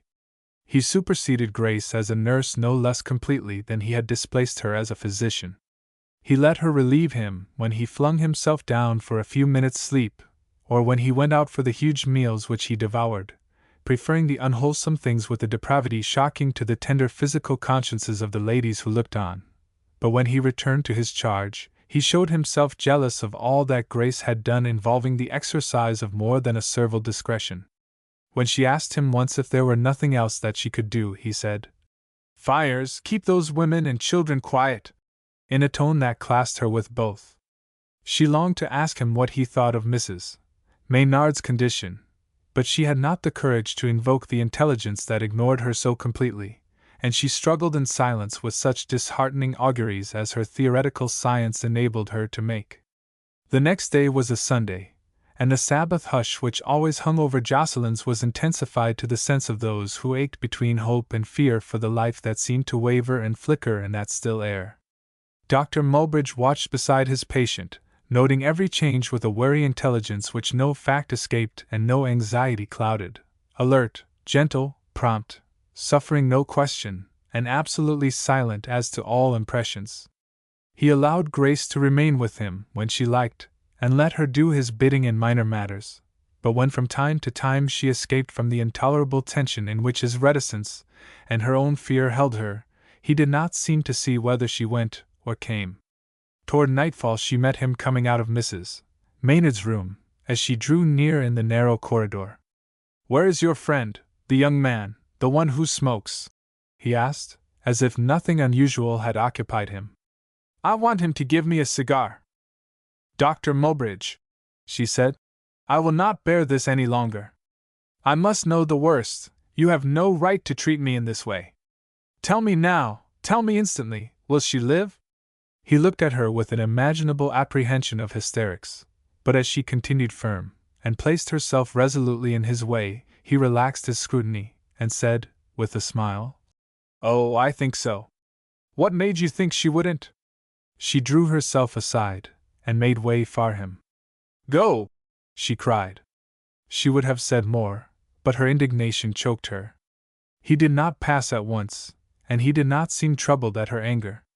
"Dr. Breen," he said, "I saw a good deal of pneumonia in the army, and I don't remember a single case that was saved by the anxiety of the surgeon."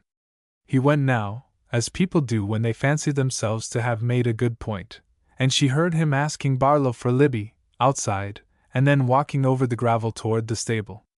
At that moment she doubted and hated him so much that she would have been glad to keep Libby from talking or even smoking with him. But she relented a little toward him afterwards, when he returned and resumed the charge of his patient with the gentle, vigilant cheerfulness which she had admired in him from the first, omitting no care and betraying none. He appeared to take it for granted that Grace saw an improvement, but he recognized it by nothing explicit till he rose and said, "I think I will leave Mrs. Maynard with you tonight, Dr. Breen." The sick woman's eyes turned to him imploringly from her pillow, and Grace spoke the terror of both when she faltered in return. You are not going home?" "I shall sleep in the house." "Oh, thank you," she cried fervently. "And you can call me if you wish. But there won't be any occasion. Mrs. Maynard is very much better.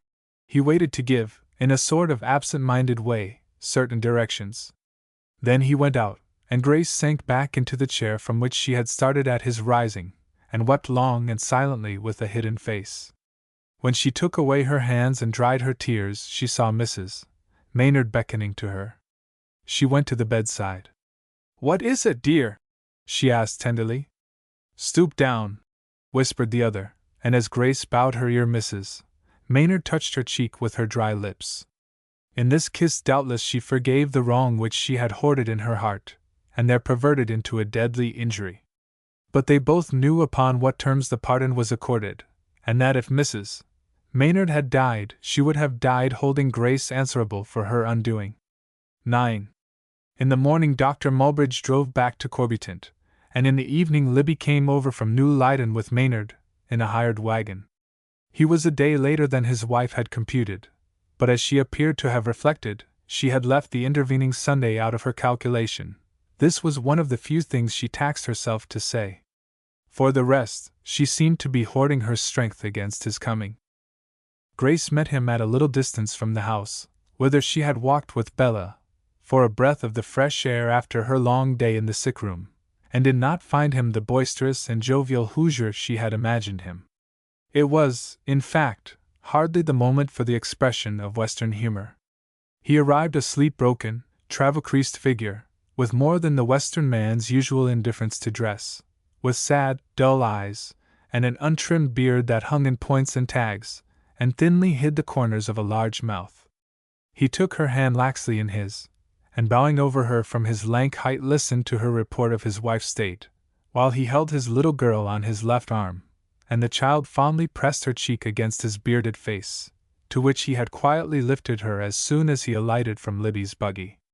Libby introduced Grace as Dr. Breen, and drove on, and Maynard gave her the title whenever he addressed her, with a perfect effect of single-mindedness in his gravity, as if it were an everyday thing with him to meet young ladies who were physicians.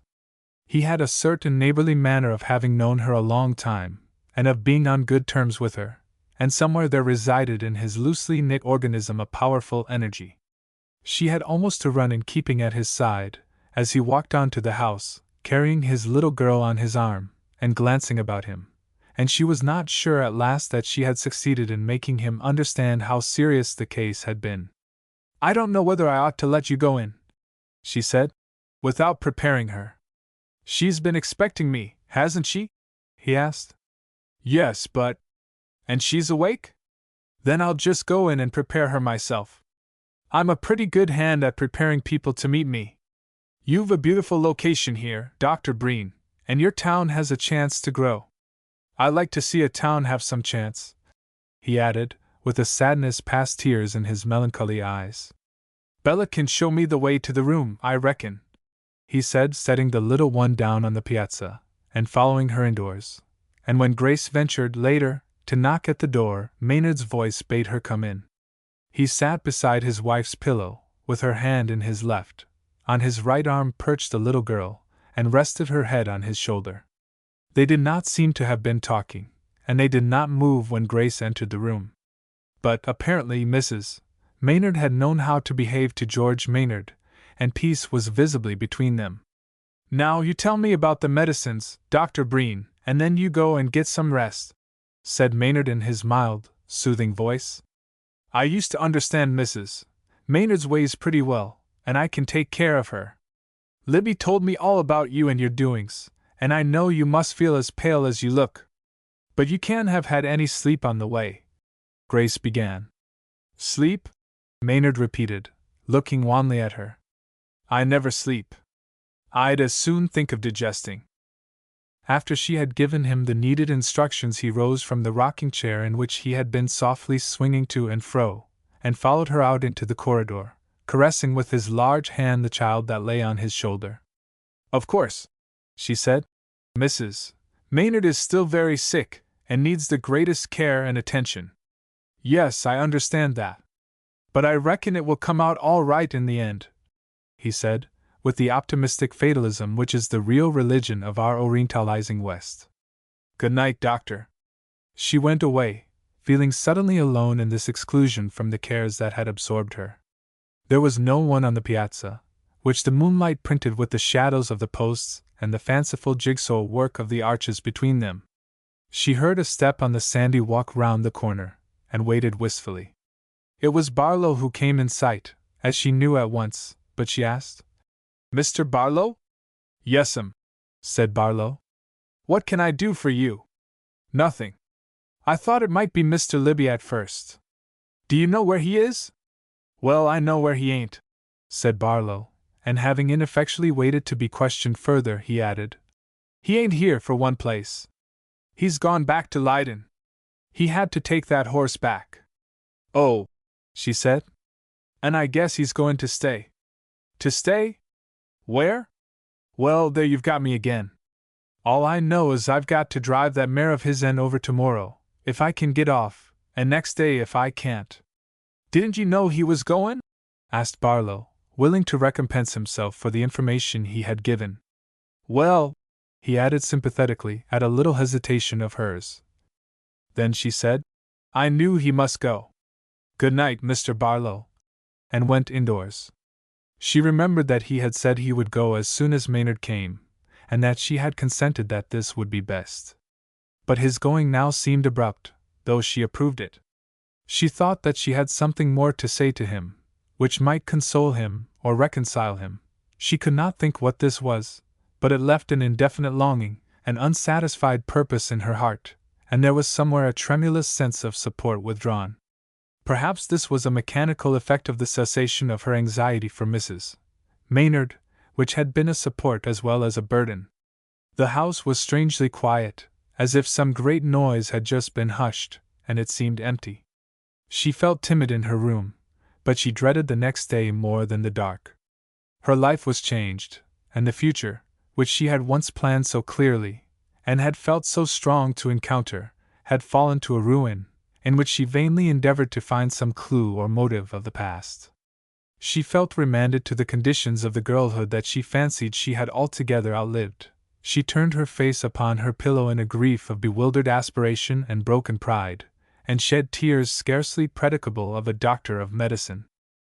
But there is no lapse or aberration of character which can be half so surprising to others as it is to oneself. She had resented Libby's treating her upon a theory, but she treated herself upon a theory, and we all treat ourselves upon a theory.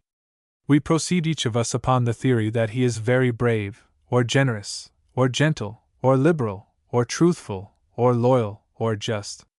We may have the defects of our virtues, but nothing is more certain than that we have our virtues, till there comes a fatal juncture, not at all like the juncture in which we had often imagined ourselves triumphing against temptation. It passes, and the hero finds, to his dismay and horror, that he has run away. The generous man has been niggard, the gentleman has behaved like a ruffian, and the liberal like a bigot. The champion of truth has foolishly and vainly lied, the steadfast friend has betrayed his neighbor, the just person has oppressed him. This is the fruitful moment, apparently so sterile, in which character may spring and flower anew, but the mood of abject humility in which the theorist of his own character is plunged and struggles for his lost self-respect is full of deceit for others. It cannot last. It may end in disowning and retrieving the error, or it may end in justifying it, and building it into the reconstructed character, as something upon the whole unexpectedly fine. But it must end, for after all it is only a mood. In such a mood, in the anguish of her disappointment at herself, a woman clings to whatever support offers, and it is at his own risk that the man who chances to be this support accepts the weight with which she casts herself upon him as the measure of her dependence, though he may make himself necessary to her, if he has the grace or strength to do it. Without being able to understand fully the causes of the dejection in which this girl seemed to appeal to him, Mulbridge might well have believed himself the man to turn it in his favor. If he did not sympathize with her distress, or even clearly divine it, still his bold generalizations, he found, always had their effect with women, whose natures are often to themselves such unknown territory that a man who assumes to know them has gone far to master them. He saw that a rude moral force alone seemed to have a charm with his lady patients, women who had been bred to ease and wealth, and who had cultivated, if not very disciplined, minds. Their intellectual dissipation had apparently made them a different race from the simpler-hearted womenkind of his neighbors, apt to judge men in a sharp ignorance of what is fascinating in heroes, and it would not be strange if he included Grace in the sort of contemptuous amusement with which he regarded these flatteringly dependent and submissive invalids. He at least did not conceive of her as she conceived of herself, but this may be impossible to any man with regard to any woman. With his experience of other women's explicit and even eager obedience, the resistance which he had at first encountered in Grace gave zest to her final submission. Since he had demolished the position she had attempted to hold against him, he liked her for having imagined she could hold it, and she had continued to pique and interest him. He relished all her scruples and misgivings, and the remorse she had tried to confide to him, and if his enjoyment of these foibles of hers took too little account of her pain, it was never his characteristic to be tender of people in good health.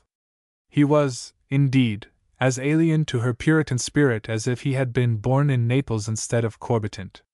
He came of one of those families which one finds in nearly every New England community, as thoroughly New England in race as the rest, but flourishing in a hearty skepticism and contempt of the general sense. Whatever relation such people held to the old Puritan Commonwealth when Puritanism was absolute, they must later have taken an active part in its disintegration, and were probably always a destructive force at its heart. Mowbridge's grandfather was one of the last captains who sailed a slaver from Corbitant. When this commerce became precarious, he retired from the seas, took a young wife in second marriage, and passed his declining days in robust inebriety. He lived to cast a dying vote for General Jackson, and his son, the first Dr. Mowbridge, survived to illustrate the magnanimity of his fellow townsmen during the first year of the Civil War, as a tolerated Copperhead. Then he died, and his son, who was in the West, looking up a location for practice, was known to have gone out as surgeon with one of the regiments there. It was not supposed that he went from patriotism, but when he came back, a year before the end of the struggle, and settled in his native place, his service in the army was accepted among his old neighbors as evidence of a better disposition of some sort than had hitherto been attributable to any of his name. In fact, the lazy, good-natured boy, whom they chiefly remembered before his college days, had always been well enough liked among those who had since grown to be first mates and ship captains in the little port where he was born and grew up. They had now all retired from the sea, and having survived its manifold perils, were patiently waiting to be drowned in sailboats on the bay. They were of the second generation of ship's captains still living in Corbitant, but they would be the last. The commerce of the little port had changed into the whaling trade in their time. This had ceased in turn, and the wharves had rotted away. Dr. Mowbridge found little practice among them. While attending their appointed fate, they were so thoroughly salted against decay as to preserve even their families. But he gradually gathered into his hands, from the clairvoyant and the Indian doctor, the business which they had shared between them since his father's death. There was here and there a tragical case of consumption among the farming families along the coast, and now and then a frightful accident among the fishermen. The spring and autumn brought their typhoid. The city people who came down to the neighboring hotels were mostly sick, or fell sick, and with the small property his father had left, he and his mother contrived to live. They dwelled very harmoniously together, for his mother, who had passed more than a quarter of a century in strong resistance to her husband's will, had succumbed, as not uncommonly happens with such women, to the authority of her son, whom she had no particular pleasure or advantage in thwarting.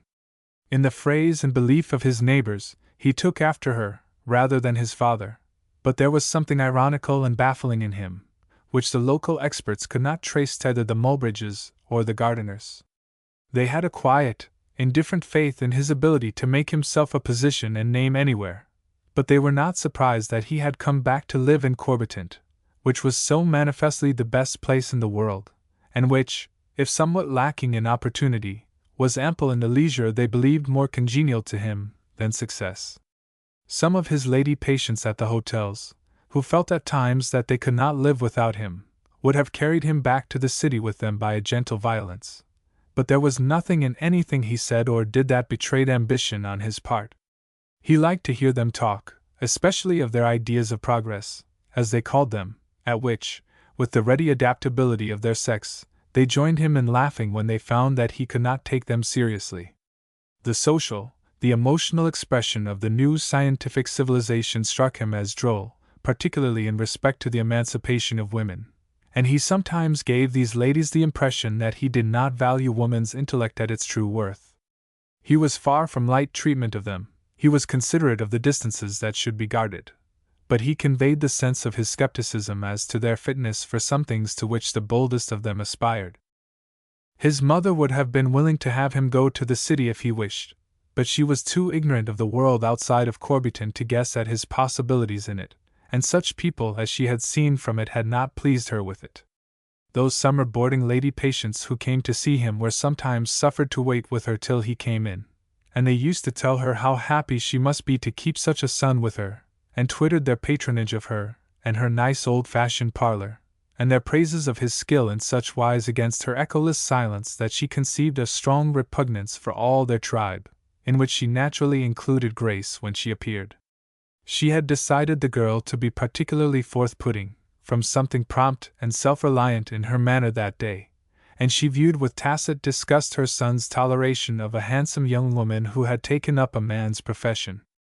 They were not people who gossiped together, or confided in each other, and she would have known nothing and asked nothing from him about her, further than she had seen for herself. But Barlow had folks, as he called them, at Corbyton, and without her own connivance she had heard from them of all that was passing at Jocelyn's. It was her fashion to approach any subject upon which she wished her son to talk as if they had already talked of it, and he accepted this convention with a perfect understanding that she thus expressed at once her deference to him and her resolution to speak whether he liked it or not. She had not asked him about Mrs. Maynard's sickness, or shown any interest in it, but after she learned from the Barlows that she was no longer in danger, she said to her son one morning, before he drove away upon his daily visit, "Is her husband going to stay with her, or is he going back?" "I don't know, really," he answered, glancing at her where she sat erect across the table from him, with her hand on the lid of the coffee pot, and her eyes downcast. It was the face of silent determination not to be put off, which he knew. "I don't suppose you care, Mother," he added pleasantly. "She's nothing to me," she assented. "What's that friend of hers going to do?" "Which friend?" "You know. The one that came after you." "Oh, Dr. Breen." "Yes. What did you think of her?" "I don't see why you call her doctor." "Oh, I do it out of politeness. Besides, she is one sort of doctor. Little pills," he added, with an enjoyment of his mother's grimness on this point.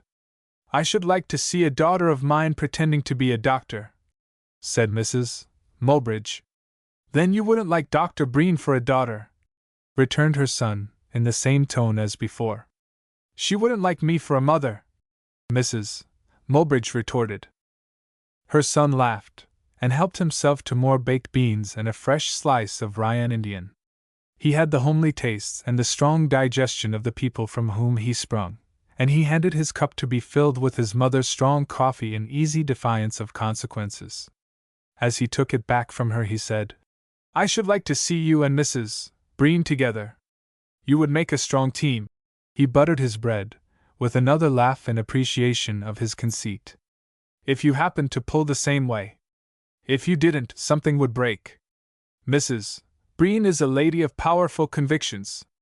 She thinks you ought to be good, and you ought to be very sorry for it, but not so sorry as you ought to be for being happy. I don't think she has given her daughter any reason to complain on the last score." He broke into his laugh again, and watched his mother's frown with interest. "I suspect that she doesn't like me very well. You could meet on common ground there. You don't like her daughter." "They must be a pair of them," said Mrs. Mulbridge immovably. "Did her mother like her studying for a doctor?" "Yes, I understand so. Her mother is progressive. She believes in the advancement of women. She thinks the men would oppress them if they got a chance. If one half the bold things that are running about the country had masters, it would be the best thing," said Mrs. Mulbridge, opening the lid of the coffee pot, and clapping it to with force, after a glance inside. "That's where Mrs. Breen wouldn't agree with you. Perhaps because it would make the bold things happy to have masters, though she doesn't say so." Probably she wants the women to have women doctors so they won't be so well, and can have more time to think whether they have been good or not. You ought to hear some of the ladies over their talk, Mother. I have heard enough of their talk. Well, you ought to hear Miss Gleason.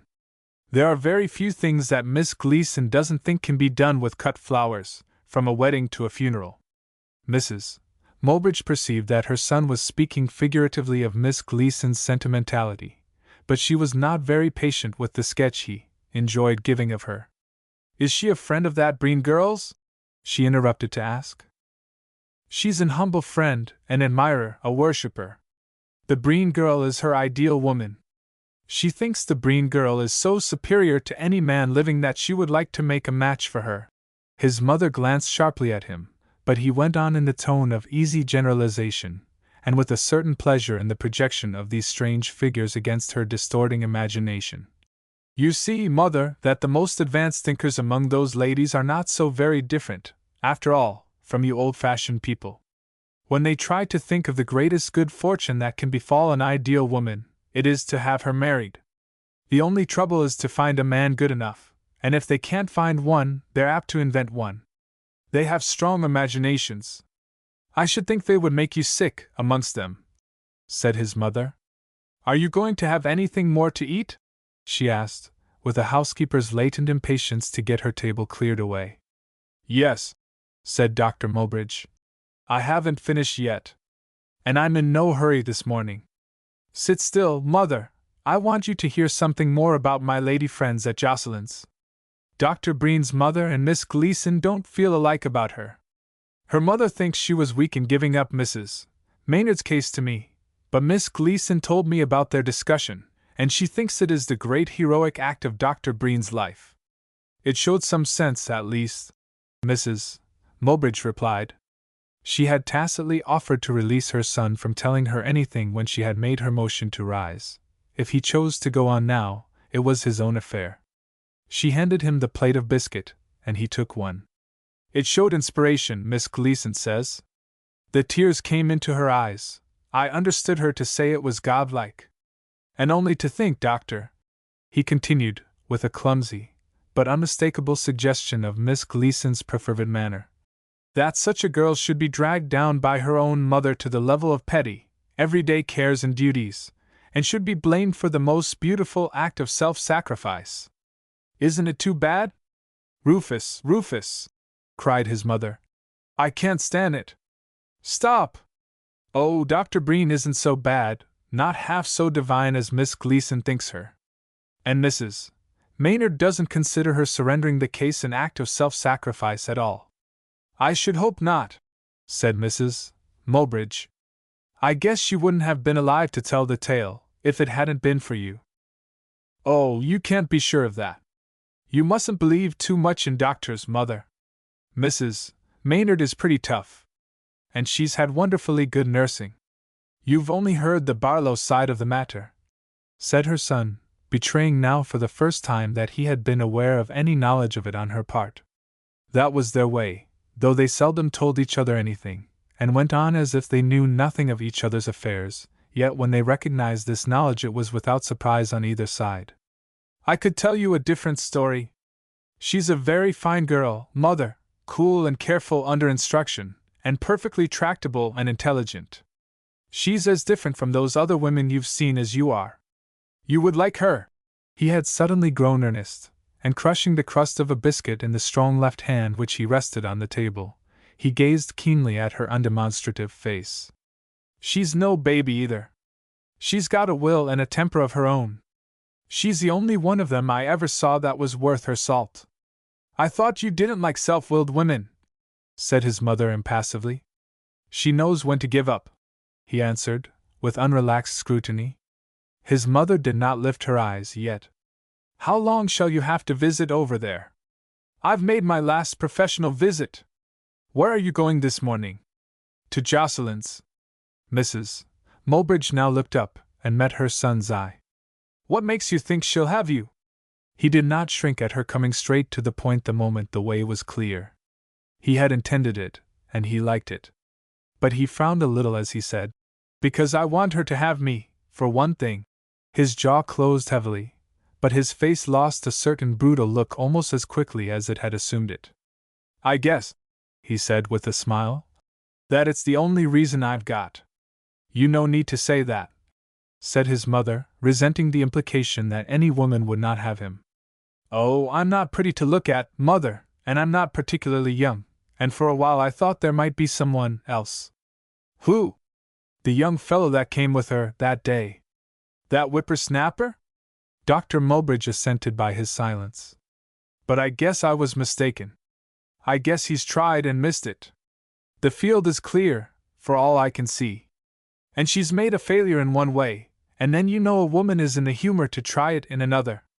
She wants a good excuse for giving up. That's what I think." "Well," said his mother, "I presume you know what you're about, Rufus." She took up the coffee pot on the lid of which she had been keeping her hand, and went into the kitchen with it. She removed the dishes, and left him sitting before the empty tablecloth. When she came for that, he took hold of her hand, and looked up into her face, over which a scarcely discernible tremor passed. "Well, Mother?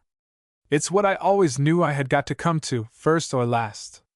And I suppose I ought to feel glad enough I didn't have to come to it at first." "No," said her son. "I'm not a stripling any longer." He laughed, keeping his mother's hand. She freed it, and taking up the tablecloth folded it lengthwise and then across, and laid it neatly away in the cupboard. "I shan't interfere with you, nor any woman that you bring here to be your wife. I've had my day, and I'm not one of the old fools that think they're going to have and to hold forever. You've always been a good boy to me, and I guess you hain't ever had to complain of your mother standin' in your way. I shan't now. But I did think—" She stopped and shut her lips firmly. "Speak up, Mother!" he cried. "I guess I better not," she answered, setting her chair back against the wall. "I know what you mean. You mean about my laughing at women that tried to take men's places in the world. Well, I did laugh at them. They're ridiculous. I don't want to marry this girl because she's a doctor. That was the principal drawback, in my mind. But it doesn't make any difference, and wouldn't now, if she was a dozen doctors." His mother let down the leaves of the table, and pushed it against the wall, and he rose from the chair in which he was left sitting in the middle of the room. "I presume," she said, with her back toward him, as she straightened the table accurately against the mopboard, "that you can let me have the little house at Grant's Corner." "Why, Mother!" he cried. "You don't suppose I should ever let you be turned out of house and home? You can stay here as long as you live. But it hasn't come to that yet. I don't know that she cares anything about me. But there are chances, and there are signs. The chances are that she won't have the courage to take up her plan of life again, and that she'll consider any other that's pressed home upon her. And I take it for a good sign that she's sent that fellow adrift. If her mind hadn't been set on someone else, she'd have taken him, in this broken-up state of hers. Besides, she has formed the habit of doing what I say, and there's a great deal in mere continuity of habit. It will be easier for her to say yes than to say no. It would be very hard for her to say no." While he eagerly pressed these arguments, his mother listened stonily, without apparent interest or sympathy. But at the end she asked, "How are you going to support a wife? Your practice here won't do it. Has she got anything?" "She has property, I believe," replied her son. "She seems to have been brought up in that way. She won't want to come and live here, then. She'll have notions of her own. If she's like the rest of them, she'll never have you." "If she were like the rest of them, I'd never have her. But she isn't. As far as I'm concerned, it's nothing against her that she's studied medicine. She didn't do it from vanity, or ambition, or any abnormal love of it. She did it, so far so I can find out, because she wished to do good that way. She's been a little notional, she's had her head addled by women's talk, and she's in a queer freak. But it's only a girl's freak after all, you can't say anything worse of her. She's a splendid woman, and her property's neither here nor there. I could support her. I presume," replied his mother, "that she's been used to ways that ain't like our ways. I've always stuck up for you, Rufus, stiff enough, I guess, but I ain't a-going to deny that you're country born and bred. I can see that, and she can see it, too. It makes a great difference with girls. I don't know as she'd call you what they call a gentleman. Dr. Mulbridge flushed angrily. Every American, of whatever standing or breeding, thinks of himself as a gentleman, and nothing can gall him more than the insinuation that he is less. What do you mean, Mother? You hain't ever been in such ladies' society as hers in the same way. I know that they all think the world of you, and flatter you up, and they're as biddable as you please when you're Dr. and M. But I guess it would be different if you was to set up for one of their own kind amongst them. There isn't one of them, he retorted. That I don't believe I could have for the turn of my hand, especially if it was doubled into a fist. They like force. Oh, you've only seen the sick married ones. I guess you'll find a well girl is another thing. They're all alike. And I think I should be something of a relief if I wasn't like what she's been used to hearing called a gentleman. She'd prefer me on that account. But if you come to blood, I guess the Mulbridges and Gardiner can hold up their heads with the best, anywhere. Yes, like the Camphors and Rafflins. These were people of ancestral consequence and local history, who had gone up to Boston from Corbitant, and had succeeded severally as greengrocers and retail dry goods men, with the naturally attendant social distinction. Pshaw! Cried her son. If she cares for me at all, she won't care for the cut of my clothes, or my table manners. Yes, that's so. 'Tain't on my account that I want you should make sure she does care. He looked hard at her immovable face, with its fallen eyes, and then went out of the room. He never quarreled with his mother, because his anger, like her own, was dumb, and silenced him as it mounted. Her misgivings had stung him deeply, and at the bottom of his indolence and indifference was a fiery pride, not easily kindled, but unquenchable. He flung the harness upon his old unkempt horse, and tackled him to the mud-encrusted buggy, for whose shabbiness he had never cared before.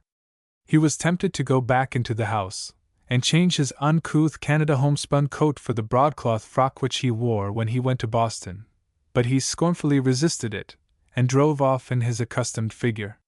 His mother's last words repeated themselves to him, and in that dialogue, in which he continued to dramatize their different feelings, he kept replying, "Well, the way to find out whether she cares is to ask her." X. During her convalescence, Mrs.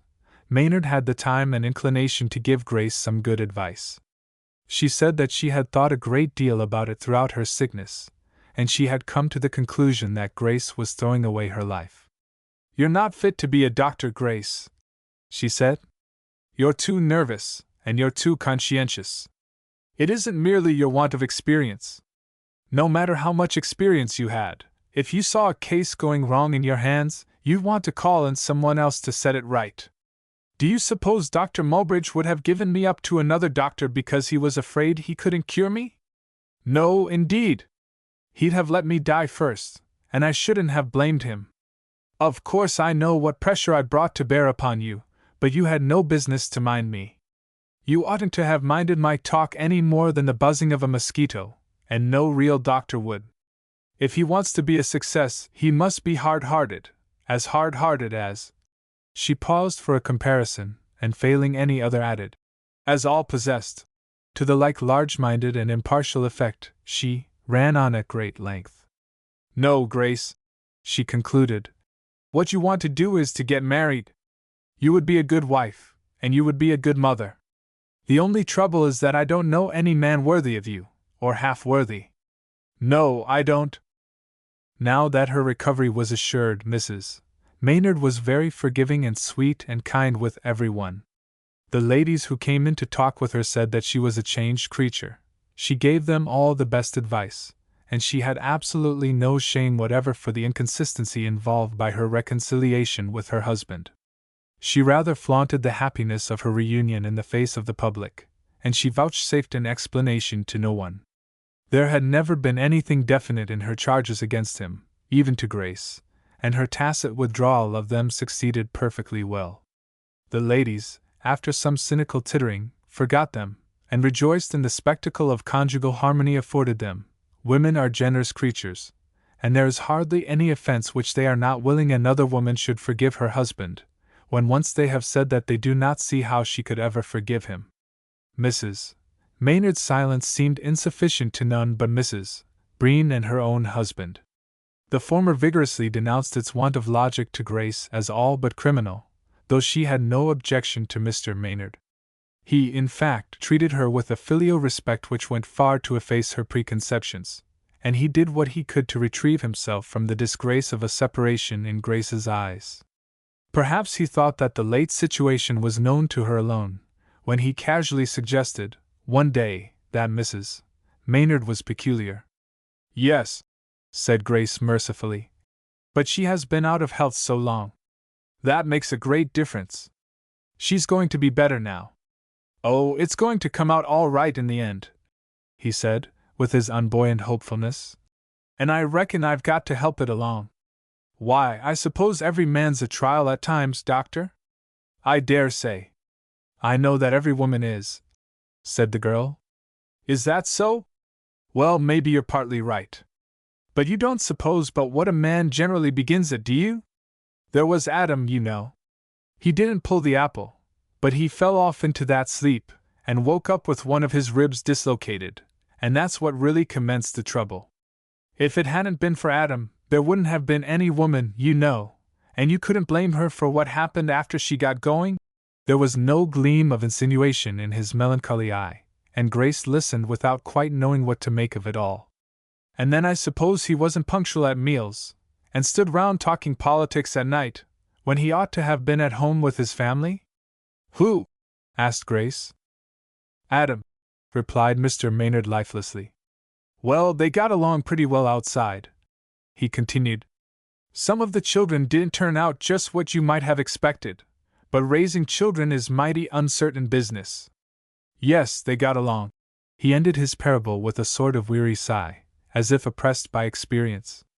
Grace looked at his slovenly figure, his smoky complexion, and the shaggy outline made by his untrimmed hair and beard, and she wondered how Louise could marry him.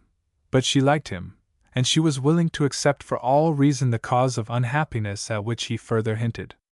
"You see, Doctor, an incompatibility is a pretty hard thing to manage. You can't forgive it like a real grievance. You have to try other things, and find out that there are worse things, and then you come back to it and stand it. We're talking Wyoming and cattle range, now, and Mrs. Maynard is all for the New Deal. It's going to make us healthy, wealthy, and wise. Well, I suppose the air will be good for her, out there. You doctors are sending lots of your patients our way, now." The gravity with which he always assumed that Grace was a physician in full and regular practice would have had its edge of satire, coming from another, but from him, if it was ironical, it was also caressing, and she did not resent it. "I've had some talk with your colleague, here, Dr. Mulbridge, and he seems to think it will be the best thing for her. I suppose you agree with him?" "Oh, yes," said Grace. "His opinion would be of great value. It wouldn't be at all essential that I should agree with him." "Well, I don't know about that," said Maynard. "I reckon he thinks a good deal of your agreeing with him. I've been talking with him about settling out our way. We've got a magnificent country, and there's bound to be plenty of sickness there, sooner or later. Why, Doctor, it would be a good opening for you. It's just the place for you. You're off here in a corner, in New England, and you haven't got any sort of scope, but at Cheyenne you'd have the whole field to yourself. There isn't another lady doctor in Cheyenne. Now you come out with us. Bring your mother with you, and grow up with the country. Your mother would like it. There's enough moral obliquity in Cheyenne to keep her conscience in a state of healthful activity all the time. Yes, you'd get along out there." Grace laughed, and shook her head. It was part of the joke which life seemed to be with Mr. Maynard that the inhabitants of New England were all eager to escape from their native section, and that they ought to be pitted and abetted in this desire. As soon as his wife's convalescence released him from constant attendance upon her, he began an inspection of the region from the compassionate point of view. The small, frugal husbandry appealed to his commiseration, and he professed to have found the use of canvas caps upon the haycocks intolerably pathetic. "Why, I'm told," he said, "that they have to blanket the apple trees while the fruit is setting, and they kill off our Colorado bugs by turning them loose, one at a time, on the potato patches. The bug starves to death in 48 hours. But you've got plenty of schoolhouses, Doctor. It does beat all, about the schoolhouses. And it's an awful pity that there are no children to go to school in them. Why, of course the people go west as fast as they can, but they ought to be helped. The government ought to do something. They're good people, make first-rate citizens when you get them waked up out there. But they ought all to be got away, and let somebody run New England as a summer resort. It's pretty, and it's cool and pleasant, and the fishing is excellent, milk, eggs, and all kinds of berries and historical associations on the premises, and it could be made very attractive 3 months of the year. But my goodness! You oughtn't to ask anybody to live here. You come out with us, Doctor, and see that country, and you'll know what I mean. His boasts were always uttered with a wan, lackluster irony, as if he were burlesquing the conventional Western brag and enjoying the mystifications of his listener, whose feeble sense of humor often failed to seize his intention, and to whom any depreciation of New England was naturally unintelligible. She had not come to her final liking for him without a season of serious misgiving, but after that she rested in peace upon what every one knowing him felt to be his essential neighborliness. Her wonder had then come to be how he could marry Louise, when they sat together on the seaward piazza, and he poured out his easy talk, unworried and unwearying, while, with one long, lank leg crossed upon the other, he swung his unblacked, thin-soled boot to and fro. Well, he was this kind of a fellow. When we were in Switzerland, he was always climbing some mountain or other. They couldn't have hired me to climb one of their mountains if they'd given me all their scenery, and thrown their goiters in. I used to tell him that the side of a house was good enough for me. But nothing but the tallest mountains would do him, and one day when he was up there on the comb of the roof somewhere, tied with a rope round his waist to the guide and a Frenchman, the guide's foot slipped, and he commenced going down. The Frenchman was just going to cut the rope and let the guide play it alone, but he knocked the knife out of his hand with his long-handled axe, and when the jerk came he was on the other side of the comb, where he could brace himself, and brought them both up standing. Well, he's got muscles like bunches of steel wire. Didn't he ever tell you about it? No, said Grace sadly. Well, somebody ought to expose Libby. I don't suppose I should ever have known about it myself, if I hadn't happened to see the guide's friends and relations crying over him next day as if he was the guide's funeral. Hello? There's the doctor. He unlimbered his lank legs, and rose with an effect of opening his person like a pocket knife. As I understand it, this is an unprofessional visit, and the doctor is here among us as a guest. I don't know exactly what to do under the circumstances, whether we ought to talk about Mrs. Maynard's health or the opera, but I reckon if we show our good intentions it will come out all right in the end. He went forward to meet the doctor, who came up to shake hands with Grace, and then followed him indoors to see Mrs. Maynard. Grace remained in her place, and she was still sitting there when Dr. Mulbridge returned without him. He came directly to her and said, I want to speak with you, Miss Breen. Can I see you alone? Is Mrs. Maynard worse? She asked, rising in a little trepidation. No, it has nothing to do with her. She's practically well now. I can remand the case to you. I wish to see you, about yourself.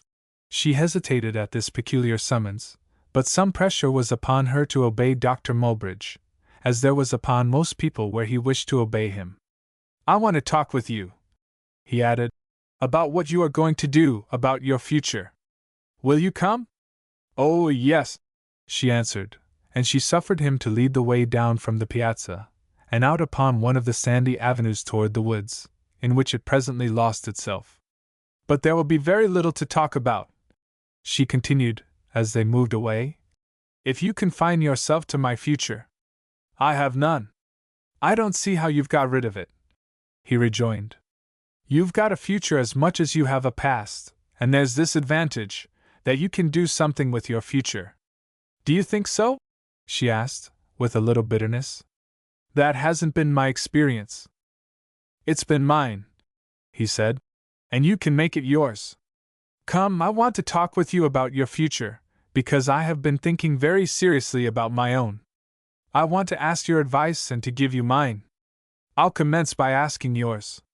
What do you think of me as a physician? I know you are able to judge. She was flattered, in spite of herself. There were long arrears of cool indifference to her own claims in that direction, which she might very well have resented, but she did not. There was that flattery in his question which the junior in any vocation feels in the appeal of his senior, and there was the flattery which any woman feels in a man's recourse to her judgment. Still, she contrived to parry it with a little thrust. "I don't suppose the opinion of a mere homeopathist can be of any value to a regular practitioner." He laughed. "You have been a regular practitioner yourself for the last 3 weeks. What do you think of my management of the case?" "I have never abandoned my principles," she began. "Oh, I know all about that. What do you think of me as a doctor?"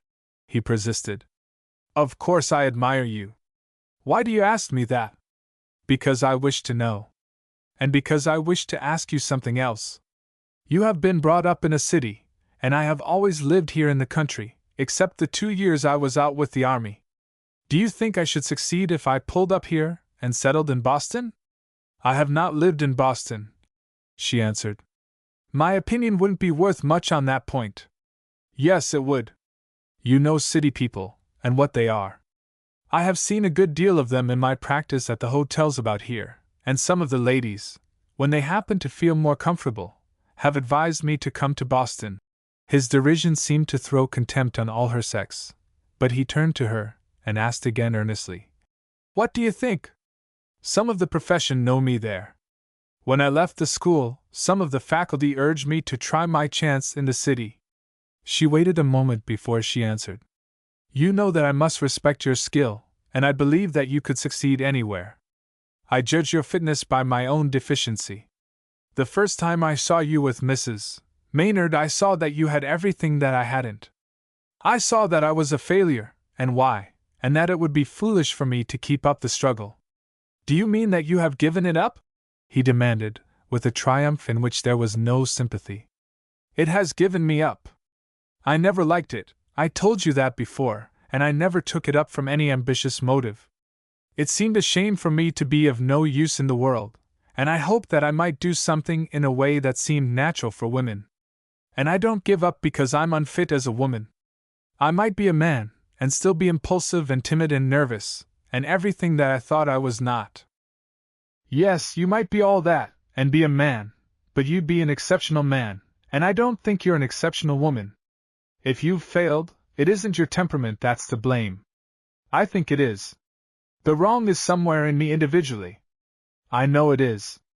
Dr. Mulbridge, walking beside her, with his hands clasped behind him, threw up his head and laughed.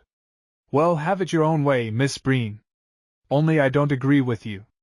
Why should you wish to spare your sex at your own expense? But that's the way with some ladies, I've noticed. They approve of what women attempt because women attempt it, and they believe the attempt reflects honor on them. It's tremendous to think what men could accomplish for their sex, if they only hung together as women do. But they can't. They haven't the generosity. I think you don't understand me," said Grace, with a severity that amused him. "I wish to regard myself, in taking up this profession, entirely as I believed a man would have regarded himself." "And were you able to do it?"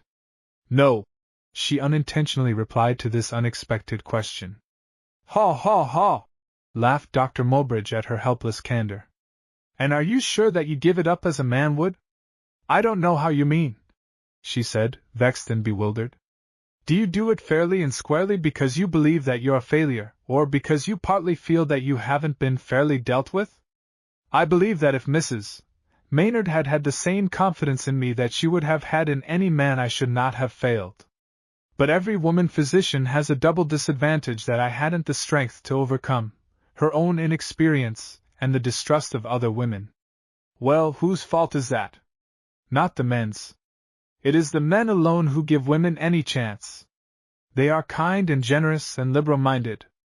I have no blame for them, and I have no patience with women who want to treat them as the enemies of women's advancement. Women can't move a step forwards without their sufferance and help." "Dr. Mulbridge," she cried, "I wish to apologize for the hasty and silly words I used to you the day I came to ask you to consult with me. I ought to have been grateful to you for consenting at first, and when you took back your consent I ought to have considered your position. You were entirely right. We had no common ground to meet on, and I behaved like a petulant, foolish, vulgar girl. No, no, he protested, laughing in recollection of the scene.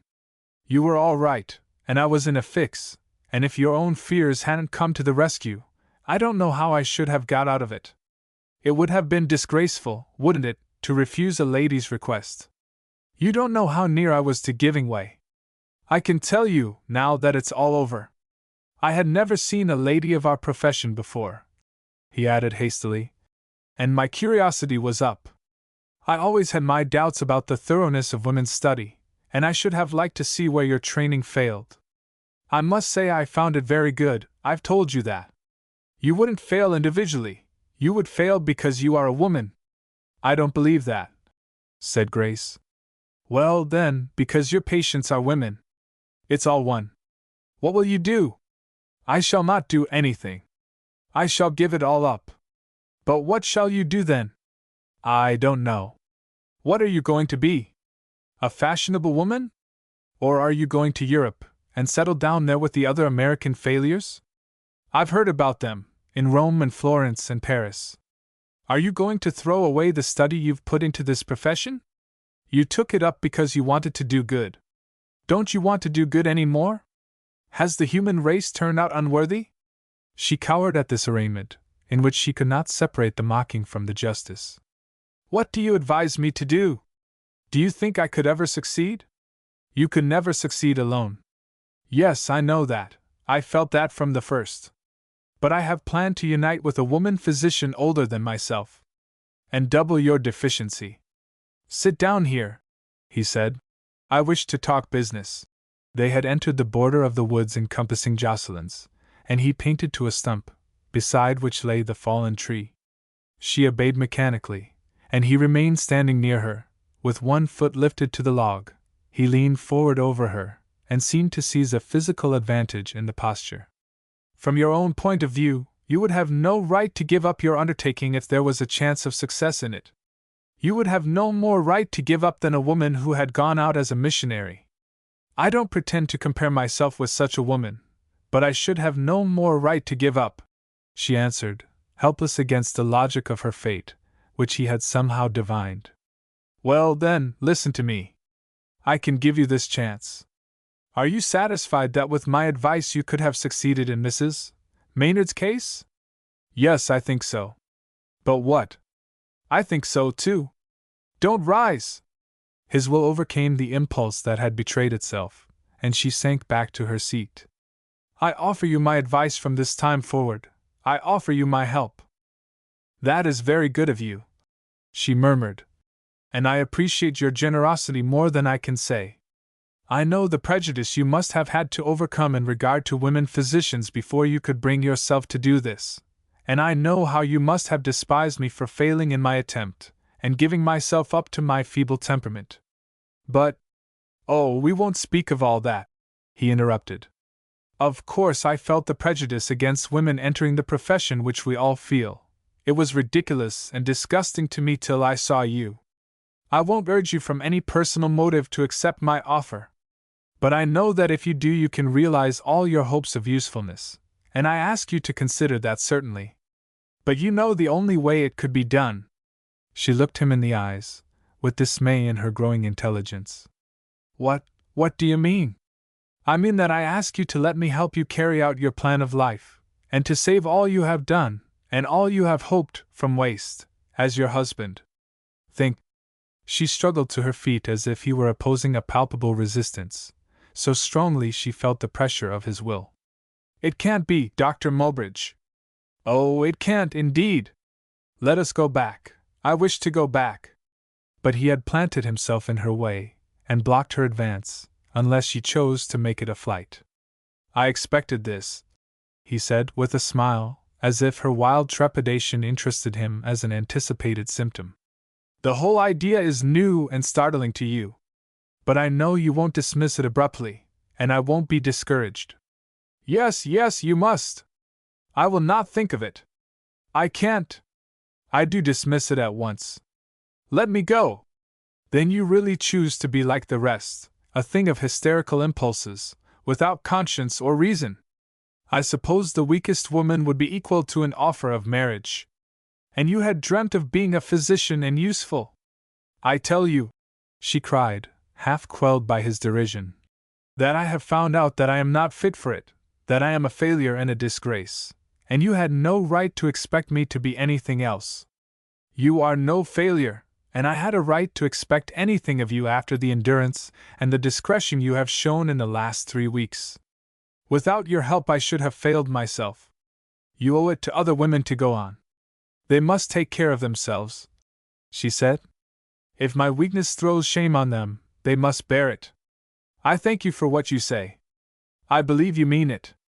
But if I was of any use to you, I didn't know it. It was probably inspiration then, he interrupted coolly. Come, this isn't a thing to be frightened at. You're not obliged to do what I say. But I think you ought to hear me out. I haven't spoken without serious thought, and I didn't suppose you would reject me without a reason. Reason? She repeated. There is no reason in it. There ought to be. There is on my side. I have all kinds of reasons for asking you to be my wife. I believe that I can make you happy in the fulfillment of your plans. I admire you and respect you more than any other woman I ever saw, and I love you. I don't love you, and that is reason enough. Yes, between boys and girls. But between men and women it isn't enough. Do you dislike me? No. Am I repulsive in any way? No, no. I know that I am not very young and that I am not very good-looking. It isn't that at all. Of course I know that such things weigh with women, and that personal traits and habits are important in an affair like this. I am slovenly and indifferent about my dress, but it's only because I have lived where every sort of spirit and ambition was useless. I don't know about city ways, but I could pick up all of them that were worthwhile. I spoke of going to Boston, but I would go anywhere else with you, east or west, that you chose, and I know that I should succeed. I haven't done what I might have done with myself, because I've never had an object in life. I've always lived in the one little place, and I've never been out of it except when I was in the army. I've always liked my profession, but nothing has seemed worthwhile. You were a revelation to me, you have put ambition and hope into me. I never saw any woman before that I would have turned my hand to have. They always seemed to me fit to be the companions of fools, or the playthings of men. But of all the simpletons, the women who were trying to do something for woman, as they called it, trying to exemplify and illustrate a cause, were the silliest that I came across. I never happened to have met a woman doctor before you came to me, but I had imagined them, and I couldn't believe in you when I saw you. You were not supersensitive, you were not presumptuous, and you gave up, not because you distrusted yourself, but because your patient distrusted you. That was right. I should have done the same thing myself. Under my direction, you have shown yourself faithful, docile, patient, intelligent beyond anything I have seen. I have watched you, and I know what your peculiar trials have been from that woman. You have taught me a lesson, I'm not ashamed to say it, and you've given me a motive. I was wrong to ask you to marry me so that you might carry out your plans. That was no way to appeal to you. What I meant was that I might make your plans my own, and that we might carry them out together. I don't care for making money. I have always been poor, and I had always expected to be so, and I am not afraid of hard work. There isn't any self-sacrifice you've dreamed of that I wouldn't gladly and proudly share with you. You can't do anything by yourself, but we could do anything together. If you have any scruple about giving up your theory of medicine, you needn't do it, and the State Medical Association may go to the devil. I've said my say. What do you say? She looked all round, as if seeking escape from a mesh suddenly flung about her, and then she looked imploringly up at him. I have nothing to say, she whispered huskily. I can't answer you. Well, that's all I ask, he said, moving a few steps away and suffering her to rise. Don't answer me now. Take time, all the time you want, all the time there is. No, she said, rising and gathering some strength from the sense of being on foot again. I don't mean that. I mean that I can't consent. You don't believe in me? You don't think I would do it? I don't believe in myself. I have no right to doubt you. I know that I ought to honor you for what you propose. I don't think it calls for any great honor. Of course, I shouldn't propose it to every lady physician. He smiled with entire serenity and self-possession. Tell me one thing, was there ever a time when you would have consented? She did not answer. Then you will consent yet? No, don't deceive yourself. I shall never consent. I'll leave that to the logic of your own conscience. You will do what seems your duty. You mustn't trust to my conscience. I fling it away. I won't have anything to do with it. I've been tortured enough by it. There is no sense or justice in it. He laughed easily at her vehemence. I'll trust your conscience. But I won't stay to worry you now. I'm coming again day after tomorrow, and I'm not afraid of what you will say then. He turned and left her, tearing his way through the sweet fern and low blackberry vines, with long strides, a shape of uncouth force. After he was out of sight, she followed, scared and trembling at herself, as if she had blasphemed. 11. Grace burst into the room where her mother sat, and flung her hat aside with a desperate gesture. Now, Mother, you have got to listen to me. Dr. Mowbridge has asked me to marry him. Mrs. Breen put up her spectacles on her forehead, and stared at her daughter, while some strong expressions, out of the plebeian or rustic past which lies only a generation or two behind most of us, rose to her lips. I will not repeat them here. She had long denied them to herself as an immoral self-indulgence, and it must be owned that such things have a fearful effect, coming from old ladies. What has got into all the men? What in nature does he want you to marry him for? Oh, for the best reasons in the world, exclaimed the daughter. For reasons that will make you admire and respect him, she added ironically. For great, and unselfish, and magnanimous reasons. I should want to believe they were the real ones first, interrupted Mrs. Breen. He wants to marry me because he knows that I can't fulfill my plans of life alone, and because we could fulfill them together. We shall not only be husband and wife, but we shall be physicians in partnership. I may continue a homeopath, he says, and the State Medical Association may go to the devil. She used his language, that would have been shocking to her ordinary moods, without blenching, and in their common agitation her mother accepted it as fit and becoming. He counts upon my accepting him because I must see it as my duty, and my conscience won't let me reject the only opportunity I shall have of doing some good and being of some use in the world. What do you think I ought to do, Mother? There's reason in what he says. It is an opportunity. You could be of use, in that way, and perhaps it's the only way. Yes, she continued, fascinated by the logic of the position, and its capabilities for vicarious self-sacrifice. I don't see how you can get out of it. You have spent years and years of study, and a great deal of money, to educate yourself for a profession that you're too weak to practice alone. You can't say that I ever advised your doing it. It was your own idea, and I didn't oppose it. But when you've gone so far, you've formed an obligation to go on. It's your duty not to give up, if you know of any means to continue. That's your duty, as plain as can be. To say nothing of the wicked waste of your giving up now, you're bound to consider the effect it would have upon other women who are trying to do something for themselves. The only thing, she added, with some misgiving, is whether you believe he was in earnest and would keep his word to you. I think he was secretly laughing at me, and that he would expect to laugh me out of his promise. Well, then, you ought to take time to reflect, and you ought to be sure that you're right about him. Is that what you really think, Mother? I am always governed by reason, Grace, and by right, and I have brought you up on that plan.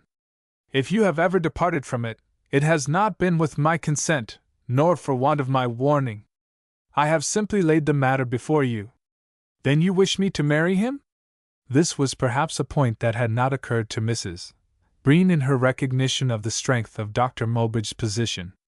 It was one thing to trace the path of duty, another to support the aspirant in treading it. You ought to take time to reflect, Mrs.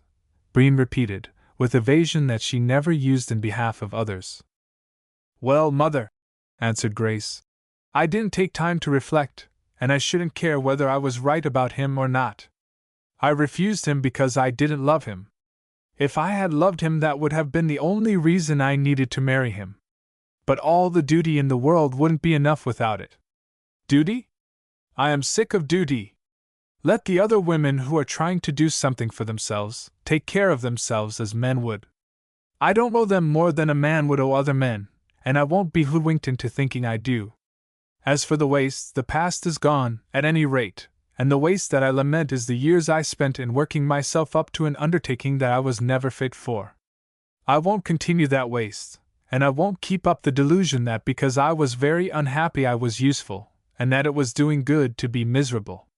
I like pleasure and I like dress, I like pretty things. There is no harm in them. Why shouldn't I have them? There is harm in them for you, her mother began. Because I have tried to make my life a horror? There is no other reason, and that is no reason. When we go into Boston this winter I shall go to the theater. I shall go to the opera, and I hope there will be a ballet. And next summer I am going to Europe, I am going to Italy. She whirled away toward the door as if she were setting out. I should think you had taken leave of your conscience, cried her mother. I hope I have, mother. I am going to consult my reason after this. Your reason? Well then, my inclination. I have had enough of conscience, of my own, and of yours too. That is what I told him, and that is what I mean. There is such a thing as having too much conscience, and of getting stupefied by it, so that you can't really see what's right. But I don't care. I believe I should like to do wrong for a while, and I will do wrong if it's doing right to marry him. She had her hand on the doorknob, and now she opened the door, and closed it after her with something very like a bang. She naturally could not keep within doors in this explosive state, and she went downstairs, and out upon the piazza. Mr. Maynard was there, smoking, with his boots on top of the veranda rail, and his person thrown back in his chair at the angle requisite to accomplish this elevation of the feet. He took them down, as he saw her approach, and rose, with the respect in which he never failed for women, and threw his cigar away. Mr. Maynard, she asked abruptly, do you know where Mr. Libby is? No, I don't, doctor, I'm sorry to say. If I did, I would send and borrow some more cigars of him. I think that the brand our landlord keeps must have been invented by Mr. Track, the great anti-tobacco reformer. Is he coming back? Isn't he coming back? She demanded breathlessly. Why, yes, I reckon he must be coming back. Libby generally sees his friends through. And he'll have some curiosity to know how Mrs. Maynard and I have come out of it all. He looked at her with something latent in his eye, but what his eye expressed was merely a sympathetic regret that he could not be more satisfactory. Perhaps, she suggested, Mr. Barlow might know something. Well now, said Maynard, perhaps he might, that very thing. I'll go round and ask him. He went to the stable, and she waited for his return. Barlow says, he reported, that he guesses he's somewhere about Leyden. At any rate, his mare's there yet, in the stable where Barlow left her. He saw her there yesterday. Thanks. That's all I wish to know, said Grace. I wish to write to him, she added boldly. She shut herself in her room and spent the rest of the forenoon in writing a letter, which when first finished was very long, but in its ultimate phase was so short as to occupy but a small space on a square correspondence card.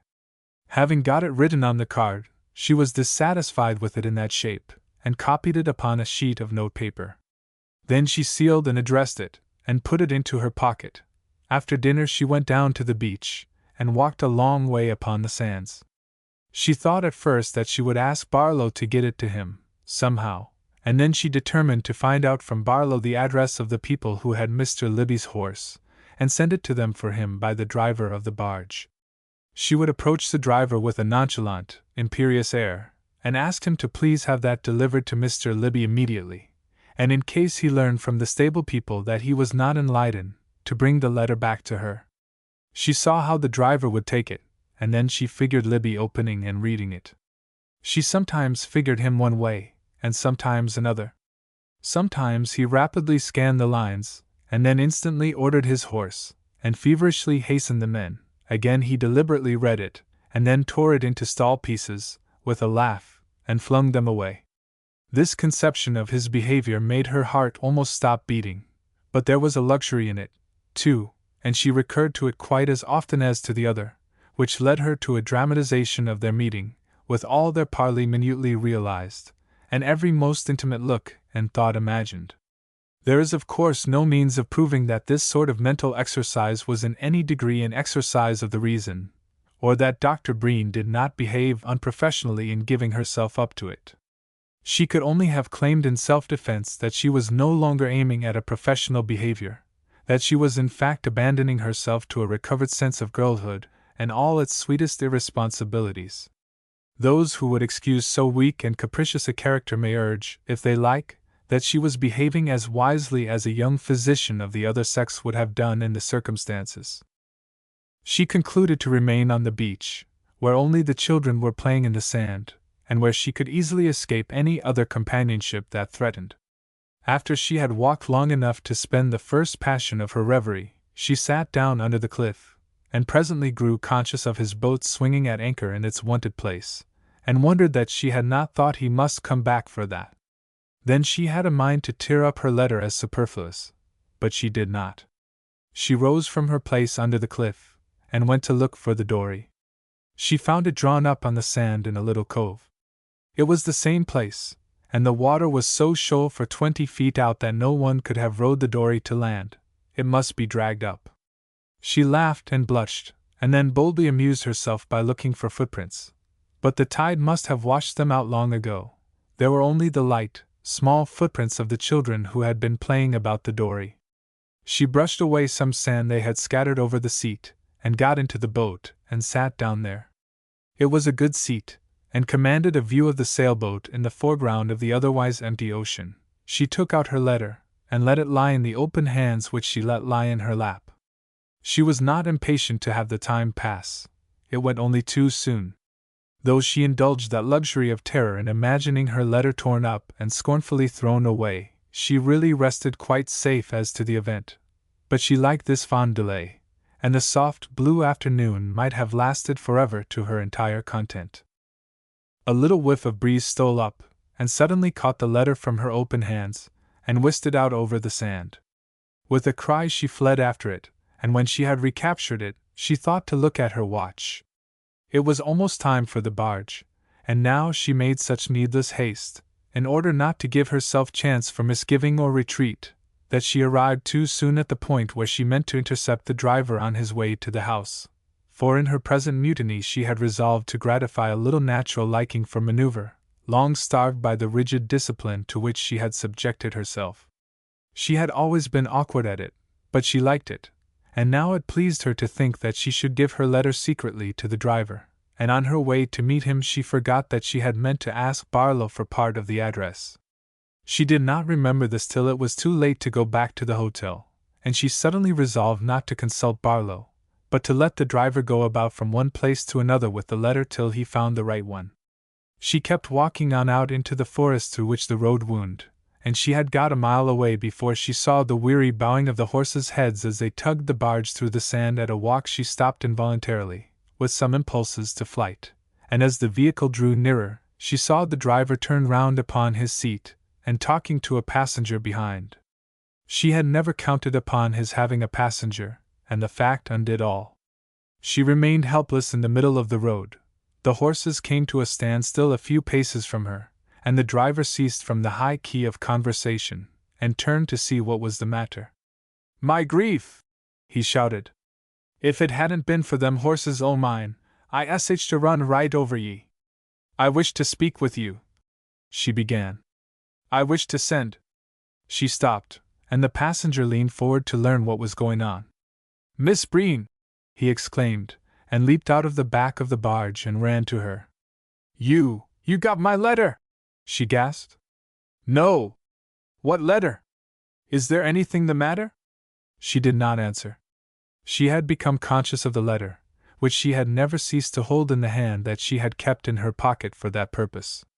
She crushed it into a small wad. Libby turned his head, and said to the driver of the barge, "Go ahead. Will you take my arm?" he added to her. "It's heavy walking in this sand." "No, thank you," she murmured, recoiling. "I'm not tired. Are you well? Have you been quite well?" Oh, yes, perfectly. I didn't know you were coming back. Yes. I had to come back. I'm going to Europe next week, and I had to come to look after my boat here, and I wanted to say goodbye to Maynard. I was just going to speak to Maynard, and then sail my boat over to Leiden. It will be very pleasant, she said without looking at him. It's moonlight now. Oh, I shan't have any use for the moon. I shall get over before nightfall, if this breeze holds. She tried to think of something else, and to get away from this talk of a sail to Leiden, but she fatally answered. I saw your boat this afternoon. I hadn't noticed before that it was still here.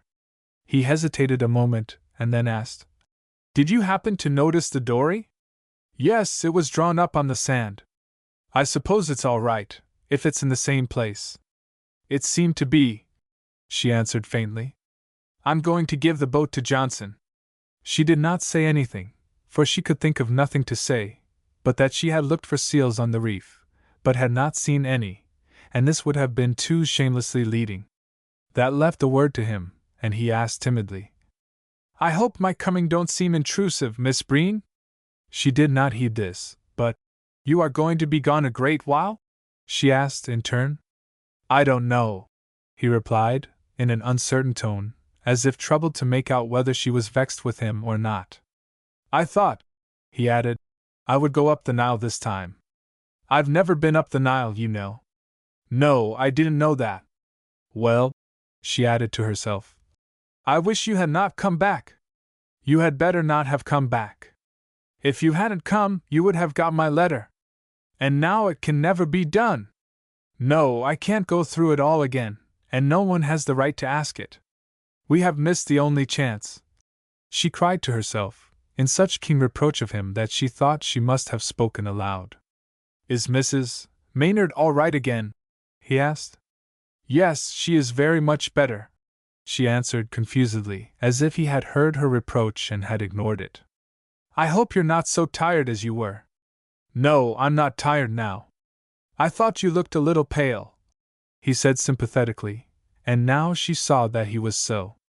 It irritated her that she should be so far from him, in all helpfulness, and she could scarcely keep down the wish that ached in her heart.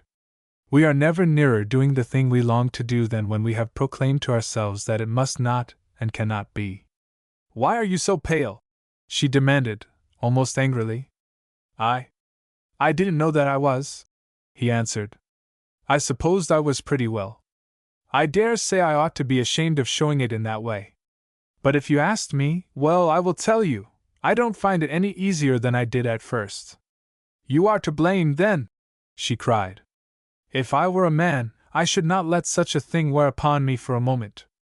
Oh, I dare say I shall live through it, he answered, with the national whimsicality that comes to our aid in most emergencies. A little pang went through her heart, but she retorted, I wouldn't go to Europe to escape it, nor up the Nile. I would stay and fight it where I was. Stay? He seemed to have caught hopefully at the word. I thought you were stronger. If you give up in this way, how can you expect me? She stopped. She hardly knew what she had intended to say. She feared that he knew. But he only said, I'm sorry. I didn't intend to trouble you with the sight of me. I had a plan for getting over the cliff without letting you know, and having Maynard come down to me there. And did you really mean, she cried piteously, to go away without trying to see me again? Yes, he owned simply. I thought I might catch a glimpse of you, but I didn't expect to speak to you. Did you hate me so badly as that? What had I done to you? Done? He gave a sorrowful laugh, and added, with an absent air, Yes, it's really like doing something to me. And sometimes it seems as if you had done it purposely. You know I didn't. Now then, she cried, you have insulted me, and you never did that before. You were very good and noble and generous, and wouldn't let me blame myself for anything. I wanted always to remember that of you, for I didn't believe that any man could be so magnanimous. But it seems that you don't care to have me respect you. Respect? He repeated, in the same vague way. No, I shouldn't care about that unless it was included in the other.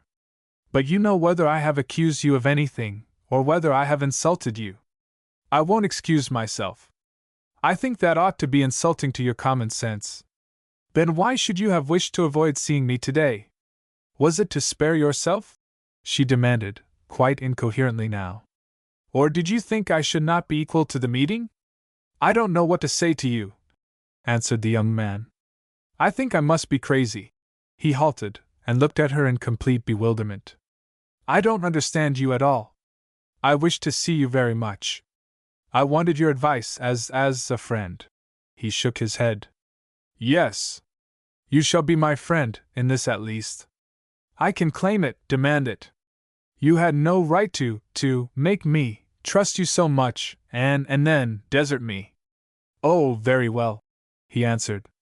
If any advice of mine, but I couldn't go through that sacrilegious farce of being near you and not. She waited breathlessly, a condensed eternity, for him to go on, but he stopped at that word, and added, How can I advise you? The disappointment was so cruel that the tears came into her eyes and ran down her face, which she averted from him. When she could control herself, she said, I have an opportunity of going on in my profession now, in a way that makes me sure of success. I am very glad on your account. You must be glad to realize. No, no, she retorted wildly. I am not glad. I thought you. But there are conditions. He says he will go with me anywhere, and we can practice our profession together, and I can carry out all my plans. But first, he wants me to marry him. Who? Don't you know? Dr. Mulbridge. That, I beg your pardon. I've no right to call him names. The young fellow halted, and looked at her downcast face. Well, do you want me to tell you to take him? That is too much. I didn't know you were cruel. You make me cruel. You leave me to be cruel. I leave you to be cruel? Oh, don't play upon my words if you won't ask me what I answered. How can I ask that? I have no right to know. But you shall know, she cried. I told him that I had no plans. I have given them all up because I'm too weak for them, and because I abhor him, and because, but it wasn't enough. He would not take what I said for answer, and he is coming again for an answer. Coming again? Yes. He is a man who believes that women may change, for reason or no reason, and… You mean to take him when he comes back? Gasped the young man. Never. Not if he came 1,000 times. Then what is it you want me to advise you about? He faltered. Nothing, she answered, with freezing hauteur. She suddenly put up her arms across her eyes, with the beautiful, artless action of a shame-smitten child, and left her young figure in bewildering relief. Oh, don't you see that I love you? Couldn't you understand, couldn't you see what I meant? She asked again that night, as they lost themselves on the long stretch of the moonlit beach. With his arm close about that lovely shape, they would have seemed but one person to the inattentive observer, as they paced along in the white splendor. I couldn't risk anything. I had spoken, once for all. I always thought that for a man to offer himself twice was indelicate and unfair. I could never have done it.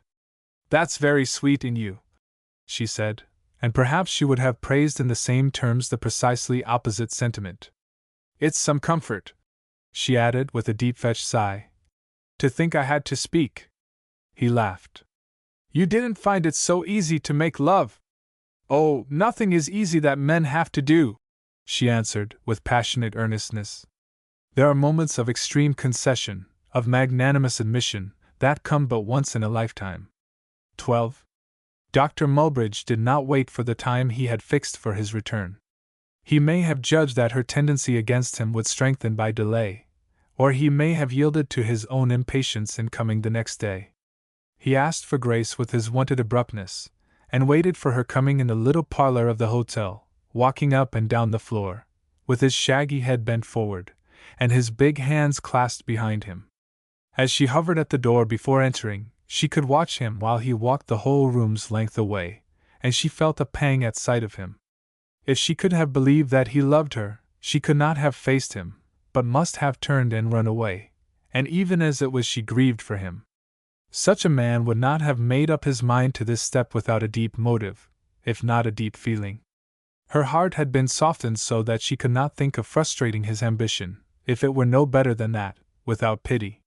One man had made her feel very kindly toward all other men. She wished in the tender confusion of the moment that she need not reject her importunate suitor, whose importunity even she could not resent. He caught sight of her as soon as he made his turn at the end of the room, and with a quick "Ah!" he hastened to meet her, with the smile in which there was certainly something attractive. "You see, I've come back a day sooner than I promised. I haven't the sort of turnout you've been used to, but I want you to drive with me." "I can't drive with you, Dr. Mulbridge," she faltered. "Well, walk then." "I should prefer to walk." "You must excuse me," she answered, and remained standing before him. "Sit down," he bade her, and pushed up a chair towards her. His audacity, if it had been a finer courage, would have been splendid, and as it was she helplessly obeyed him, as if she were his patient, and must do so. "If I were superstitious I should say that you receive me ominously," he said, fixing his gray eyes keenly upon her. "I do," she forced herself to reply. "I wish you had not come." "That's explicit, at any rate." "Have you thought it over?" "No, I had no need to do that. I had fully resolved when I spoke yesterday." "Dr. Mulbridge, why didn't you spare me this? It's unkind of you to insist, after what I said. You know that I must hate to repeat it. I do value you so highly in some ways that I blame you for obliging me to hurt you, if it does hurt, by telling you again that I don't love you." He drew in a long breath, and set his teeth hard upon his lip. "You may depend upon its hurting," he said, "but I was glad to risk the pain, whatever it was, for the chance of getting you to reconsider. I presume I'm not the conventional wooer. I'm too old for it, and I'm too blunt and plain a man. I've been 35 years making up my mind to ask you to marry me. You're the first woman, and you shall be the last. You couldn't suppose I was going to give you up for one, no? You had better. Not for 20. I can understand very well how you never thought of me in this way, but there's no reason why you shouldn't. Come, it's a matter that we can reason about, like anything else." "No, I told you, it's something we can't reason about." "Or yes, it is. I will reason with you. You say that you love me?" "Yes." "If you didn't love me, you wouldn't ask me to marry you?"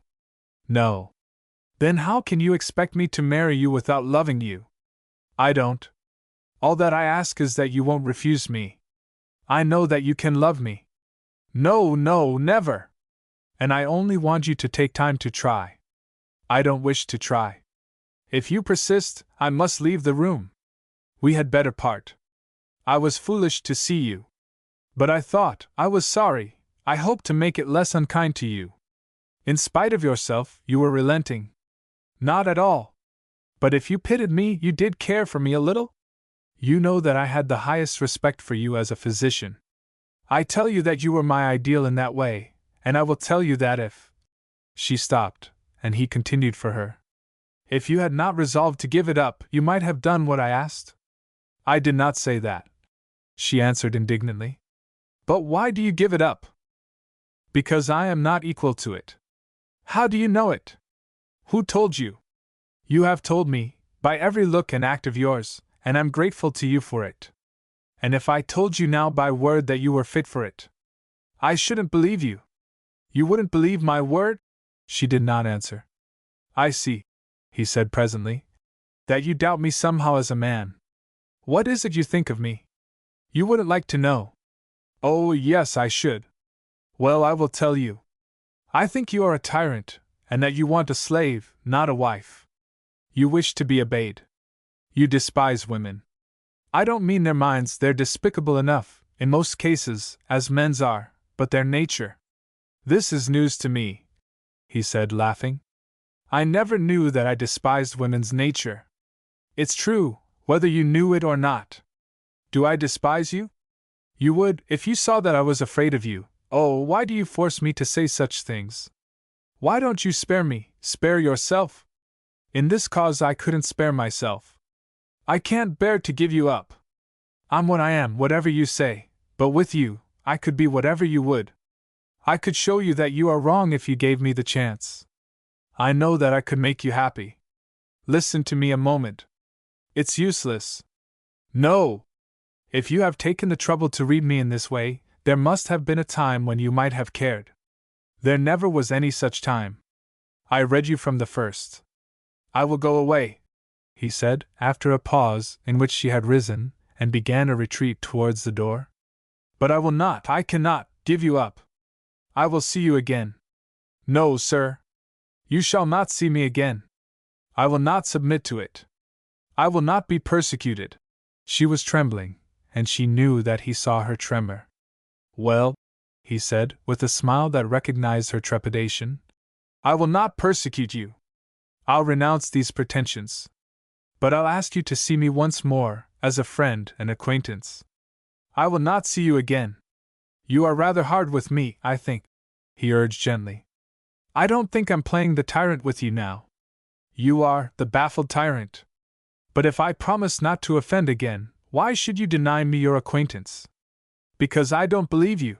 She was getting nearer the door, and as she put her hand behind her and touched the knob, the wild terror she had felt, lest he should reach it first and prevent her escape, left her. You are treating me like a child that doesn't know its own mind, or has none to know.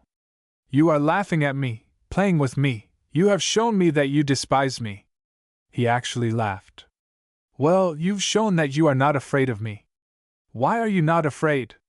Because, she answered, and she dealt the blow now without pity. I'm engaged to Mr. Libby. She whirled about and vanished through the door, ashamed, indignant, fearing that if she had not fled, he would somehow have found means to make his will prevail even yet. He stood, stupefied, looking at the closed door, and he made a turn or two about the room before he summoned intelligence to quit it. When death itself comes, the sense of continuance is not at once broken in the survivors. In these moral deaths, which men survive in their own lives, there is no immediate consciousness of an end. For a while, habit and the automatic tendency of desire carry them on. He drove back to Corberton perched on the rickety seat of his rattling open buggy, and bowed forward as his wont was, his rounded shoulders bringing his chin well over the dashboard. As he passed down the long sandy street, toward the corner where his own house stood, the brooding group of loafers, waiting in Hackett's store for the distribution of the mail, watched him through the open door, and from under the boughs of the weather-beaten poplar before it. Hackett had been cutting a pound of cheese out of the thick yellow disk before him, for the widow Holman, and he stared at the street after Mulbridge passed, as if his mental eye had halted him there for the public consideration, while he leaned over the counter, and held by the point the long knife with which he had cut the cheese. I see some the folks from over to Jocelyn's yisted why, he said in a spasm of sharp, crackling speech. And they seem to think Miss Mulbridge got to step round pretty spry if she didn't want another the same name in the house with her. A long silence followed, in which no one changed in any wise the posture in which he found himself when Hackett began to speak. Captain George Ray, tilted back against the wall in his chair, continued to stare at the storekeeper. Captain Jabez Ray did not look up from whittling the chair between his legs. Their cousin, Captain Ray Storrell, seated on a nail keg near the stove, went on fretting the rust on the pipe with the end of a stiff, cast-off envelope. Two other captains, more or less akin to them, continued their game of checkers. The widow Seth Ray's boy rested immovable, with his chin and hand on the counter, where he had been trying since the widow Holman went out to catch Hackett's eye and buy a cornball. Old Captain Billy Ray was the first to break the spell. He took his cigar from his mouth, and held it between his shaking thumb and forefinger, while he pursed his lips for speech. Jabez, he said, did Captain Samuel get that collier? No, answered the whittler, cutting deeper into his chair. She didn't signal for him till she got into the channel, and then he'd got a couple old passengers for Leyden, and Captain Jim brought her up. I don't know, said Captain Billy, with a stiff yet tremulous reference of himself to the storekeeper. As spryness would help her, as long as he took the notion. I guess he's master of his own ship. Who's he going to marry? The Gras widow got well enough? No, as I understand, crackled the storekeeper. Her husband's turned up. Folks over there seem to think he's got his eye on the other doctor. Going to marry with her, hey? Well, if either of 'em gets sick, they won't have to go far for advice, and they won't have any doctor's bills to pay. Still, I shouldn't have picked out just that kind of a wife for him. As I understand, the storekeeper began, but here he caught sight of Widow Seth Ray's boy, and asked, "What's wanted, bub? Cornball?" And turning to take that sweetmeat from the shelf behind him, he added the rest in the mouth of the hollowly reverberating jar. "She's got prop tie." "Well, I never knew a Mulbridge yet he objected to prop tie, especially other folkses. Barlow he's tellin' round that she's very fine appearin' dot." He handed the cornball to Widow Seth Ray's boy, who went noiselessly out on his bare feet. Captain Billy drew several long breaths. When another man might have been supposed to have dismissed the subject, he said, "Well, I never knew a Mulbridge that objected to good looks in women folks. They've all married handsome wives ever since the old gentleman set 'em the example with his second one. They got their own looks from the first. Well," he added, "I hope she's a tough one. She's got either to bend or to break. They say," said Captain George Ray, like one rising from the dead to say it, so dumb and motionless had he been till now, "that Miss Mulbridge was too much for the old doctor." "I don't know about that," Captain Billy replied, "but I guess her son's too much for her. She's only Gardiner, and he's Gardiner and Mulbridge both." No one changed countenance, but a sense of Captain Billy's wit sparely yet satisfyingly glimmered from the eyes of Captain George and the storekeeper, and Captain Jabez closed his knife with a snap and looked up. "Perhaps," he suggested, "she's seen enough of him to know beforehand that there would be too much of him."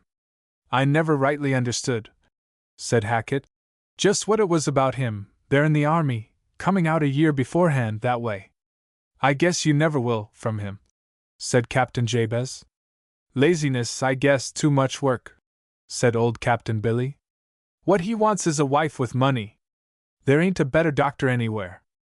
I've heard t up to Boston, where he got his manifest, they thought everything of him. He's smart enough, but he's lazy, and he always was lazy, and harder 'n a nut. He's a curious mixter. And I guess he's been on the lookout for something of this kind ever since he begun practicing among the summer boarders. Guess he's had an eye out. They say he's poplar among 'em," observed the storekeeper thoughtfully. "He's been pooty particklar, or they have," said Captain Jabez. "Well, most on 'em's married women," Hackett urged. "It's astonishin' how they do come off and leave their husbands the whole summer long. They say they're all out o' health, though." "I wonder," said old Captain Billy, "if them colliers is going to make a settled thing of haulin' inside before they signal a pilot." "I know one thing," answered Captain Jabez, "that if any collier signals me in the channel, I'll see her in hell first." He slipped his smooth, warm knife into his pocket, and walked out of the store amid a general silence. "He's constantly worked up about them colliers," said old Captain Billy. "I don't know as I've heard Jabez swear before, not since he was mate of the Gallatin. He used to swear then, constable." "Them colliers is enough to make anyone swear," said Captain George. "If it's anyways fair weather they won't take you outside, and they cut you down from $25 to $2 if they take you inside." Old Captain Billy did not answer before he had breathed a while, and then, having tried his cigar and found it out, he scraped a match on his coat sleeve. He looked at the flame while it burned from blue to yellow. "Well, I guess if anybody's been particklar, it's been him. There ain't any doubt but what he's got a talking way with the women. They like him. He's masterful, and he ain't a fool, and women most generally like a man that ain't a fool. I guess if he's got his eye on the girl's propped eye, she'll have to come along. He'd begin by havin' his own way about her answer. He'd hang on till she said yes if she didn't say it first off, and he'd keep on as he'd begun. I guess if he wants her it's a match." And Captain Billy threw his own into the square box of tobacco-stained sawdust under the stove. Mrs. Maynard fully shared the opinion which rocked Dr. Mulbridge's defeat with a belief in his invincible will. When it became necessary, in the course of events which made Grace and Libby resolve upon a short engagement, to tell her that they were going to be married, she expressed a frank astonishment. "Walter Libby! she cried. Well, I am surprised. When I was talking to you the other day about getting married, of course I supposed it was going to be Dr. Mulbridge. I didn't want you to marry him, but I thought you were going to. And why? Demanded Grace, with mounting sensation. Did you think that? Oh, I thought you would have to. Have to? Oh, you have such a weak will. Or I always thought you had. But perhaps it's only a weak will with other women. I don't know. But Walter Libby! I knew he was perfectly gone upon you, and I told you so at the beginning, but I never dreamt of your caring for him. Why, it seems too ridiculous. Indeed! I'm glad that it amuses you. Oh no, you're not, Grace. But you know what I mean. He seems so much younger. Younger? He's half a year older than I am. I didn't say he was younger. But you're so very grave and he's so very light. Well, I always told Walter Libby I should get him a wife, but you were the last person I should have thought of. What's going to become of all your high purposes? You can't do anything with them when you're married. But you won't have any occasion for them, that's one comfort. It's not my idea of marriage that any high purpose will be lost in it. Oh, it isn't anybody's before they get married. I had such high purposes I couldn't rest. I felt like hiring a hall, as George says, all the time. Walter Libby isn't going to let you practice, is he? You mustn't let him. I know he'd be willing to do anything you said, but a husband ought to be something more than a mere and company. Grace laughed at the impudent cynicism of all this, for she was too happy to be vexed with anyone just then. I'm glad you've come to think so well of husbands' rights at last, Louise, she said. Mrs. Maynard took the little puncture in good part. Oh, yes, George and I have had a good deal of light let in on us. I don't suppose my character was much changed outwardly in my sickness, she suggested. It was not, answered Grace warmly. It was intensified, that was all. Mrs. Maynard laughed in her turn, with real enjoyment of the conception. Well, I wasn't going to let on, unless it came to the worst. I didn't say much, but I kept up an awful thinking. It would have been easy enough to get a divorce, and George wouldn't have opposed it, but I looked at it in this way, that the divorce wouldn't have put us back where we were, anyway, as I had supposed it would. We had broken into each other's lives, and we couldn't get out again. With all the divorces under the sun, that's the worst of getting married, you break into each other's lives. You said something like it to me, that day when you came back from your sail with Walter Libby. And I just concluded that there couldn't be any trial that wouldn't be a great deal easier to bear than getting rid of all your trials, and I just made up my mind that if any divorce was to be got, George Maynard might get it himself. A temporary separation was bad enough for me, and I told him so, about the first words I could speak. And we're going to try the new departure on that platform. We don't either of us suspect we can have things perfectly smooth, but we've agreed to rough it together when we can't. We found out that we can't marry and then become single, any more than we could die and come to life again. And don't you forget it, Grace. You don't half know yourself, now. You know what you have been, but getting married lets loose all your possibilities. You don't know what a temper you've got, nor how badly you can behave, how much like a naughty, good-for-nothing little girl, for a husband and wife are just two children together. That's what makes the sweetness of it, and that's what makes the dreadfulness. Oh, you'll have need of all your good principles, I can tell you, and if you've a mind to do anything practical in the way of high purposes, I reckon there'll be use for them all. Another lady who was astonished at Grace's choice was more incurably disappointed and more grieved for the waste of those noble aims with which her worshipping fancy had endowed the girl even more richly than her own ambition. It was Grace's wish to pass a year in Europe before her husband should settle down in charge of his mills, and their engagement, marriage, and departure followed so swiftly upon one another, that Miss Gleason would have had no opportunity to proffer remonstrance or advice. She could only account for Grace's course on the theory that Dr. Mulbridge had failed to offer himself, but this explained her failure to marry him, without explaining her marriage with Mr. Libby. That remained for some time a mystery, for Miss Gleason firmly refused to believe that such a girl could be in love with a man so much her inferior. The conception disgraced not only her idol, but cast shame upon all other women, whose course in such matters is notoriously governed by motives of the highest sagacity and judgment. Mrs. Breen hesitated between the duty of accompanying the young couple on their European travels, and that of going to the village where Libby's mills were situated, in southern New Hampshire. She was not strongly urged to a decision by her children, and she finally chose the latter course. The mill property had been a long time abandoned before Libby's father bought it, and put it in a repair which he did not hasten to extend to the village. This had remained in a sort of picturesque neglect, which harmonized with the scenery of the wild little valley where it nestled, and Mrs. Breen found, upon the vigorous inquiry which she set on foot, that the operatives were deplorably destitute of culture and drainage. She at once devoted herself to the establishment of a circulating library and an enlightened system of cesspools, to such an effect of ingratitude in her beneficiaries that she was quite ready to remand them to their former squalor when her son-in-law returned. But he found her work all so good that he mediated between her and the inhabitants, and adopted it with a hearty appreciation that went far to console her, and finally popularized it. In fact, he entered into the spirit of all practical reforms with an energy and intelligence that quite reconciled her to him. It was rather with Grace than with him that she had fault to find.